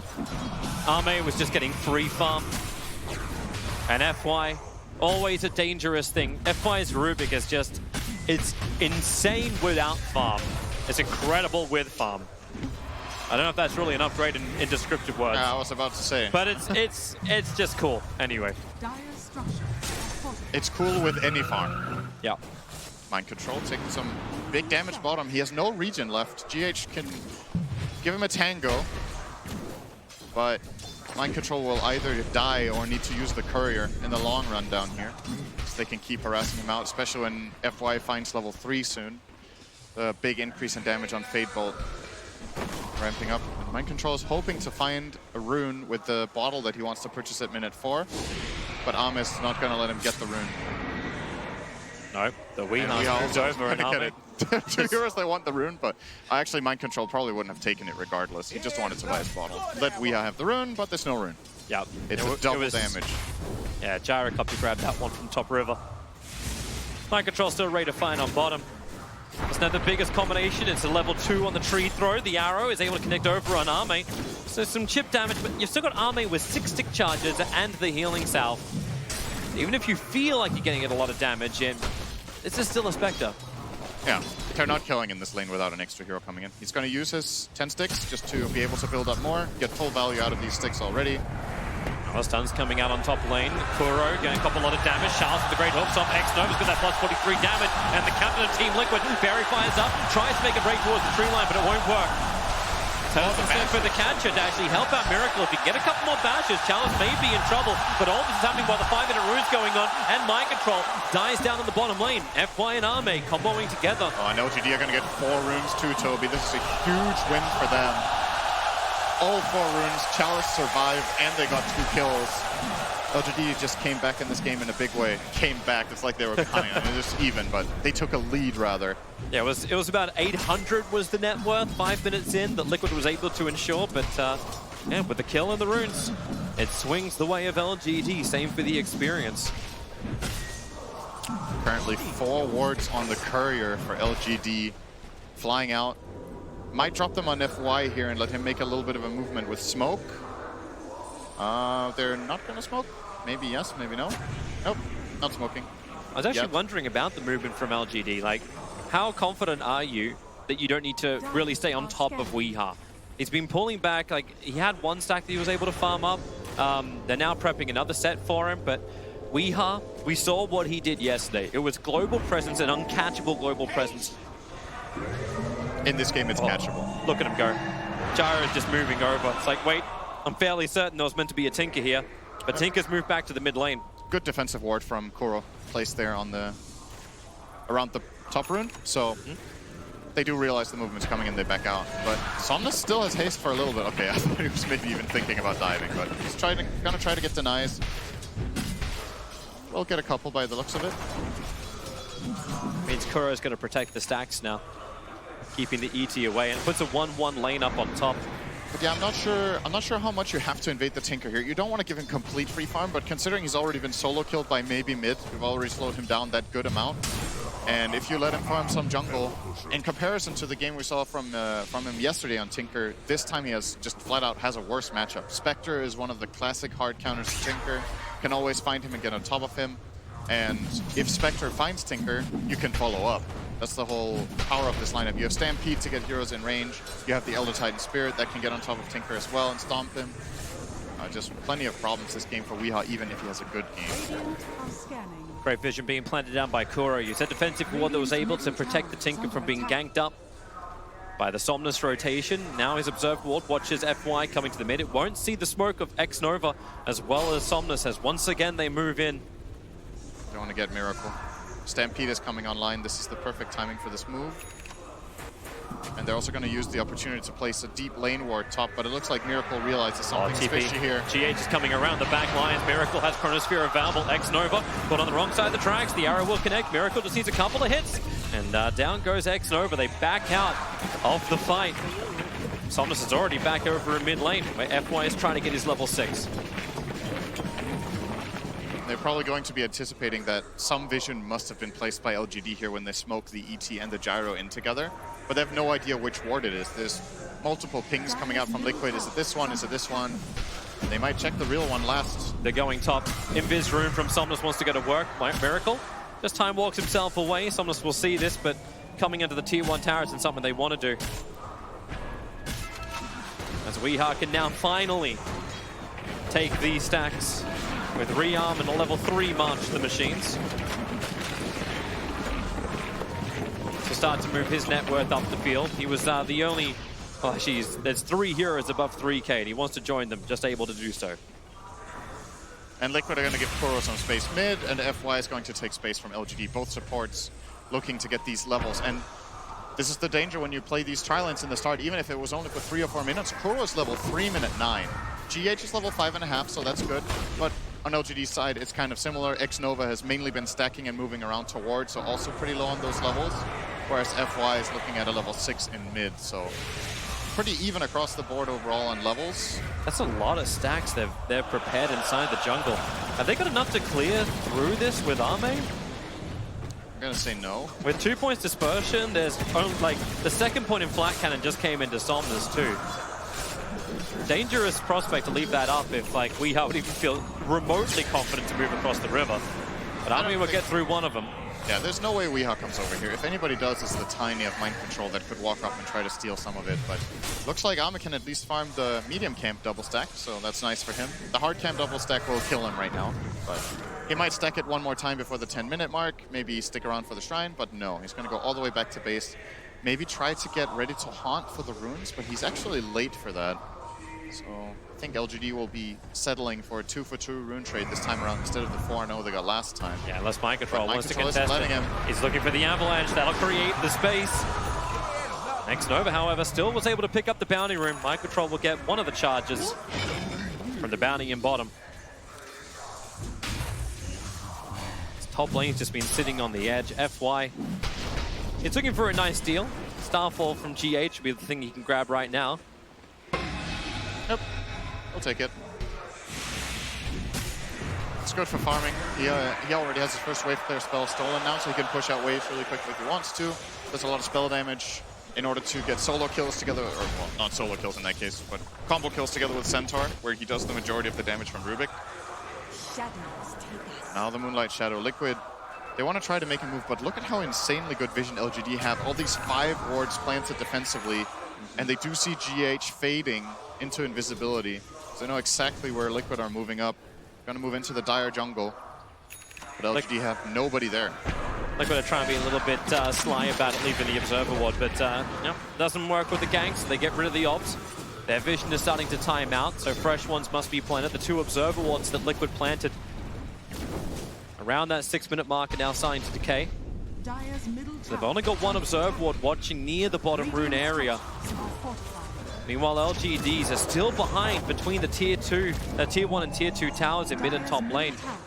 Somebody's got to come and defend mid. LGD are just letting GH and Kuro, the two supports. With Catapult Wave. Half a tower with the Catapult, almost a full one by now. And finally, FY shows up.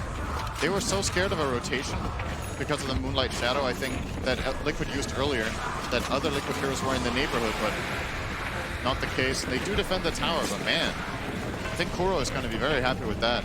Going two supports mid and almost getting a full tier 1 11 minutes in. That's very nice. Yeah. Wonder what LGD were like prioritizing for elsewhere. Now level 8 is up, so he's still only like, because we just throw everything into that tree throw. It's only a 2-1 combination with the avalanche toss. It's not that instant kill you kind of look for, but Arme's returned to the lane. They'll keep mind control away from the tower. Trying to go for this Hand of Midas build on the spec. Understanding late game is the game for LGD. Mid lane into Arrow. Yeah, there's that combination. FY can't stand against it. Now ET and Somnus looking for their fight as well on mind control. He'll give it his avalanche toss once again, but 3 heroes together. Nowhere to get out. 2 of them being the cause for LGD. Dire's middle tower is under attack. And we haven't talked about Amis' plans for items here. He's going to go the Midas that has become popular in Spectre in the last year. In the past, you would never see this item. You would always go either a Mantle Diffusal build or a Radiance build, sometimes with an optional drum or optional upgraded boots on the way. As for Miracle, he has a different farming item. He's going the Maelstrom on Void, ramping up that farm nicely as well. It's a different approach. But both heroes very happy with getting these items around these timings that they've got them. Spectre clearly behind that of the Void, 1,500 gold as a matter of fact. And they're really going on bottom lane. Stampede. Charles able to bring down Miracle. Miracle probably feeling confident enough that he could have just stomped himself away, but Charles' damage really took him by surprise. That was very unexpected. Charles' top net worth. He was 0-3, remember? He actually got killed 3 times at the start of the game in his time zone. And now he's the first person to crack 6,000 in the net worth. He has recovered in a big way, and that shows, you know, when you see players like this, there are some players that get killed multiple times in lane and they get frustrated and they tilt and they lose control of the game. Chalice is just ice cold. Being able to recover like this when you get so focused is just world class. LGD will make the most of the space. Getting that last bit of farm into the Gyrocopter, still trying to get Somnus towards that BKB of his. As long as he doesn't die towards the creeps, he'll be absolutely fine. Team Liquid adding pressure towards the mid. GH will claim that tier 1 tower. Important that GH actually got an attack off there. That would have been a deny by FY. GH secures it. Closing in on Force Staff. His go-to build on Mirana this tournament has been Force Staff into Lotus, I think. Chrono. Here we go. Over on X Nova. The arrow will be able to connect. Miracle. It was kind of already a pretty assured kill, but he had to Chrono because Kuro wasn't in range for the disruption. That's kind of a low-value Chrono, though. Especially right before the bounty runes. LGD, if they were ready for it, could maybe even have chosen to try to fight here. But their heroes are not able to connect top in time, so they will grab the 2 bottom runes. But absolutely defend their disruption. Now, I think. Here we go again. They're trying to come in with the avalanche. Quick toss up. Miracle's moving over.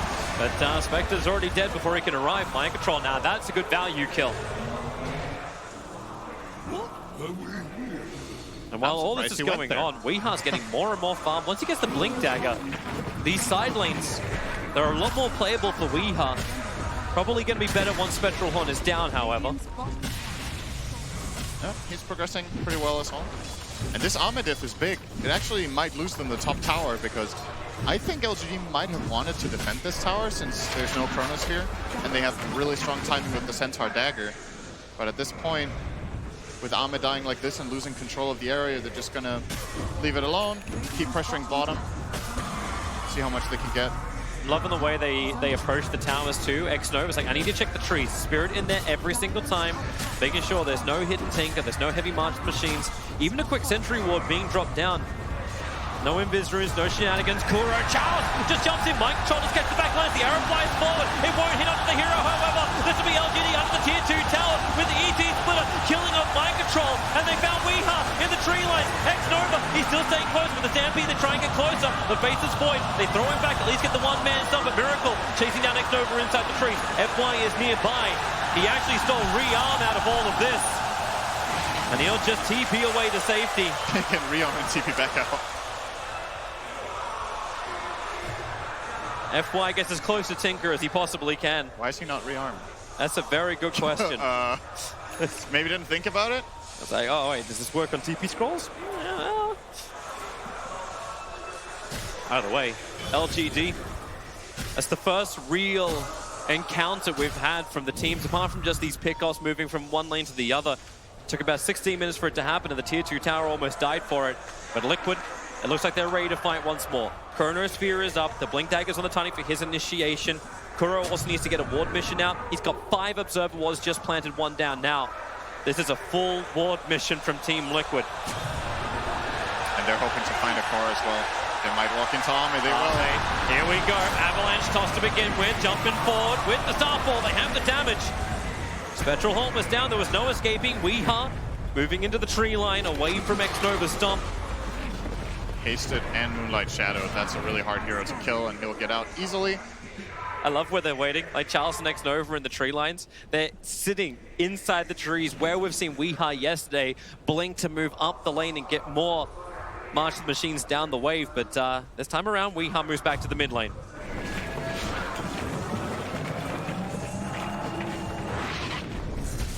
These 2 kills on Spectre that Liquid have found are super important for them. Ame has...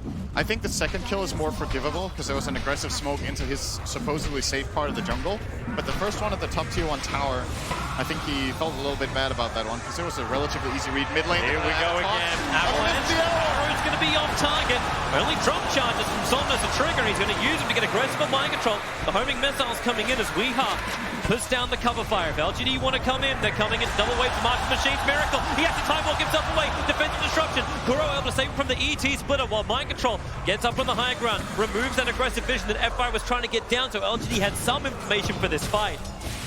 And they're ready to go again. Mind control.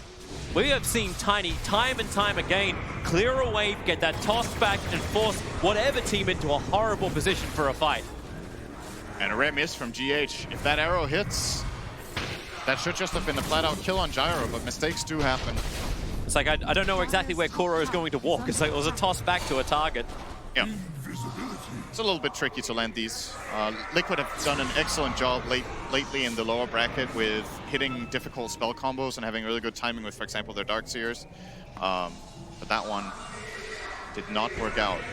There's more and more time being bought for this Spectre. You have to remember this is a Spectre that went Midas first item. So even though Spectre is this almost 2,000 gold behind Void, net worth on Spectre is insanely valuable. If you get later on in the game and he's still 2k behind the Void in 5 or 10 minutes, this gold just transforms into so much damage and tankability in the fights. And vision even, with the Haunt. Charles has claimed the tier 2 tower on bottom lane. Liquid, as you said, like there's a lot of time wasted by LGD looking for these fights from Liquid. They're actually looking at Mind Control, who grabbed the Invis rune, so FY was just stalking him in the mid lane, but it never came. And what happened? Once again, Centaur, not part of a team fight. He's down on the bottom lane, pushing it out, at least claiming the gold, and this will allow also the bounty runes to go a 2-2 split. Centaur's getting bigger and bigger. Now Vanguard completed, already got the pipe, and the Crimson's on its way. And they're going to smoke out. S3 behind Somnus, looks like trying to set up a bait. He's going to run up to the high ground and get caught on purpose, but... Well, Avalanche toss actually sending him back inside the banishment. Not exactly what they wanted, but the 5-second arrow will connect on Somnus. But this just allows Liquid to disengage, or does it? Stampede forward, Moonlight Shadow now burned by Team Liquid. As they turn around to come back once more, Miracle adds Chronosphere up. And they're looking for a target. They find the other Titan, purge him up with the time locks. My lord, that damage. They didn't have to burn the Chronosphere, but Mind Control, Avalanche toss, FY too far away. He's actually all the time on Miracle. He gets a double Chronosphere. Charles and Rubik both caught in it. Somnus needs to create a little bit more space with the call out. He might be able to do so. Miracle, time walks back up, cooldown once again. Spectral Haunt jumping around. Who's he focusing on? He looked for his target for the time walk away, got Miracle away to safety, but Somnus can at least reach over towards Kuro with that flat cannon. Arrow, Charles, he doesn't care. Walk straight in front of him. But LGD, Commitment did come in from Rubik to buy back for that fight. Yep. I think you're pretty happy with that as Liquid. LGD tried to smoke into you. You repelled them. They tried to chase further. You turn around, get 2 kills, and buyback forced. It's not the end of the world for LGD, of course. It was the Rubik buyback and not that of a core. Here we go. That's how fast X-Nova died. I don't even think that was a full second. And the LGD from the BKB from Somnus as well, being used in that. So that's a 10-second charge to only kill off the Shadow Demon. You can see the way Team Liquid played it though. Like, okay, Kuro died, but Somnus went through that entire 10-second BKB, and like, what do you get from it? Like, how does LGD keep them in position? Spectre jumps in, like, are you cleaning off the backlines? Are you focusing down the Tinker? Tinker didn't even really feel like he had an influence in that fight. No. When Ame came in, they had used their stuns and their initiation already. Ideally, what LGD's lineup wants to do is to be the initiators and just jump in and start the fight, and then you haunt, get vision, and play the fight according to your vision. But when it's Liquid with the high ground advantage, when it's Liquid with the Moonlight Shadow, it makes it a lot harder to use these spells correctly and find the targets you're looking for. Here we go again. Lane. Avalanche toss. Here's your BKB. There's the 9-second one down, but Mind Control, he may be the sacrifice. Kuro's going to give him a little bit of extra time with the disruption. He can't blink himself away from this, and Mind Control will fall. The Purge, any kind of disruption, not able to do it. Now Stampede in. Chalice, they're looking towards Kuro. 2 of them together. They can't break free. Kuro, he definitely is the sacrifice. He can throw out at least a catcher. But then look towards mid as Weeha jumping after Ame. Rearm, does he want to keep the pressure on? No, he doesn't. Just control the mid lane. He's down 2 heroes, and this is where Liquid got a lot of strength last time they played the Tinker on this main stage. They bought time. Even when a fight doesn't go their way, instantly Weeha's pressuring the other lanes. And that's why the Spectre pick is so important, because are you actually buying time for a win condition in this game? Is this favoring you to play like this?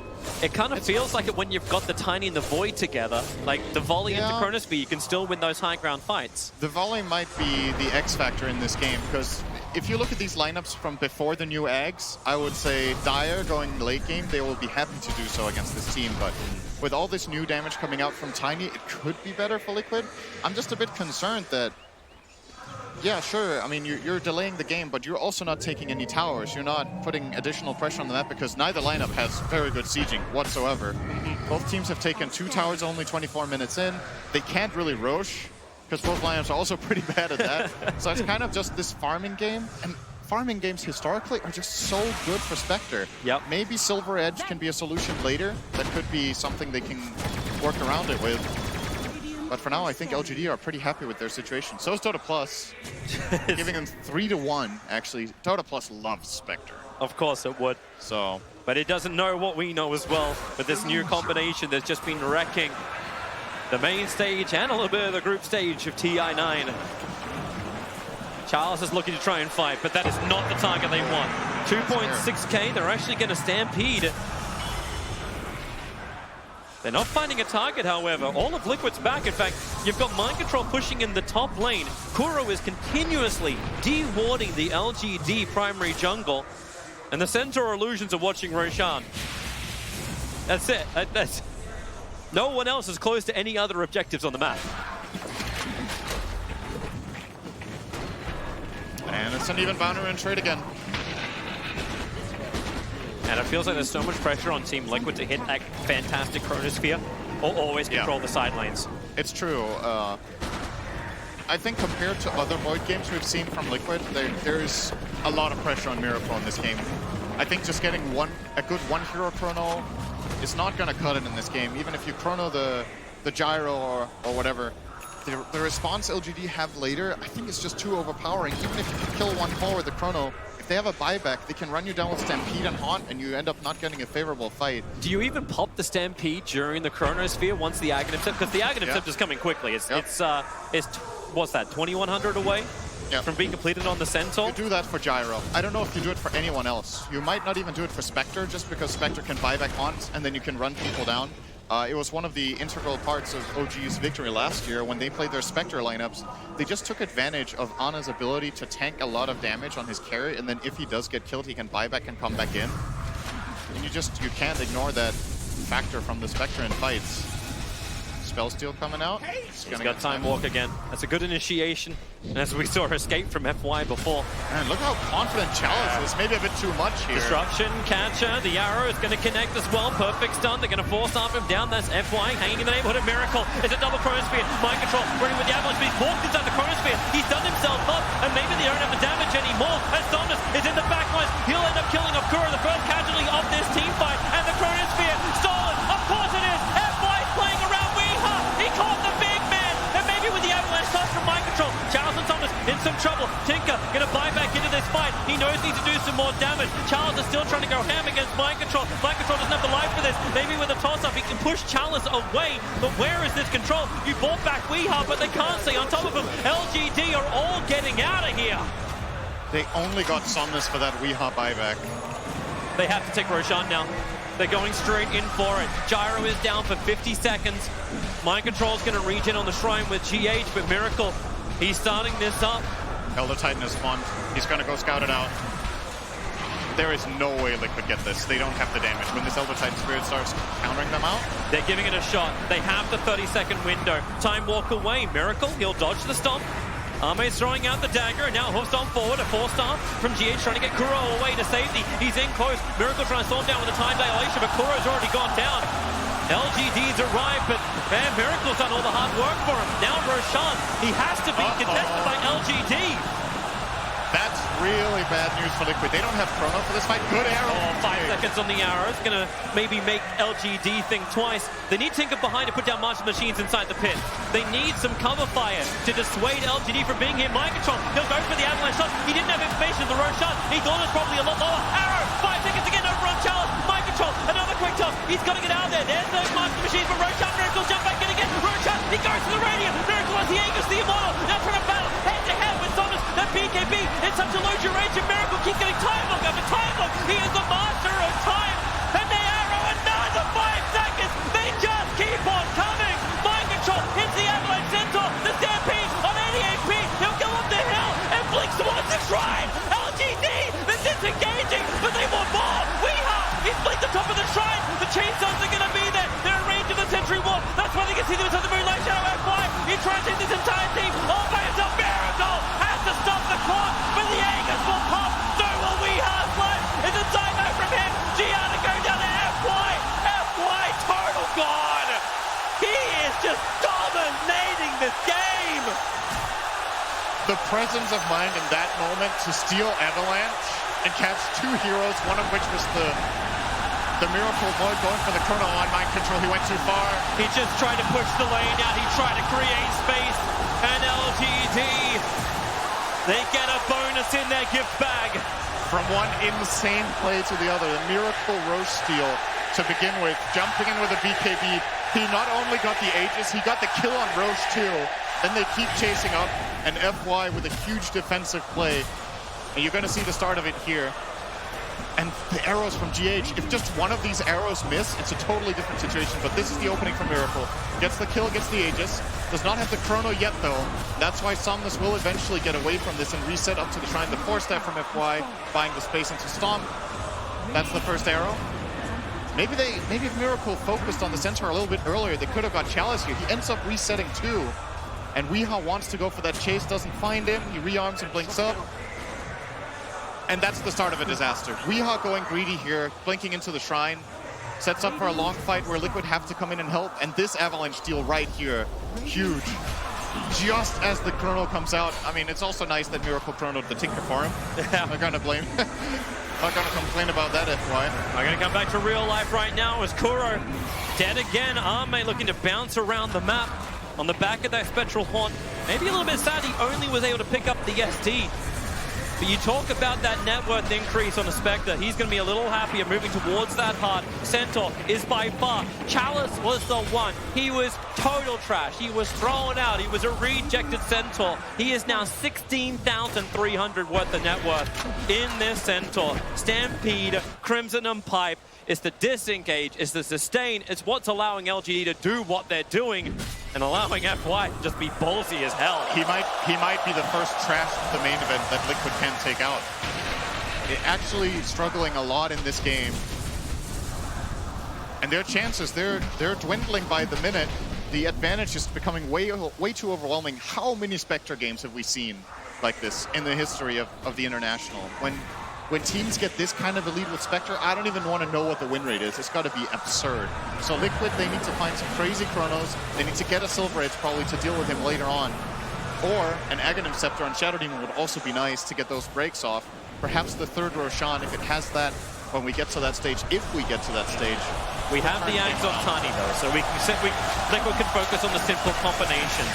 The Faceless Void Chronosphere into the tree toss of Mind Control, and actually having Weeha doing some damage. Like, obviously, we knew he was going to blink forward. If there was one thing we took from Weeha's games yesterday, it was this brash confidence of youth that he just wanted to jump in there every single time. You push it, and the rest of Liquid come with him. The same kind of way that Anna does it for OG, but in that part of the fight, like, yeah, Miracle could not find the perfect chrono. Don't click Spectre yet. How much health do you think it has? I'm going to go like 3.5. Just feeling that. 3,720 health with the dispersion.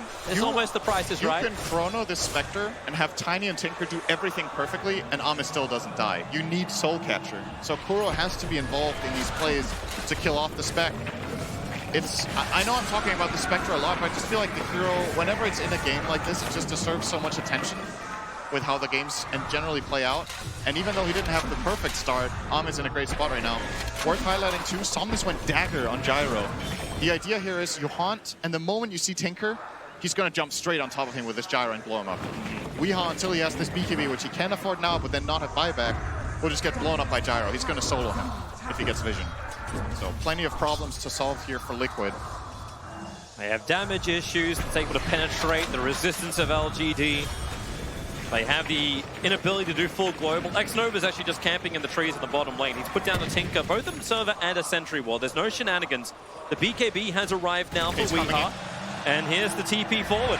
Xnova, he knows Weeha's here. It's the same type of movement that Weeha's done time and time again on his Tinker.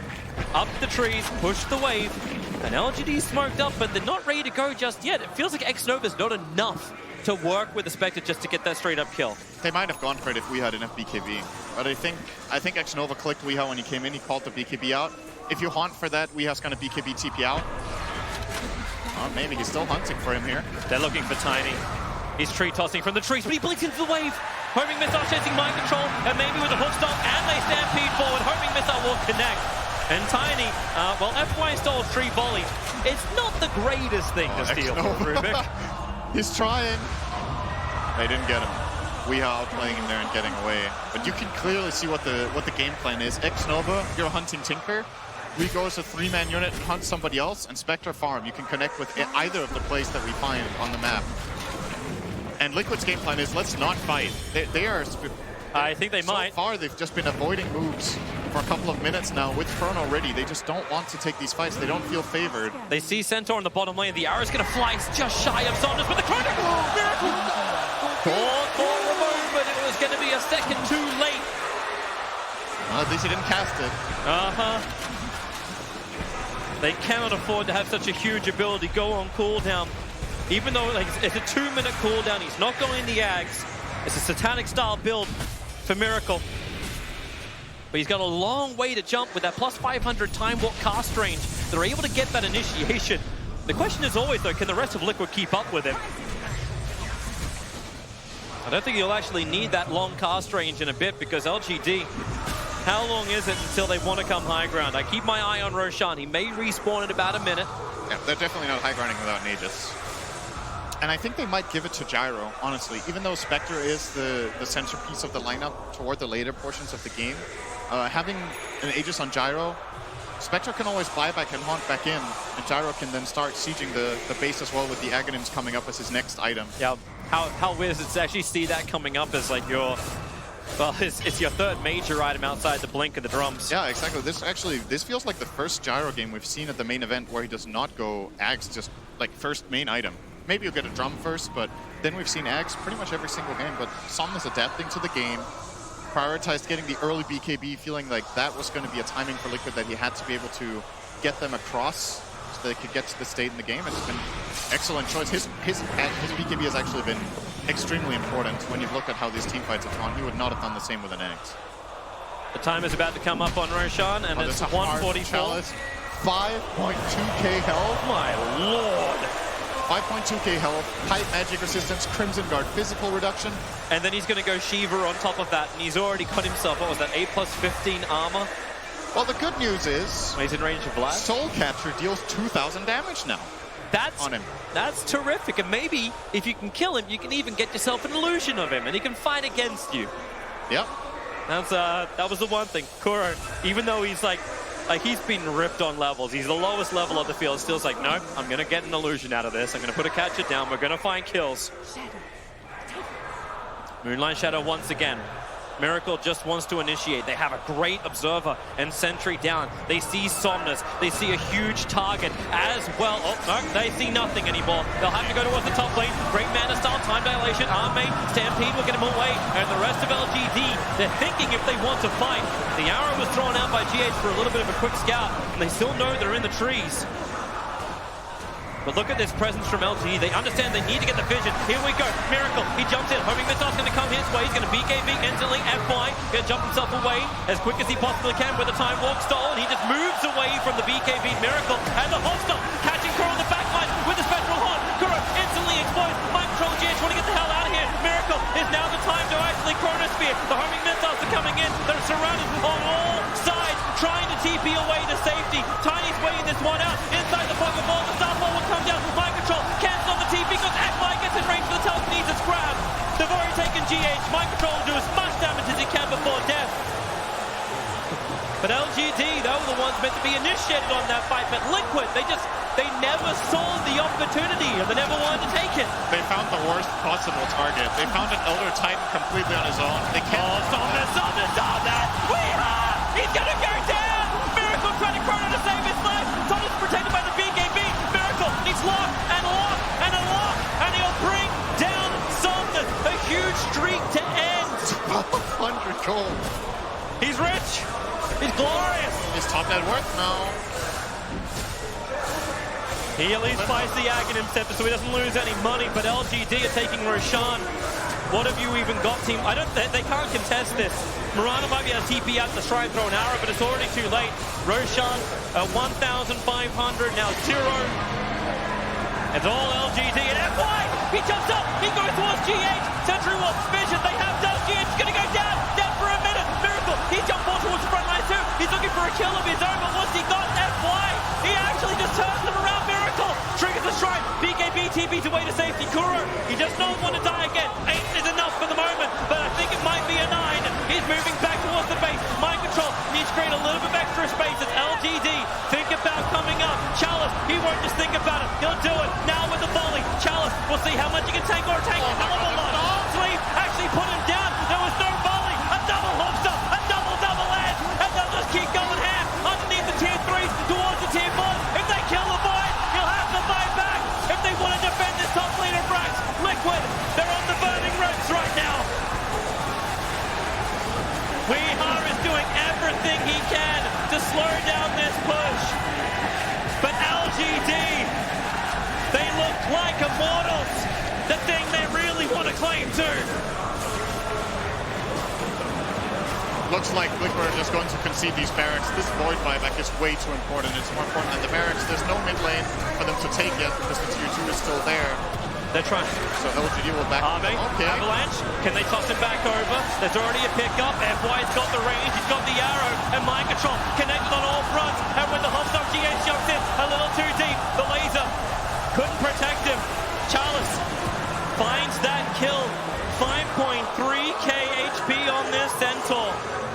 It's that point when cheese actually isn't a good thing to have on a Centaur because it doesn't do enough. It's still better on him than the Spectre because of the Aegis, but he might pass over the cheese to Somnus. It's a possible play to swap that over instead of the drum. They're going to do exactly that. And Team Liquid are giving everything they've got, but LGT is just really starting to work for them. Well, I say really starting to. It's been working for a while for them. The golden experience graph ever since the 20-minute mark, it was so close. And everything is LGD's way. Chalice His team is so far away from him. FY is back at the tier 2 tower. And he's... Oh, and Charles, I guess, fine. Hey, you want an arrow? Here's an arrow for Somnus.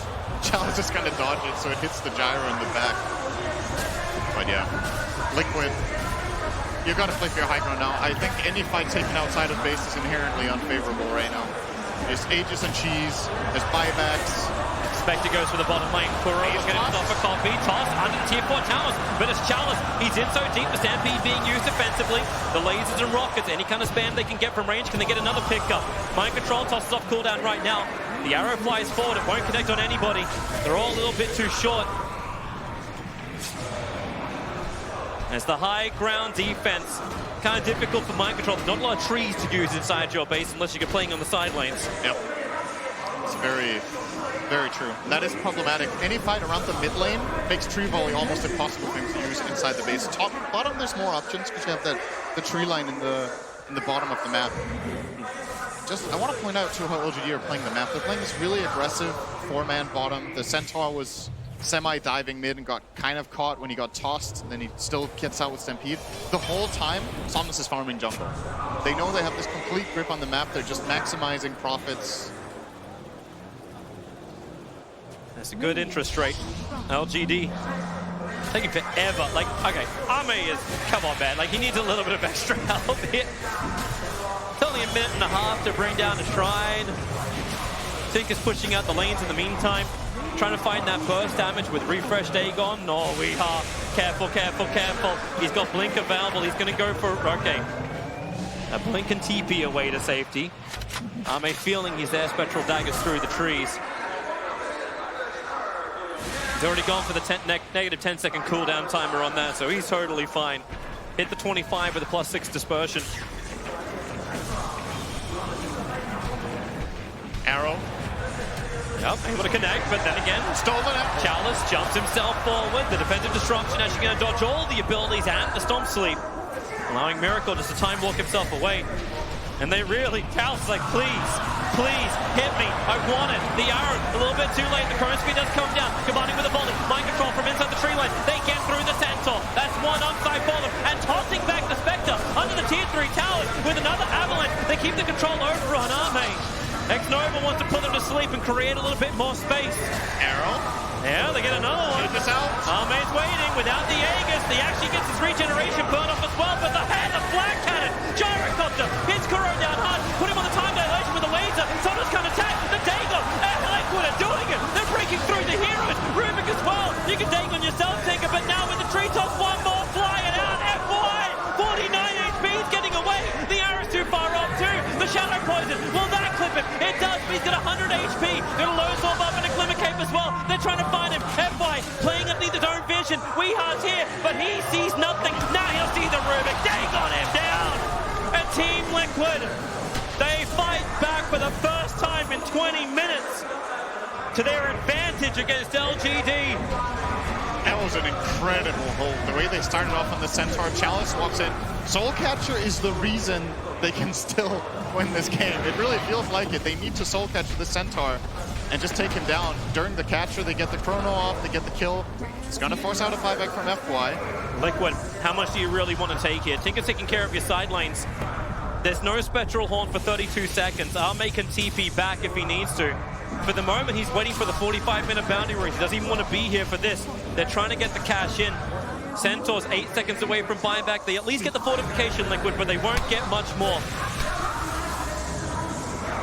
But they get space. A thing that Tinker definitely wants, but you've still got that ticking time bomb of Spectre Ame.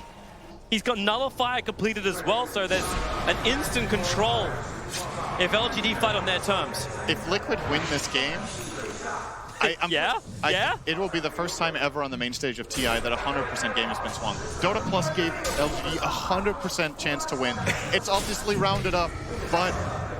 We say 99.999 recurring, of course. This is a game where you have to understand just how far Liquid are behind and how exactly things need to pan out for them to be able to win fights. And that one defense was the start of what could be one of the greatest comebacks of all time if they managed to do it. Oh, Sam, don't you jinx it. Don't you jinx it on that one. We'd love to see games of that type of quality, but LGD, they're starting to itemize very strongly. Charles is looking towards a BKB. He feels like he needs a little bit more than just the Shiva's gun. He's switched up his item build. The courier will bring it out to him, more than likely. A Bloodthorn build. Now the new build as well from Somnus. He went for the Basher. He'll have to switch out his phase boots in order to get this. I like the switch up from Chalice. He changed away from Shiva's guard. He was considering Shiva, but now he's going BKB. Oh, he's now switching to AC. Okay. I like that one. Because I feel like they need a solution to the Soul Catch. They have a Lotus Orb on FY. What else do they have? Is that the only Dispel they have? I mean, it's enough if he's in range, right? If he's there to save the Centaur, he should be okay. But it's going to be difficult. And I'm also wondering how LGD continue to do damage. You're talking about, like, how, well, crap a lot of the building damage is. You're getting an Aghanim Scepter build coming in for Weeha. This is gonna bounce. And LGD, they're gonna have a hard time actually inflicting damage in the fight. Arrow will fly in, will hit onto the illusion of the gyrocopter, but Roshan is up. It's a refresher shot inside of this Roshan. No Aghanim's upgrade. But in this game, it feels like Refresher Shot is just the bread and butter for every team. Yeah, it's huge. 2 Chronos, or 2 Stampedes, or 2 Haunts. Whichever one you prefer. It's a really big grab for either team.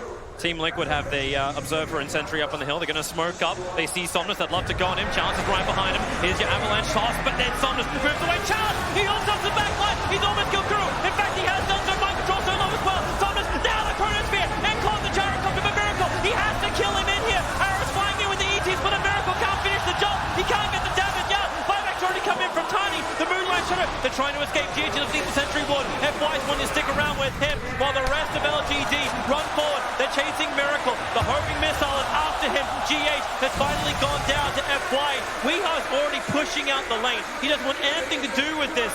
So with these deaths, do you feel confident enough now, LGD, to go in for Roshan? I think you do. You have the Manta ready again on Ame. It's the primary way of killing Roche. There's even an Arcane Rune for him, so the cooldown is super short.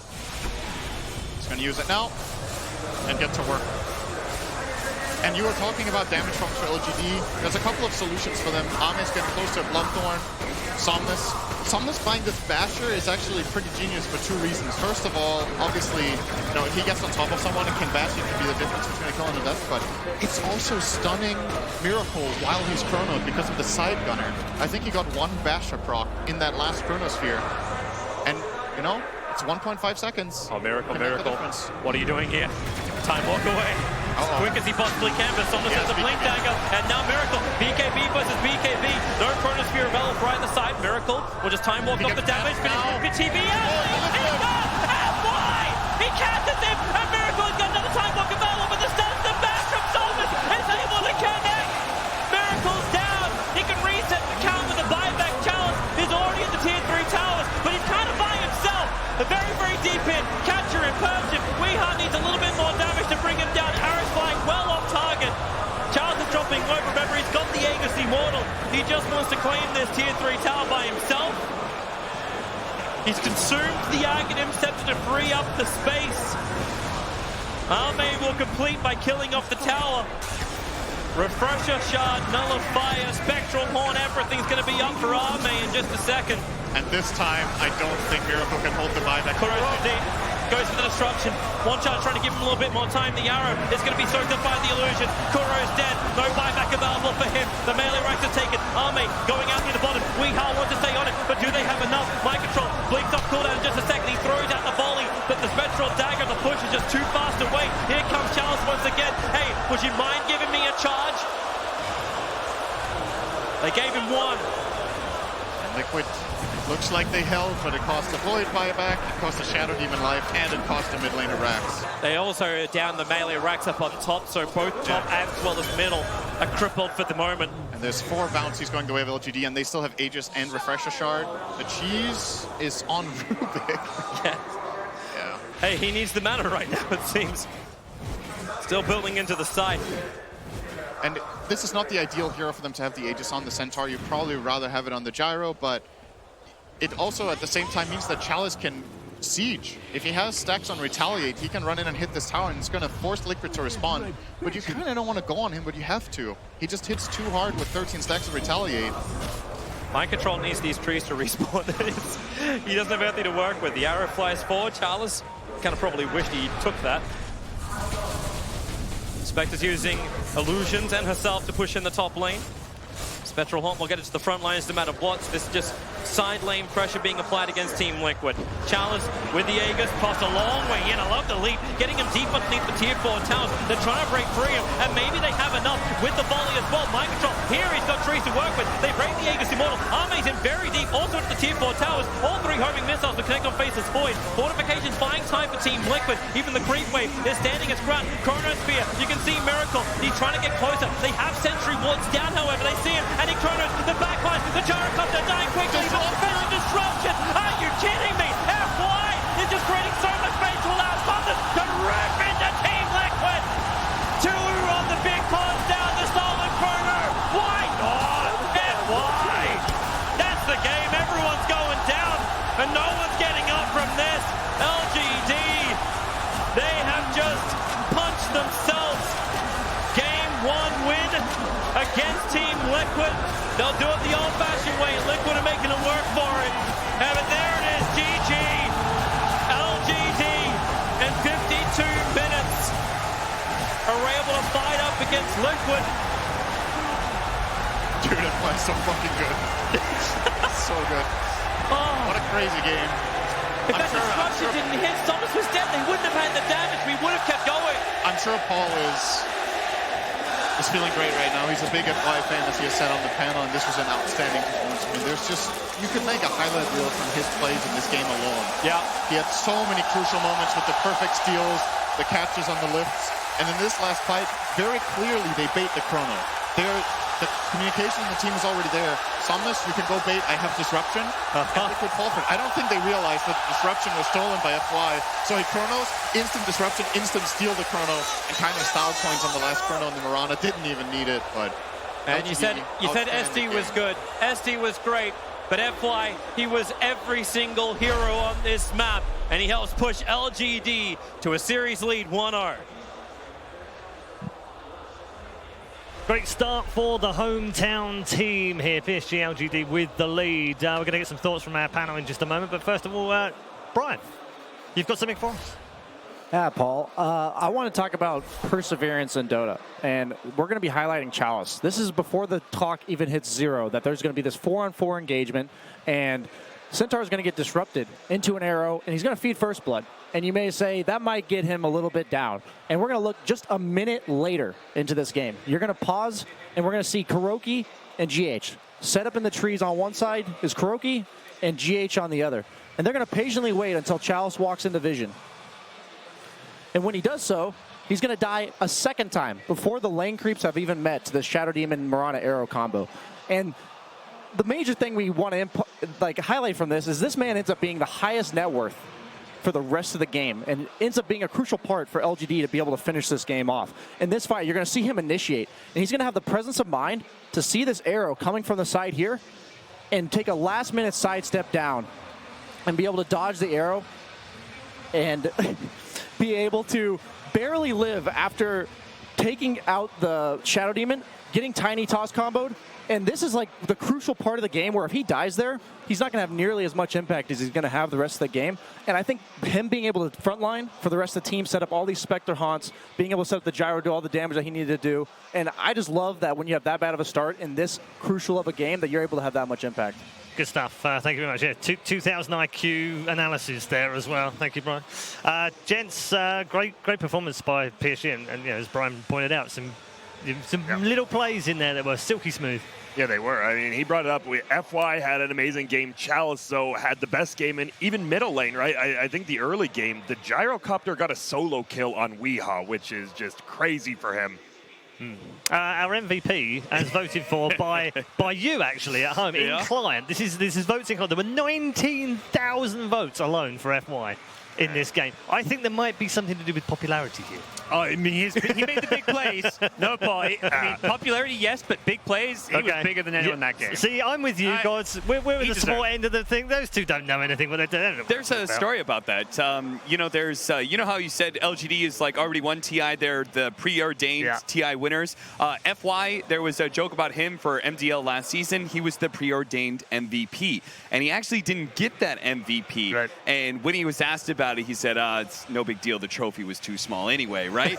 But here, right, he is making a strong performance that he could be the TI MVP while simultaneously claim the Aegis. But first, they have to be able to take down Liquid a second time, and that's tough. Yeah, let's not get carried away, because that was just for one game. That wasn't, for the whole of the event just yet. Let's check in with Casey and Slacks after an exciting game number 1. Absolutely, it was a fantastic game number 1, Red Eye. And we are here in the crowd. It's packed up here next to the screens, and I got some people to talk to us. Sir, how you liking everything so far after game 1? Yeah, I think LGD got quite lucky there. They were definitely struggling for the majority of the game, so hopefully Liquid will bring it back, Oh my God, huh? Disruption and then the chrono at the end. Beautiful. And he's very handsome. Very handsome indeed. What's the atmosphere like in the arena right now for those at home? Oh, it's amazing. The crowd's awesome. Woo! No. OG! Woo! OG! The 1% here, OG! Woo! OG, sir? LGD! LGD! All right, I'll pass it over here. We got some more fans over here. I heard a lot of LGD, but what is this? I need you to actually say it. Sir! Gotta do that in the grand finals, of course. I am loving the pride here. Hi, it's been a great game, and I like everybody here. Yeah? I just love everybody. Yeah? I hope Chinese team wins, but we only got LGD here, but I love OG. You love OG? I love Chap. Okay. Anybody else? Yeah, friends. Say again. OG. I'm Liquid. Block. You want OG versus Liquid? No. No. OG versus LGD? Yes. Okay. All right. I think either way, we're going to have an amazing grand final. And is anybody else with me that all these teams are pretty deserving? Yeah. They're pretty good, right? Okay. So let's see here. You seem to like the microphone. I'm going to hand this to you. Why don't you interview Slacks Casey, don't do it. Casey, Yeah, Rule 4, never give your microphone away. Been playing Dota. No. What is this? He's going to take over the whole show. Away? He's going up to millions of people right now. Guys, chill. Rule 4. We still got a lot of games left, right, Red Eye? Absolutely. We still have plenty of games left. Thank you. Thank you very much to Casey and Slacks. Enjoying themselves as ever out in the main floor. And it was, I've said this before, it was loud on day 1. My goodness, halfway through. They killed Miracle halfway through that game. This place erupted. It's ear-piercingly loud. Yeah, I was sitting. We were all just pretty much sitting out here. You couldn't hear anything. You couldn't hear the Chinese casters that over the intercom. You couldn't hear the English casters. It was just so loud. I don't know how they put up with it. I really don't. The players, how they. I say put up with it. It's like blocking out. They ignore it because they all know. Because I've spoken to them. They'll go, we can hear them. Yeah, we've got earproof sound and then soundproof booth, but we can still right, they can still feel the crowd through the window. So, yeah, a lot of stuff for Liquid to be talking about. For game number 2. I don't know what you felt about the draft and whether it went slightly askew there for Liquid, and maybe they got caught out a little bit by LGD or not. But I just think that LGD had really good ideas about what they wanted to be able to do. I particularly like Gyrocopter versus Faceless Void. It's pretty funny seeing this hero late game nowadays. It's like he's got his own automated Chronosphere defense system with the Satanic as well as Basher. Definitely made things difficult, but the individual plays on LGD is what really made this lineup click. Because you can talk about synergy between ET and Centaur and, being able to have this Gyrocopter versus the Faceless Void, the Spectre to counterpick the Tinker, but at the end of the day, LGD's individual plays really shone through in this first game. Yeah, and again, we highlighted at the start of the game, Grant, about how little these two cores die. Arme's the least amount of deaths at TI. Somnus is the third least amount of deaths. Protected so well by the rest of the team. Yeah, they really are. I mean, you look at the itemization as well. Like the Centaur goes Crimson Guard Pipe. You're already a Spectre, right? You have Fade Bolt as well. The damage mitigation on that team is so good. They pop a Chrono. Centaur with the Aghanims. See you later. People want to talk about percentage-based damage and oh man, this Soul Catcher is going to be so effective, but the solution apparently is just build more HP. Yeah, it went off the chart. Well, I was like, is that 5k or 6k? I don't know. I've lost count of how much health is on that CW right now. But entertaining game. What do you expect for game 2, Gods? The same? It's going to be similar. I think there are some key heroes. Liquid's Omen, that tiny void, very scary, and something even though PSGLG beat it, I think you're still worried about that combo going to game 2. I'm just imagining, if Liquid last banned Spectre, I don't think LGD's draft would have come together as well as it did. Really? Yeah. I think Liquid had a better draft up until that 10th pick. But that's the beauty of being second pick. And we've seen a lot of the teams really prefer first pick in these games because there are these certain heroes that can win you the game. But last pick of the draft there really came up big. Yeah. Performances in Liquid side, we talked about how good LGD were. Miracle, I mean, could he have done any more? That solo kill bottom, when Chalice solo killed him bottom, that was honestly very, very game-changing because they want to play fast. Like this Tinker, sure, you want to sit back and get farm, but he can help you get kills. Once he died, Chalice came top on the net worth, and this Void didn't have anywhere to go for like the next 3 to 4 minutes because of it. And once that Centaur gets big enough, the Tinker, like the threat of the Tinker becomes less and less, and that means the Centaur is able to take over more of the map as a result, and it just really hems all of the Tinker's ideas of how to be able to play Dota. It just keeps him locked in a smaller space. Support-wise, what about the Liquid supports? I thought GH played pretty well. He went for the 4-step first. We're seeing more and more he was where he needed to be with all the arrows and whatnot, but I think you just need more defensive supports. I know you had that Shadow Demon, but the Mirana doesn't really provide anything if you're on the back foot. Yeah, they're kind of just two heroes that you can't really say too much about because they did their job. I don't think Liquid supports underperformed, but they weren't on heroes that could make the big plays and change the game, which FY was. Yeah, even X-Nova. Yep. His ET, like the fight where the Tinker bought back around the Roshan pit, he hit a predictive stomp where Void was going to time walk into. Really sick play. That won them that fight. So you have the Roche control as well with Elder Titan. That's the thing. You could just completely change the game on those two heroes where Mirana and Shadow Demon, they aren't game changers. They're just very good heroes. Yeah, I mean, Shadow Demon, ET, most popular two heroes at this event. Did that surprise you? That they're the most popular? Yeah. Did you have him in your fantasy? No, I had Grimstroke. Oh, me too. Okay. Grim picks. I went with Elk. He's still top 5 Grimstroke, you know. Yeah. But he's I went not with Elk thinking it would be really, and actually just got banned a whole ton. So it's like 132 bans now, which has been insane. So. Yeah, Shadow Demon was definitely going up before TI, so it's not terribly surprising to see him there. I personally had Earthshaker because Earthshaker's always just a classic TI hero because of what he provides for teamfight-wise, but these other supports have been higher value. ET especially has been in a similar position. The fact that he's able to take the 5 role really defines this hero, right? He is still a game-changing support in so many ways, whether it's through like little ways you don't see off of his aura or the big Earth Splitter that comes into play, but then he's also able to win lanes for you as well. And doing that as a 5 position, I think that's kind of insane. Yeah, I mean, he's good value as a 5. Wasn't necessarily good value as a 4, was he? Yeah, this is that's been kind of the story of Dota for so many times, is trying to get the same effect out of a hero while simultaneously lowering his position in the net worth chart, right? We've seen so many 3s turn to 4s, 4s turn to 5s. This is just the way that the greedy system of Dota goes, and especially with games going later and later, those kind of value picks, you're going to feel good about yourselves in the draft, and I'm sure LGD would love to pick up the ET again. Absolutely. It's a bit like Magic Hero. It's a 6. Yeah, that's, I guess. So not good? There's not 6 people in a team, Paul. It's not need to be like that, Cam. You can, be nice. Change. You play great Jakiro, Paul. Thanks, buddy. See, I was waiting for it. There it is. Look, freeze frame that one for him. Seems good. Thanks, Pudge. Cap. I'm getting you mixed up now as well. Not too long until these guys come back out for game 2. What are the coaches talking about with their teams, do you think? PSG LGD, don't get ahead of ourselves. Series isn't over. It's best of 3. You think it's a mental chat now? It's not about the game? Absolutely. Keep them calm. They walk out, they hear the crowd because they can kind of tune them out when they're in the booth, but they're going to walk out. The same thing happened against OG. So they need to not get too far ahead of themselves. Focusing on game 2 now. And for Liquid, they lost their first game on the main stage. They're undefeated till now. They can easily do it. First game dropped in 10.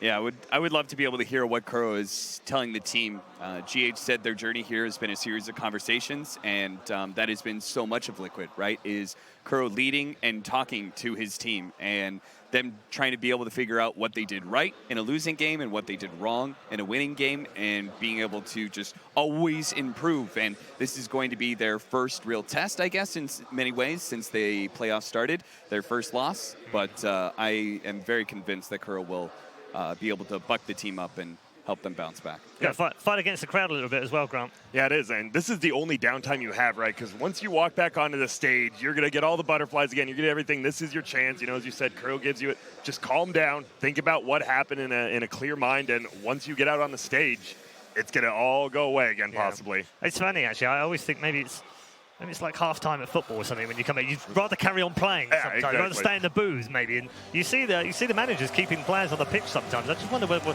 one of these teams one day is just going to stay in the booth and be like, right, we're not having a break. We're going to stay here until we figure out how it all went wrong. Teams are back out into the arena. PSG, LGD, one to the good against their rivals for a place in the grand final. They've been there before. The Team A7 champions, Team Liquid.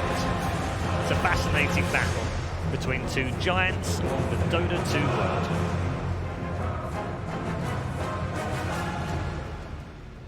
All the nerves come back, all the butterflies come back as we'll now wait for these two to settle themselves down. And first up, you know what? We know how Liquid got here, but what were they thinking they would do heading in to the International 2019? Kuro, GH, welcome. So we mentioned TI8.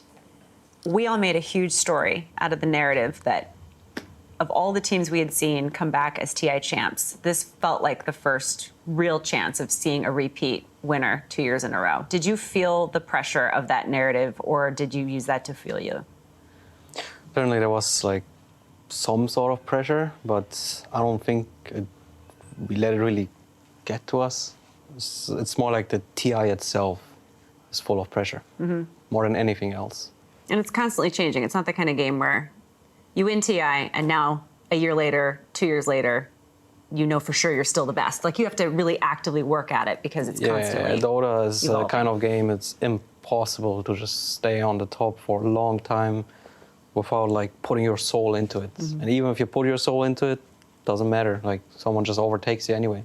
And how is Kuro as a leader? How would you describe him as a leader when that kind of thing happens, trying to keep everybody focused on rolling with the punches?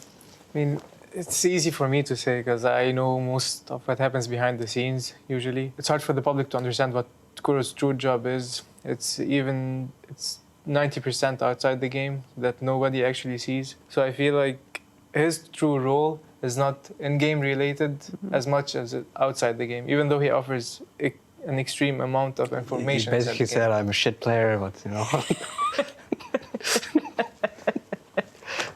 I didn't want to say it, but Yeah, how do you separate that? Because I know that you have to make decisions that are business related about friends and teammates. And you know, the most common time for teams to make changes sometimes is right after a TI. You made no roster changes, but then in June, you parted ways with Matumba Man. That had to have been really difficult because you've been playing together as the same players for so long. So I know that that wasn't a decision that you made lightly. No, it was, I mean, I was basically depressed for like 4 weeks afterwards. It sounds silly because I made the decision, but at the end of the day, being captain, leader, and whatever of this team, I have so much responsibility. Like they're all trusting me after all to make the right decisions. So getting Weeha and replacing Mato with Weeha is not just like exchanging like a player for a better player. That's not what happened. It's more like Mato was like a victim of these events. Like I just needed to change something right now. That's how I felt. And how was that as a player for you, GH? I mean, we all felt some kind of complacency in the team. It felt like everyone was just okay with not being the best. We had some feelings of, okay, we didn't win this one, but we weren't trying our best to win the next one. Yeah, and he's not talking about Mato. He's talking about the whole team. Right. Yeah. Right. So it felt the build-up was there, but we didn't know how to deal with it because all of us as players, we actually wanted to win, but we didn't know what was the missing factor, that spark that actually was going to lead us to win. Because no one was feeling this sense of urgency to actually try 120% better to win the game. So the situation was kind of weird because I have never experienced it before.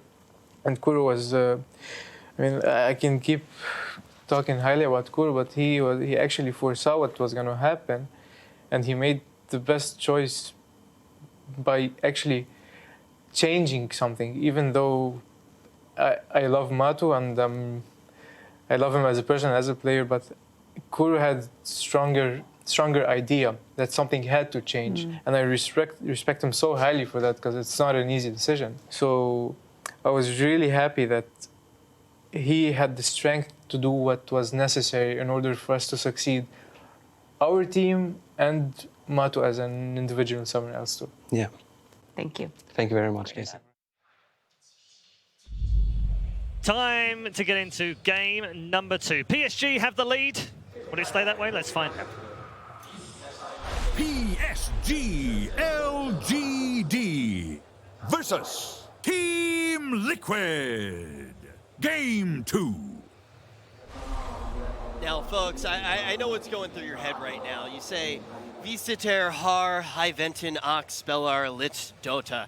And I hear you, man, but it's a little bit different when you were up on this main stage. You obviously know, if you can hear it through the speakers right now, you can hear it through the stream. LGD definitely going to be the fan favorites, and now Liquid is going to have their backs against the wall. Is the longest losers run that we've ever seen at TI going to come to an end in this game? And as we look at the draft, which is already underway, we're going to see some familiar faces, Kyle. Yeah, indeed. And dude, you don't just hear the crowd. I'm telling you, the players on the booth, they feel it. They've got the booths have a heartbeat as the crowd like starts to get into it. You're feeling the pulse, and it's got to be insane to be playing right now because every time PSG LGD gets momentum, it's like you're starting to vibrate.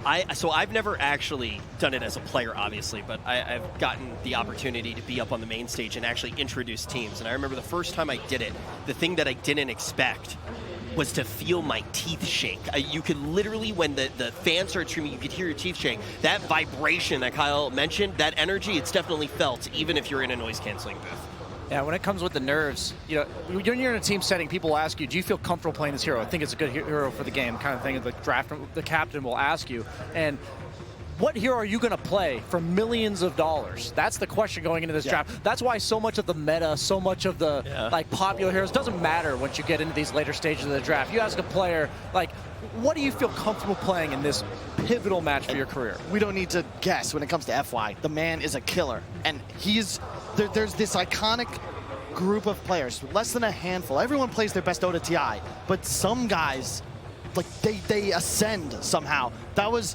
FY's 100th game of Rubik. He just crushed. Now they early pick his Lion. It's just the best anti-carry hero in Dota. You have 2 methods of lockdown, tons of burst damage, and already PSG LGD, they have so much control in this lineup. Now, the funny thing that I want to bring up as well with LGD, and this is something that we saw that even transcends the draft, the way that they've itemized has been spectacular. Yes. They've basically been able to close gaps even when they fall behind just by itemizing the right way. Yeah, that last game, we talked about having to survive through the chrono. You just have a Centaur with a heart, you have a Spectre with a heart. They just know, in the draft, you see their game plan come to life almost when you watch the game itself. It's damage reduction, and they had so much of it. The Fade Bolt, you had Pipe, Crimson Guard, Ags, Centaur.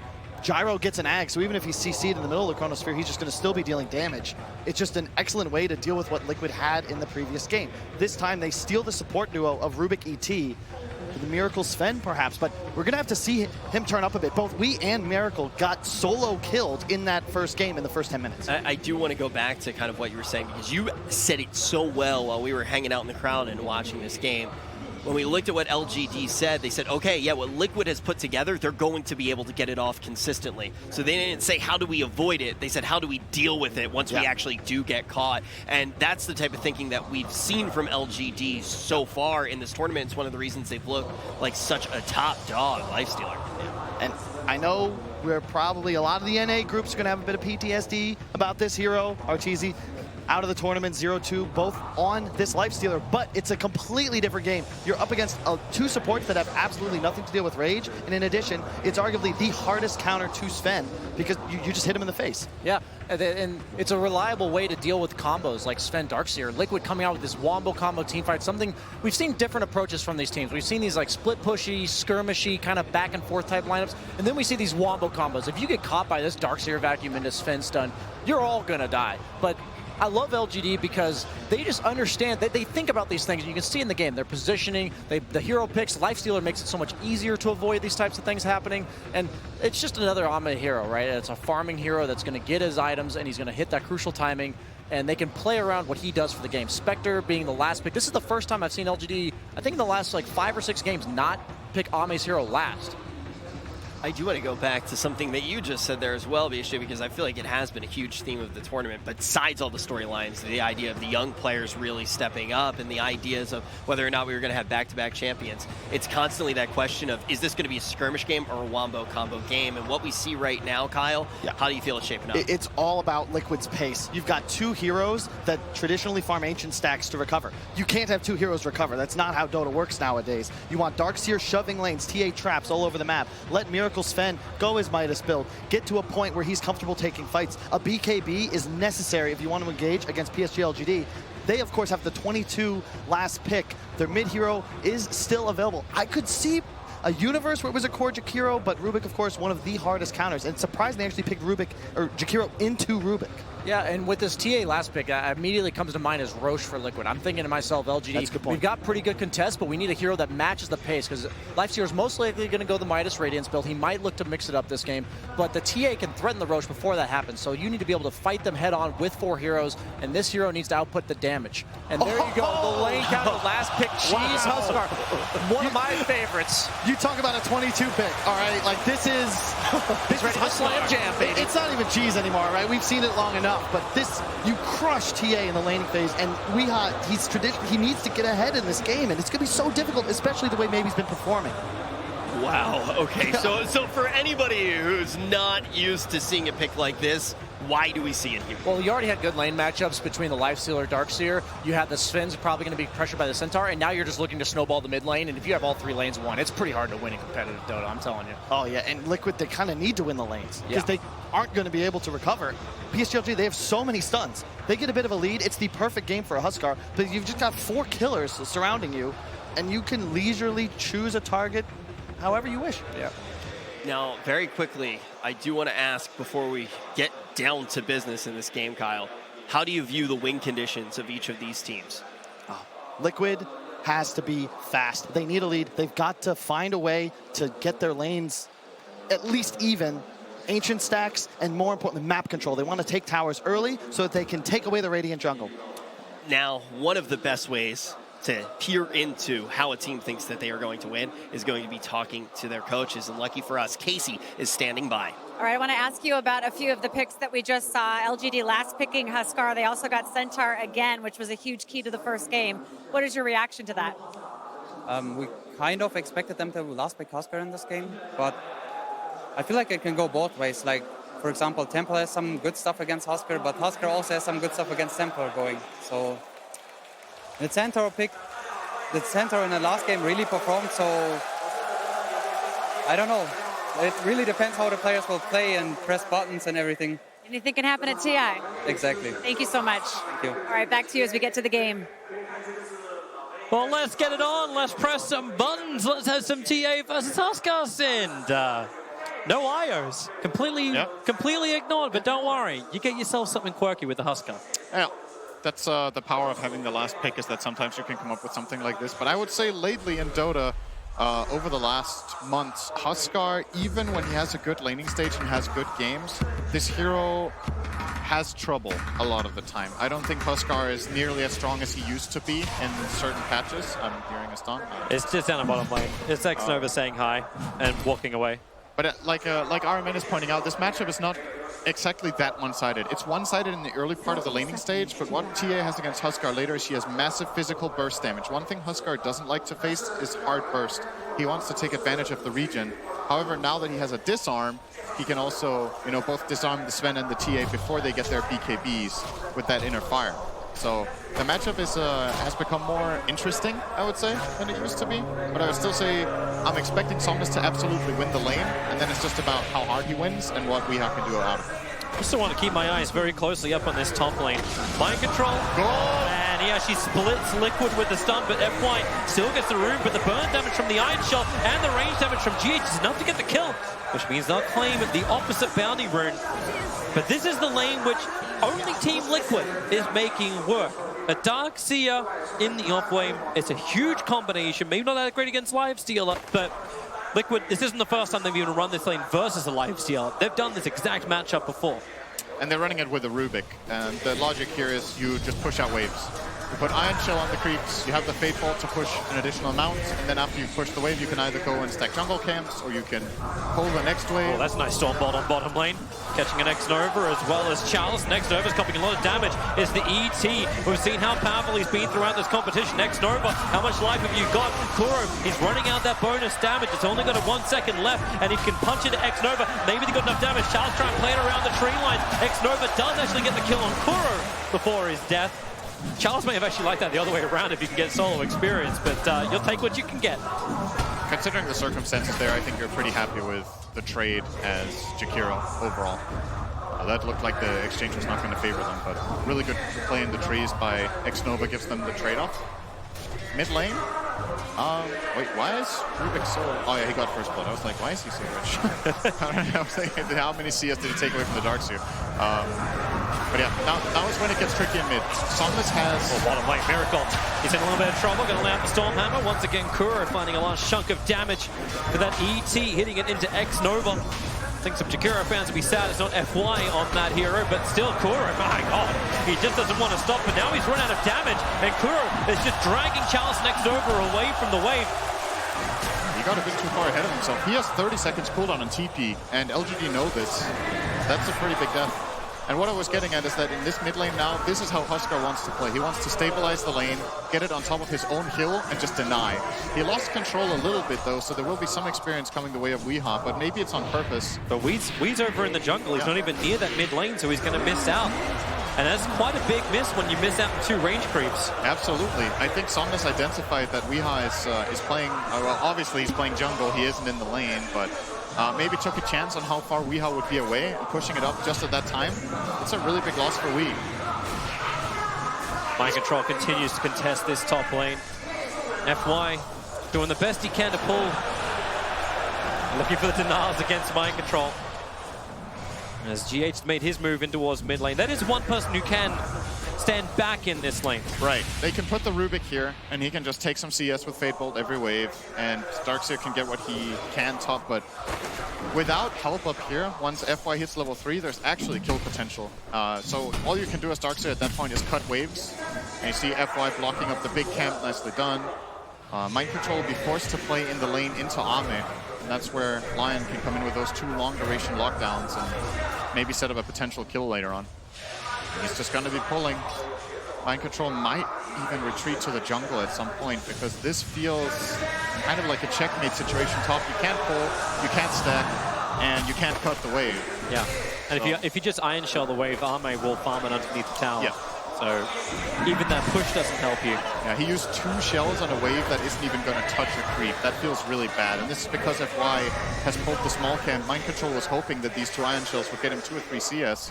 But instead, he gets pretty much absolutely nothing. He'll get a little bit of experience from this creep wave coming his way. Yeah. But he's out of resources. He needs the Soul Ring. Yeah, he's currently hovering both bottle and Soul Ring. I'm guessing he will go the Soul Ring route. He can play the bottle from the side, Miracle. That's a lot of damage from the dual breath, making him just think twice about moving closer towards Charles. Kuro has a South Ring. And he does. Kuro's also got a decent amount of damage. With the movement off, Jakira's moving towards the bottom lane, looking for a rune. He's found a haste rune. Probably going to have a bit of a peek over and see what Weehaw is up to. Yep. Exactly. As Weehaw does not want to lose that big Dark Troll. X-Nova's watching him for it. Like, all right, do you want to attack him? All right, you ready? Yeah. Got him. We got it. And now, X-Nova, he hung around a little too long. GH has a pickup, has Fable available if he has to consume up the Mango. Weehaw doesn't have a slow to work with, but X-Nova, and he got the dual breath off, so Weehaw doesn't have the movement speed. X-Nova's going to come towards the tower, and Weehaw, he's really chasing for this kill. This will be his first for the game. And Weehaw even gives him a tip. It's like, thank you for making me work for it. Oh, nice stomp. Spirit's down as well. Charles, well, he's not going to be able to get the rune from this. And what's Kuro really got? Miracle. It's a lot of damage. They war cry up. X-Nova now arrives. It's 3 heroes with that dual breath. And Liquid feels like they have to back off, and rightly so. He has the surge, so the Hex will not counter him off here, and he will get away. And he got a rune up here, so Liquid got 3 for 1. And that kill for TA. That's pretty good overall for them. He's just banking. He's got 1,300 gold on this Darkseer for the moment. He's gonna buy Soul Ring and a Ring Drop. Okay. Meanwhile, there's also mass observers and sentries coming out in that courier. So how do you feel like the timing is going at the moment? Kuro. Let's not talk about timings. Kuro needs to run for his life in the trees. This won't be the first time he's died running away from both Jakiro as well as Centaur. It may not be the last. So how are you actually liking the timings? Like, you had 3 kills on the board, golden experience. It's a little bit the way of LGD, but no one has a clear outcome. Who does this really work well for? It's working out well for LGD, but this is how I feel like every Huskar game is. It's like, have a good start, but if you have 1 or 2 bad fights, the hero just falls off really hard, in my opinion, in most games. So, he used to be known as the guy who needed like the Aegis, right, to actually stand in the fight. So is Roshan something they look towards, or is there other ways to ensure the fight? They will absolutely want to get Roche later on. But you also usually, historically, have played Huskar with some sort of save so that you can keep him alive and make sure that regen kicks in. Classic combos of both Oracle and Dazzle, but there's not a single save on LGD in this game, so if you go in and commit as Huskar, you're not really getting out again outside of a Stampede. My control's totally fine. He actually left the double Iron Shells up there, so he was getting experience in farm. They weren't really ready for the second one to come from the trees. LGD are pressuring Miracle really hard. It's actually so far away from the Midas. Lifesteal is having a much better time than him. 400 gold ahead currently. And we also have to remember that Kuro has kind of sacrificed his game more than the supports of LGD have as well. Chalice level 6. And they're just not letting Miracle breathe. Every time he goes for a creep, they cast all their spells on him. And he's so low now that he's probably going to have to go to Shrine Up. Well, it's already been used, so he can't even do that. He's playing down here with low health and a pack of tangos. Not a lot to fight with. As you said, like, okay, so Kuro sacrifices himself, but you are getting a lot out of GH. Because you've put Weehar into the jungle, he's taking all of these stacks. Yes. He's only 500 net worth behind that, the Huskar. And keep in mind, these aren't lane creeps. These are jungle creeps. And they're not even ancients. Now FY comes a little closer. He's underneath the TA trap. He'll trigger. GH has to get the telekinesis if they're going to get this kill. He actually goes for the attack. He doesn't go for the instant grab. They're worried. They think there's more heroes here? Or... Well, not completely sure what he was scared of there. Maybe he must have thought there was some sort of backup coming, and they backed off. I can tell you it wasn't Huskar, but maybe now he'll come. There's a double damage rune, so Somnus can have a bit of a peek over and see what Weehar's up to. He's got a TP. Yeah, they're looking for a bigger kill. Kuro, drop as well. Miracle's coming over with a Stormhammer, as Kuro will put Chalice to sleep. But that double damage Somnus, Miracle doesn't see him. If he runs up this lane, he's totally dead. He has to get back behind the tier 1 tower right now. I think Kuro might have got a glimpse of him. And yep, they definitely see him now. Kuro cannot have enough time to get the stomp off of Miracle. To the trees and the TP. They stampede. LGD chasing Miracle down. He needs to almost Stormhammer too, and then begin the TP out to safety. Is there a stun? There is not! Miracle! The Burning Spears will not be enough damage to kill him. Now Xnova's going to skill Ice Path. Yep. You just know it. It's like, oh man, if only I had Ice Path. 1 point. I just need a 1 point. Yeah. I think you're short the banner too. I had stick charge. It would have been enough, but yeah, I think it makes a lot of sense for him to. GH instantly jumps. He's able to steal Life Break and then try and turn the damage back over, but that won't happen. Uncertain what he was looking to achieve in this bottom lane. Kuro as well as Miracle were a long way off. And I think this is the first game on Jakiro that I've seen from Xnova that he doesn't skill Ice Path before level 5, but he just needed the attack speed slows in the lane against Kuro, so he maxed those 2 out first. And against Miracle, Dual Breath and Liquid Fire just amazing against this dual lane in particular. And when do we see Weehar have an influence? Huskar rotates, and with the help of Centaur, they take a tier 1 tower instantly. Like, Weehar's been spending all this time in the jungle. He's building into the Desolator. There has to be a purpose here. There has to be an enabler. Well, you're playing Sven and TA, and you lost your lanes, so you can't really do very much right now. So you just recover until fight? Yep. There are just very few plays available on the map. If you look at, you have to try to play catch-up, right? But it's not easy. Now you lost 4 bounty runes because your heroes can't really fight. And it's a strategic problem for Liquid in this game, absolutely. I would love to see them make moves, but which move would you suggest? They have Darkseer to play around with Ion Chill. He can try to fight with Miracle, but Miracle lost his lane pretty hard. He needs And to Miracle may die. The smoke maneuver from LGD. They get your line break forward. Miracle gets a quick stun out. X-Nova. Hey, Ice Blast up and running. GH will end up stealing that. Maybe create space. No, the dual breath. It came out, so he can't create any level of space. And just back up and accept the fact that he's dead. 10.5-minute minus. He's also completed on Ame for his first usage.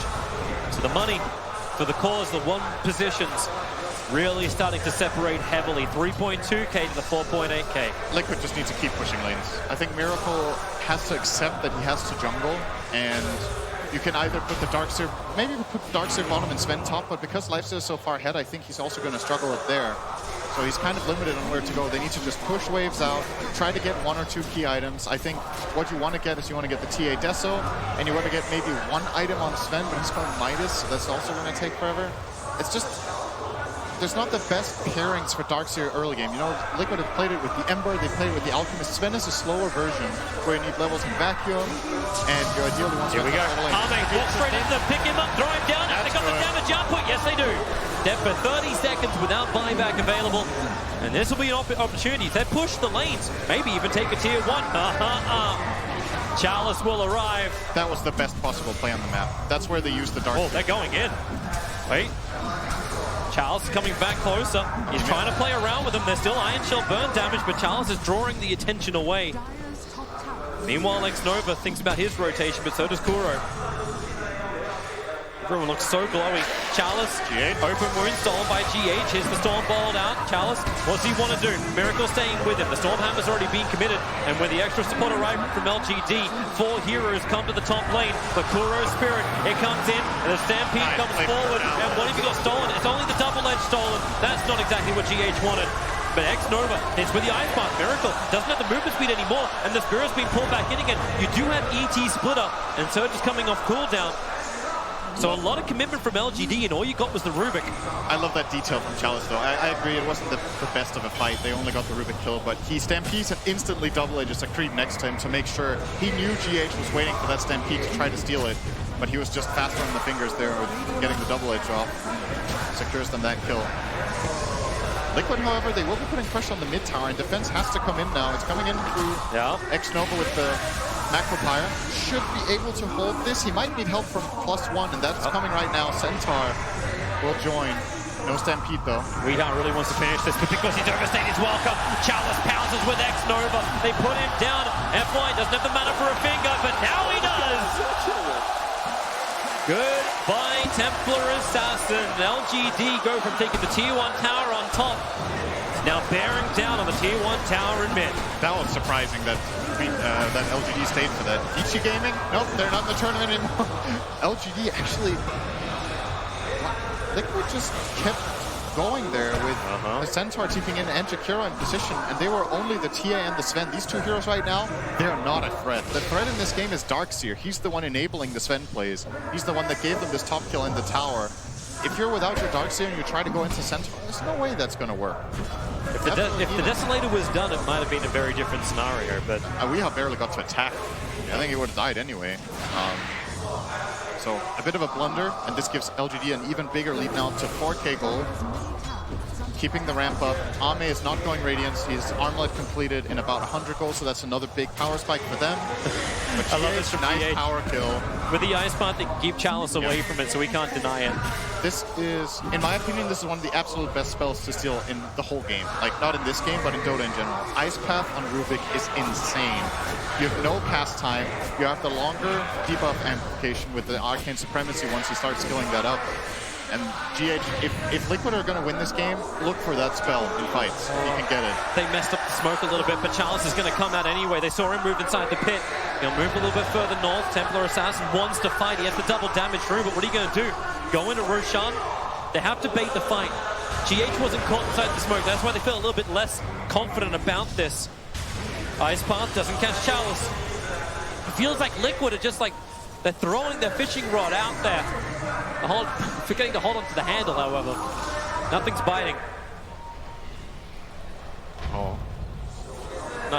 No jump forward from Weehaw, even with the surge up. 3 for 1 rune. LGD. The Huskar who's not involved.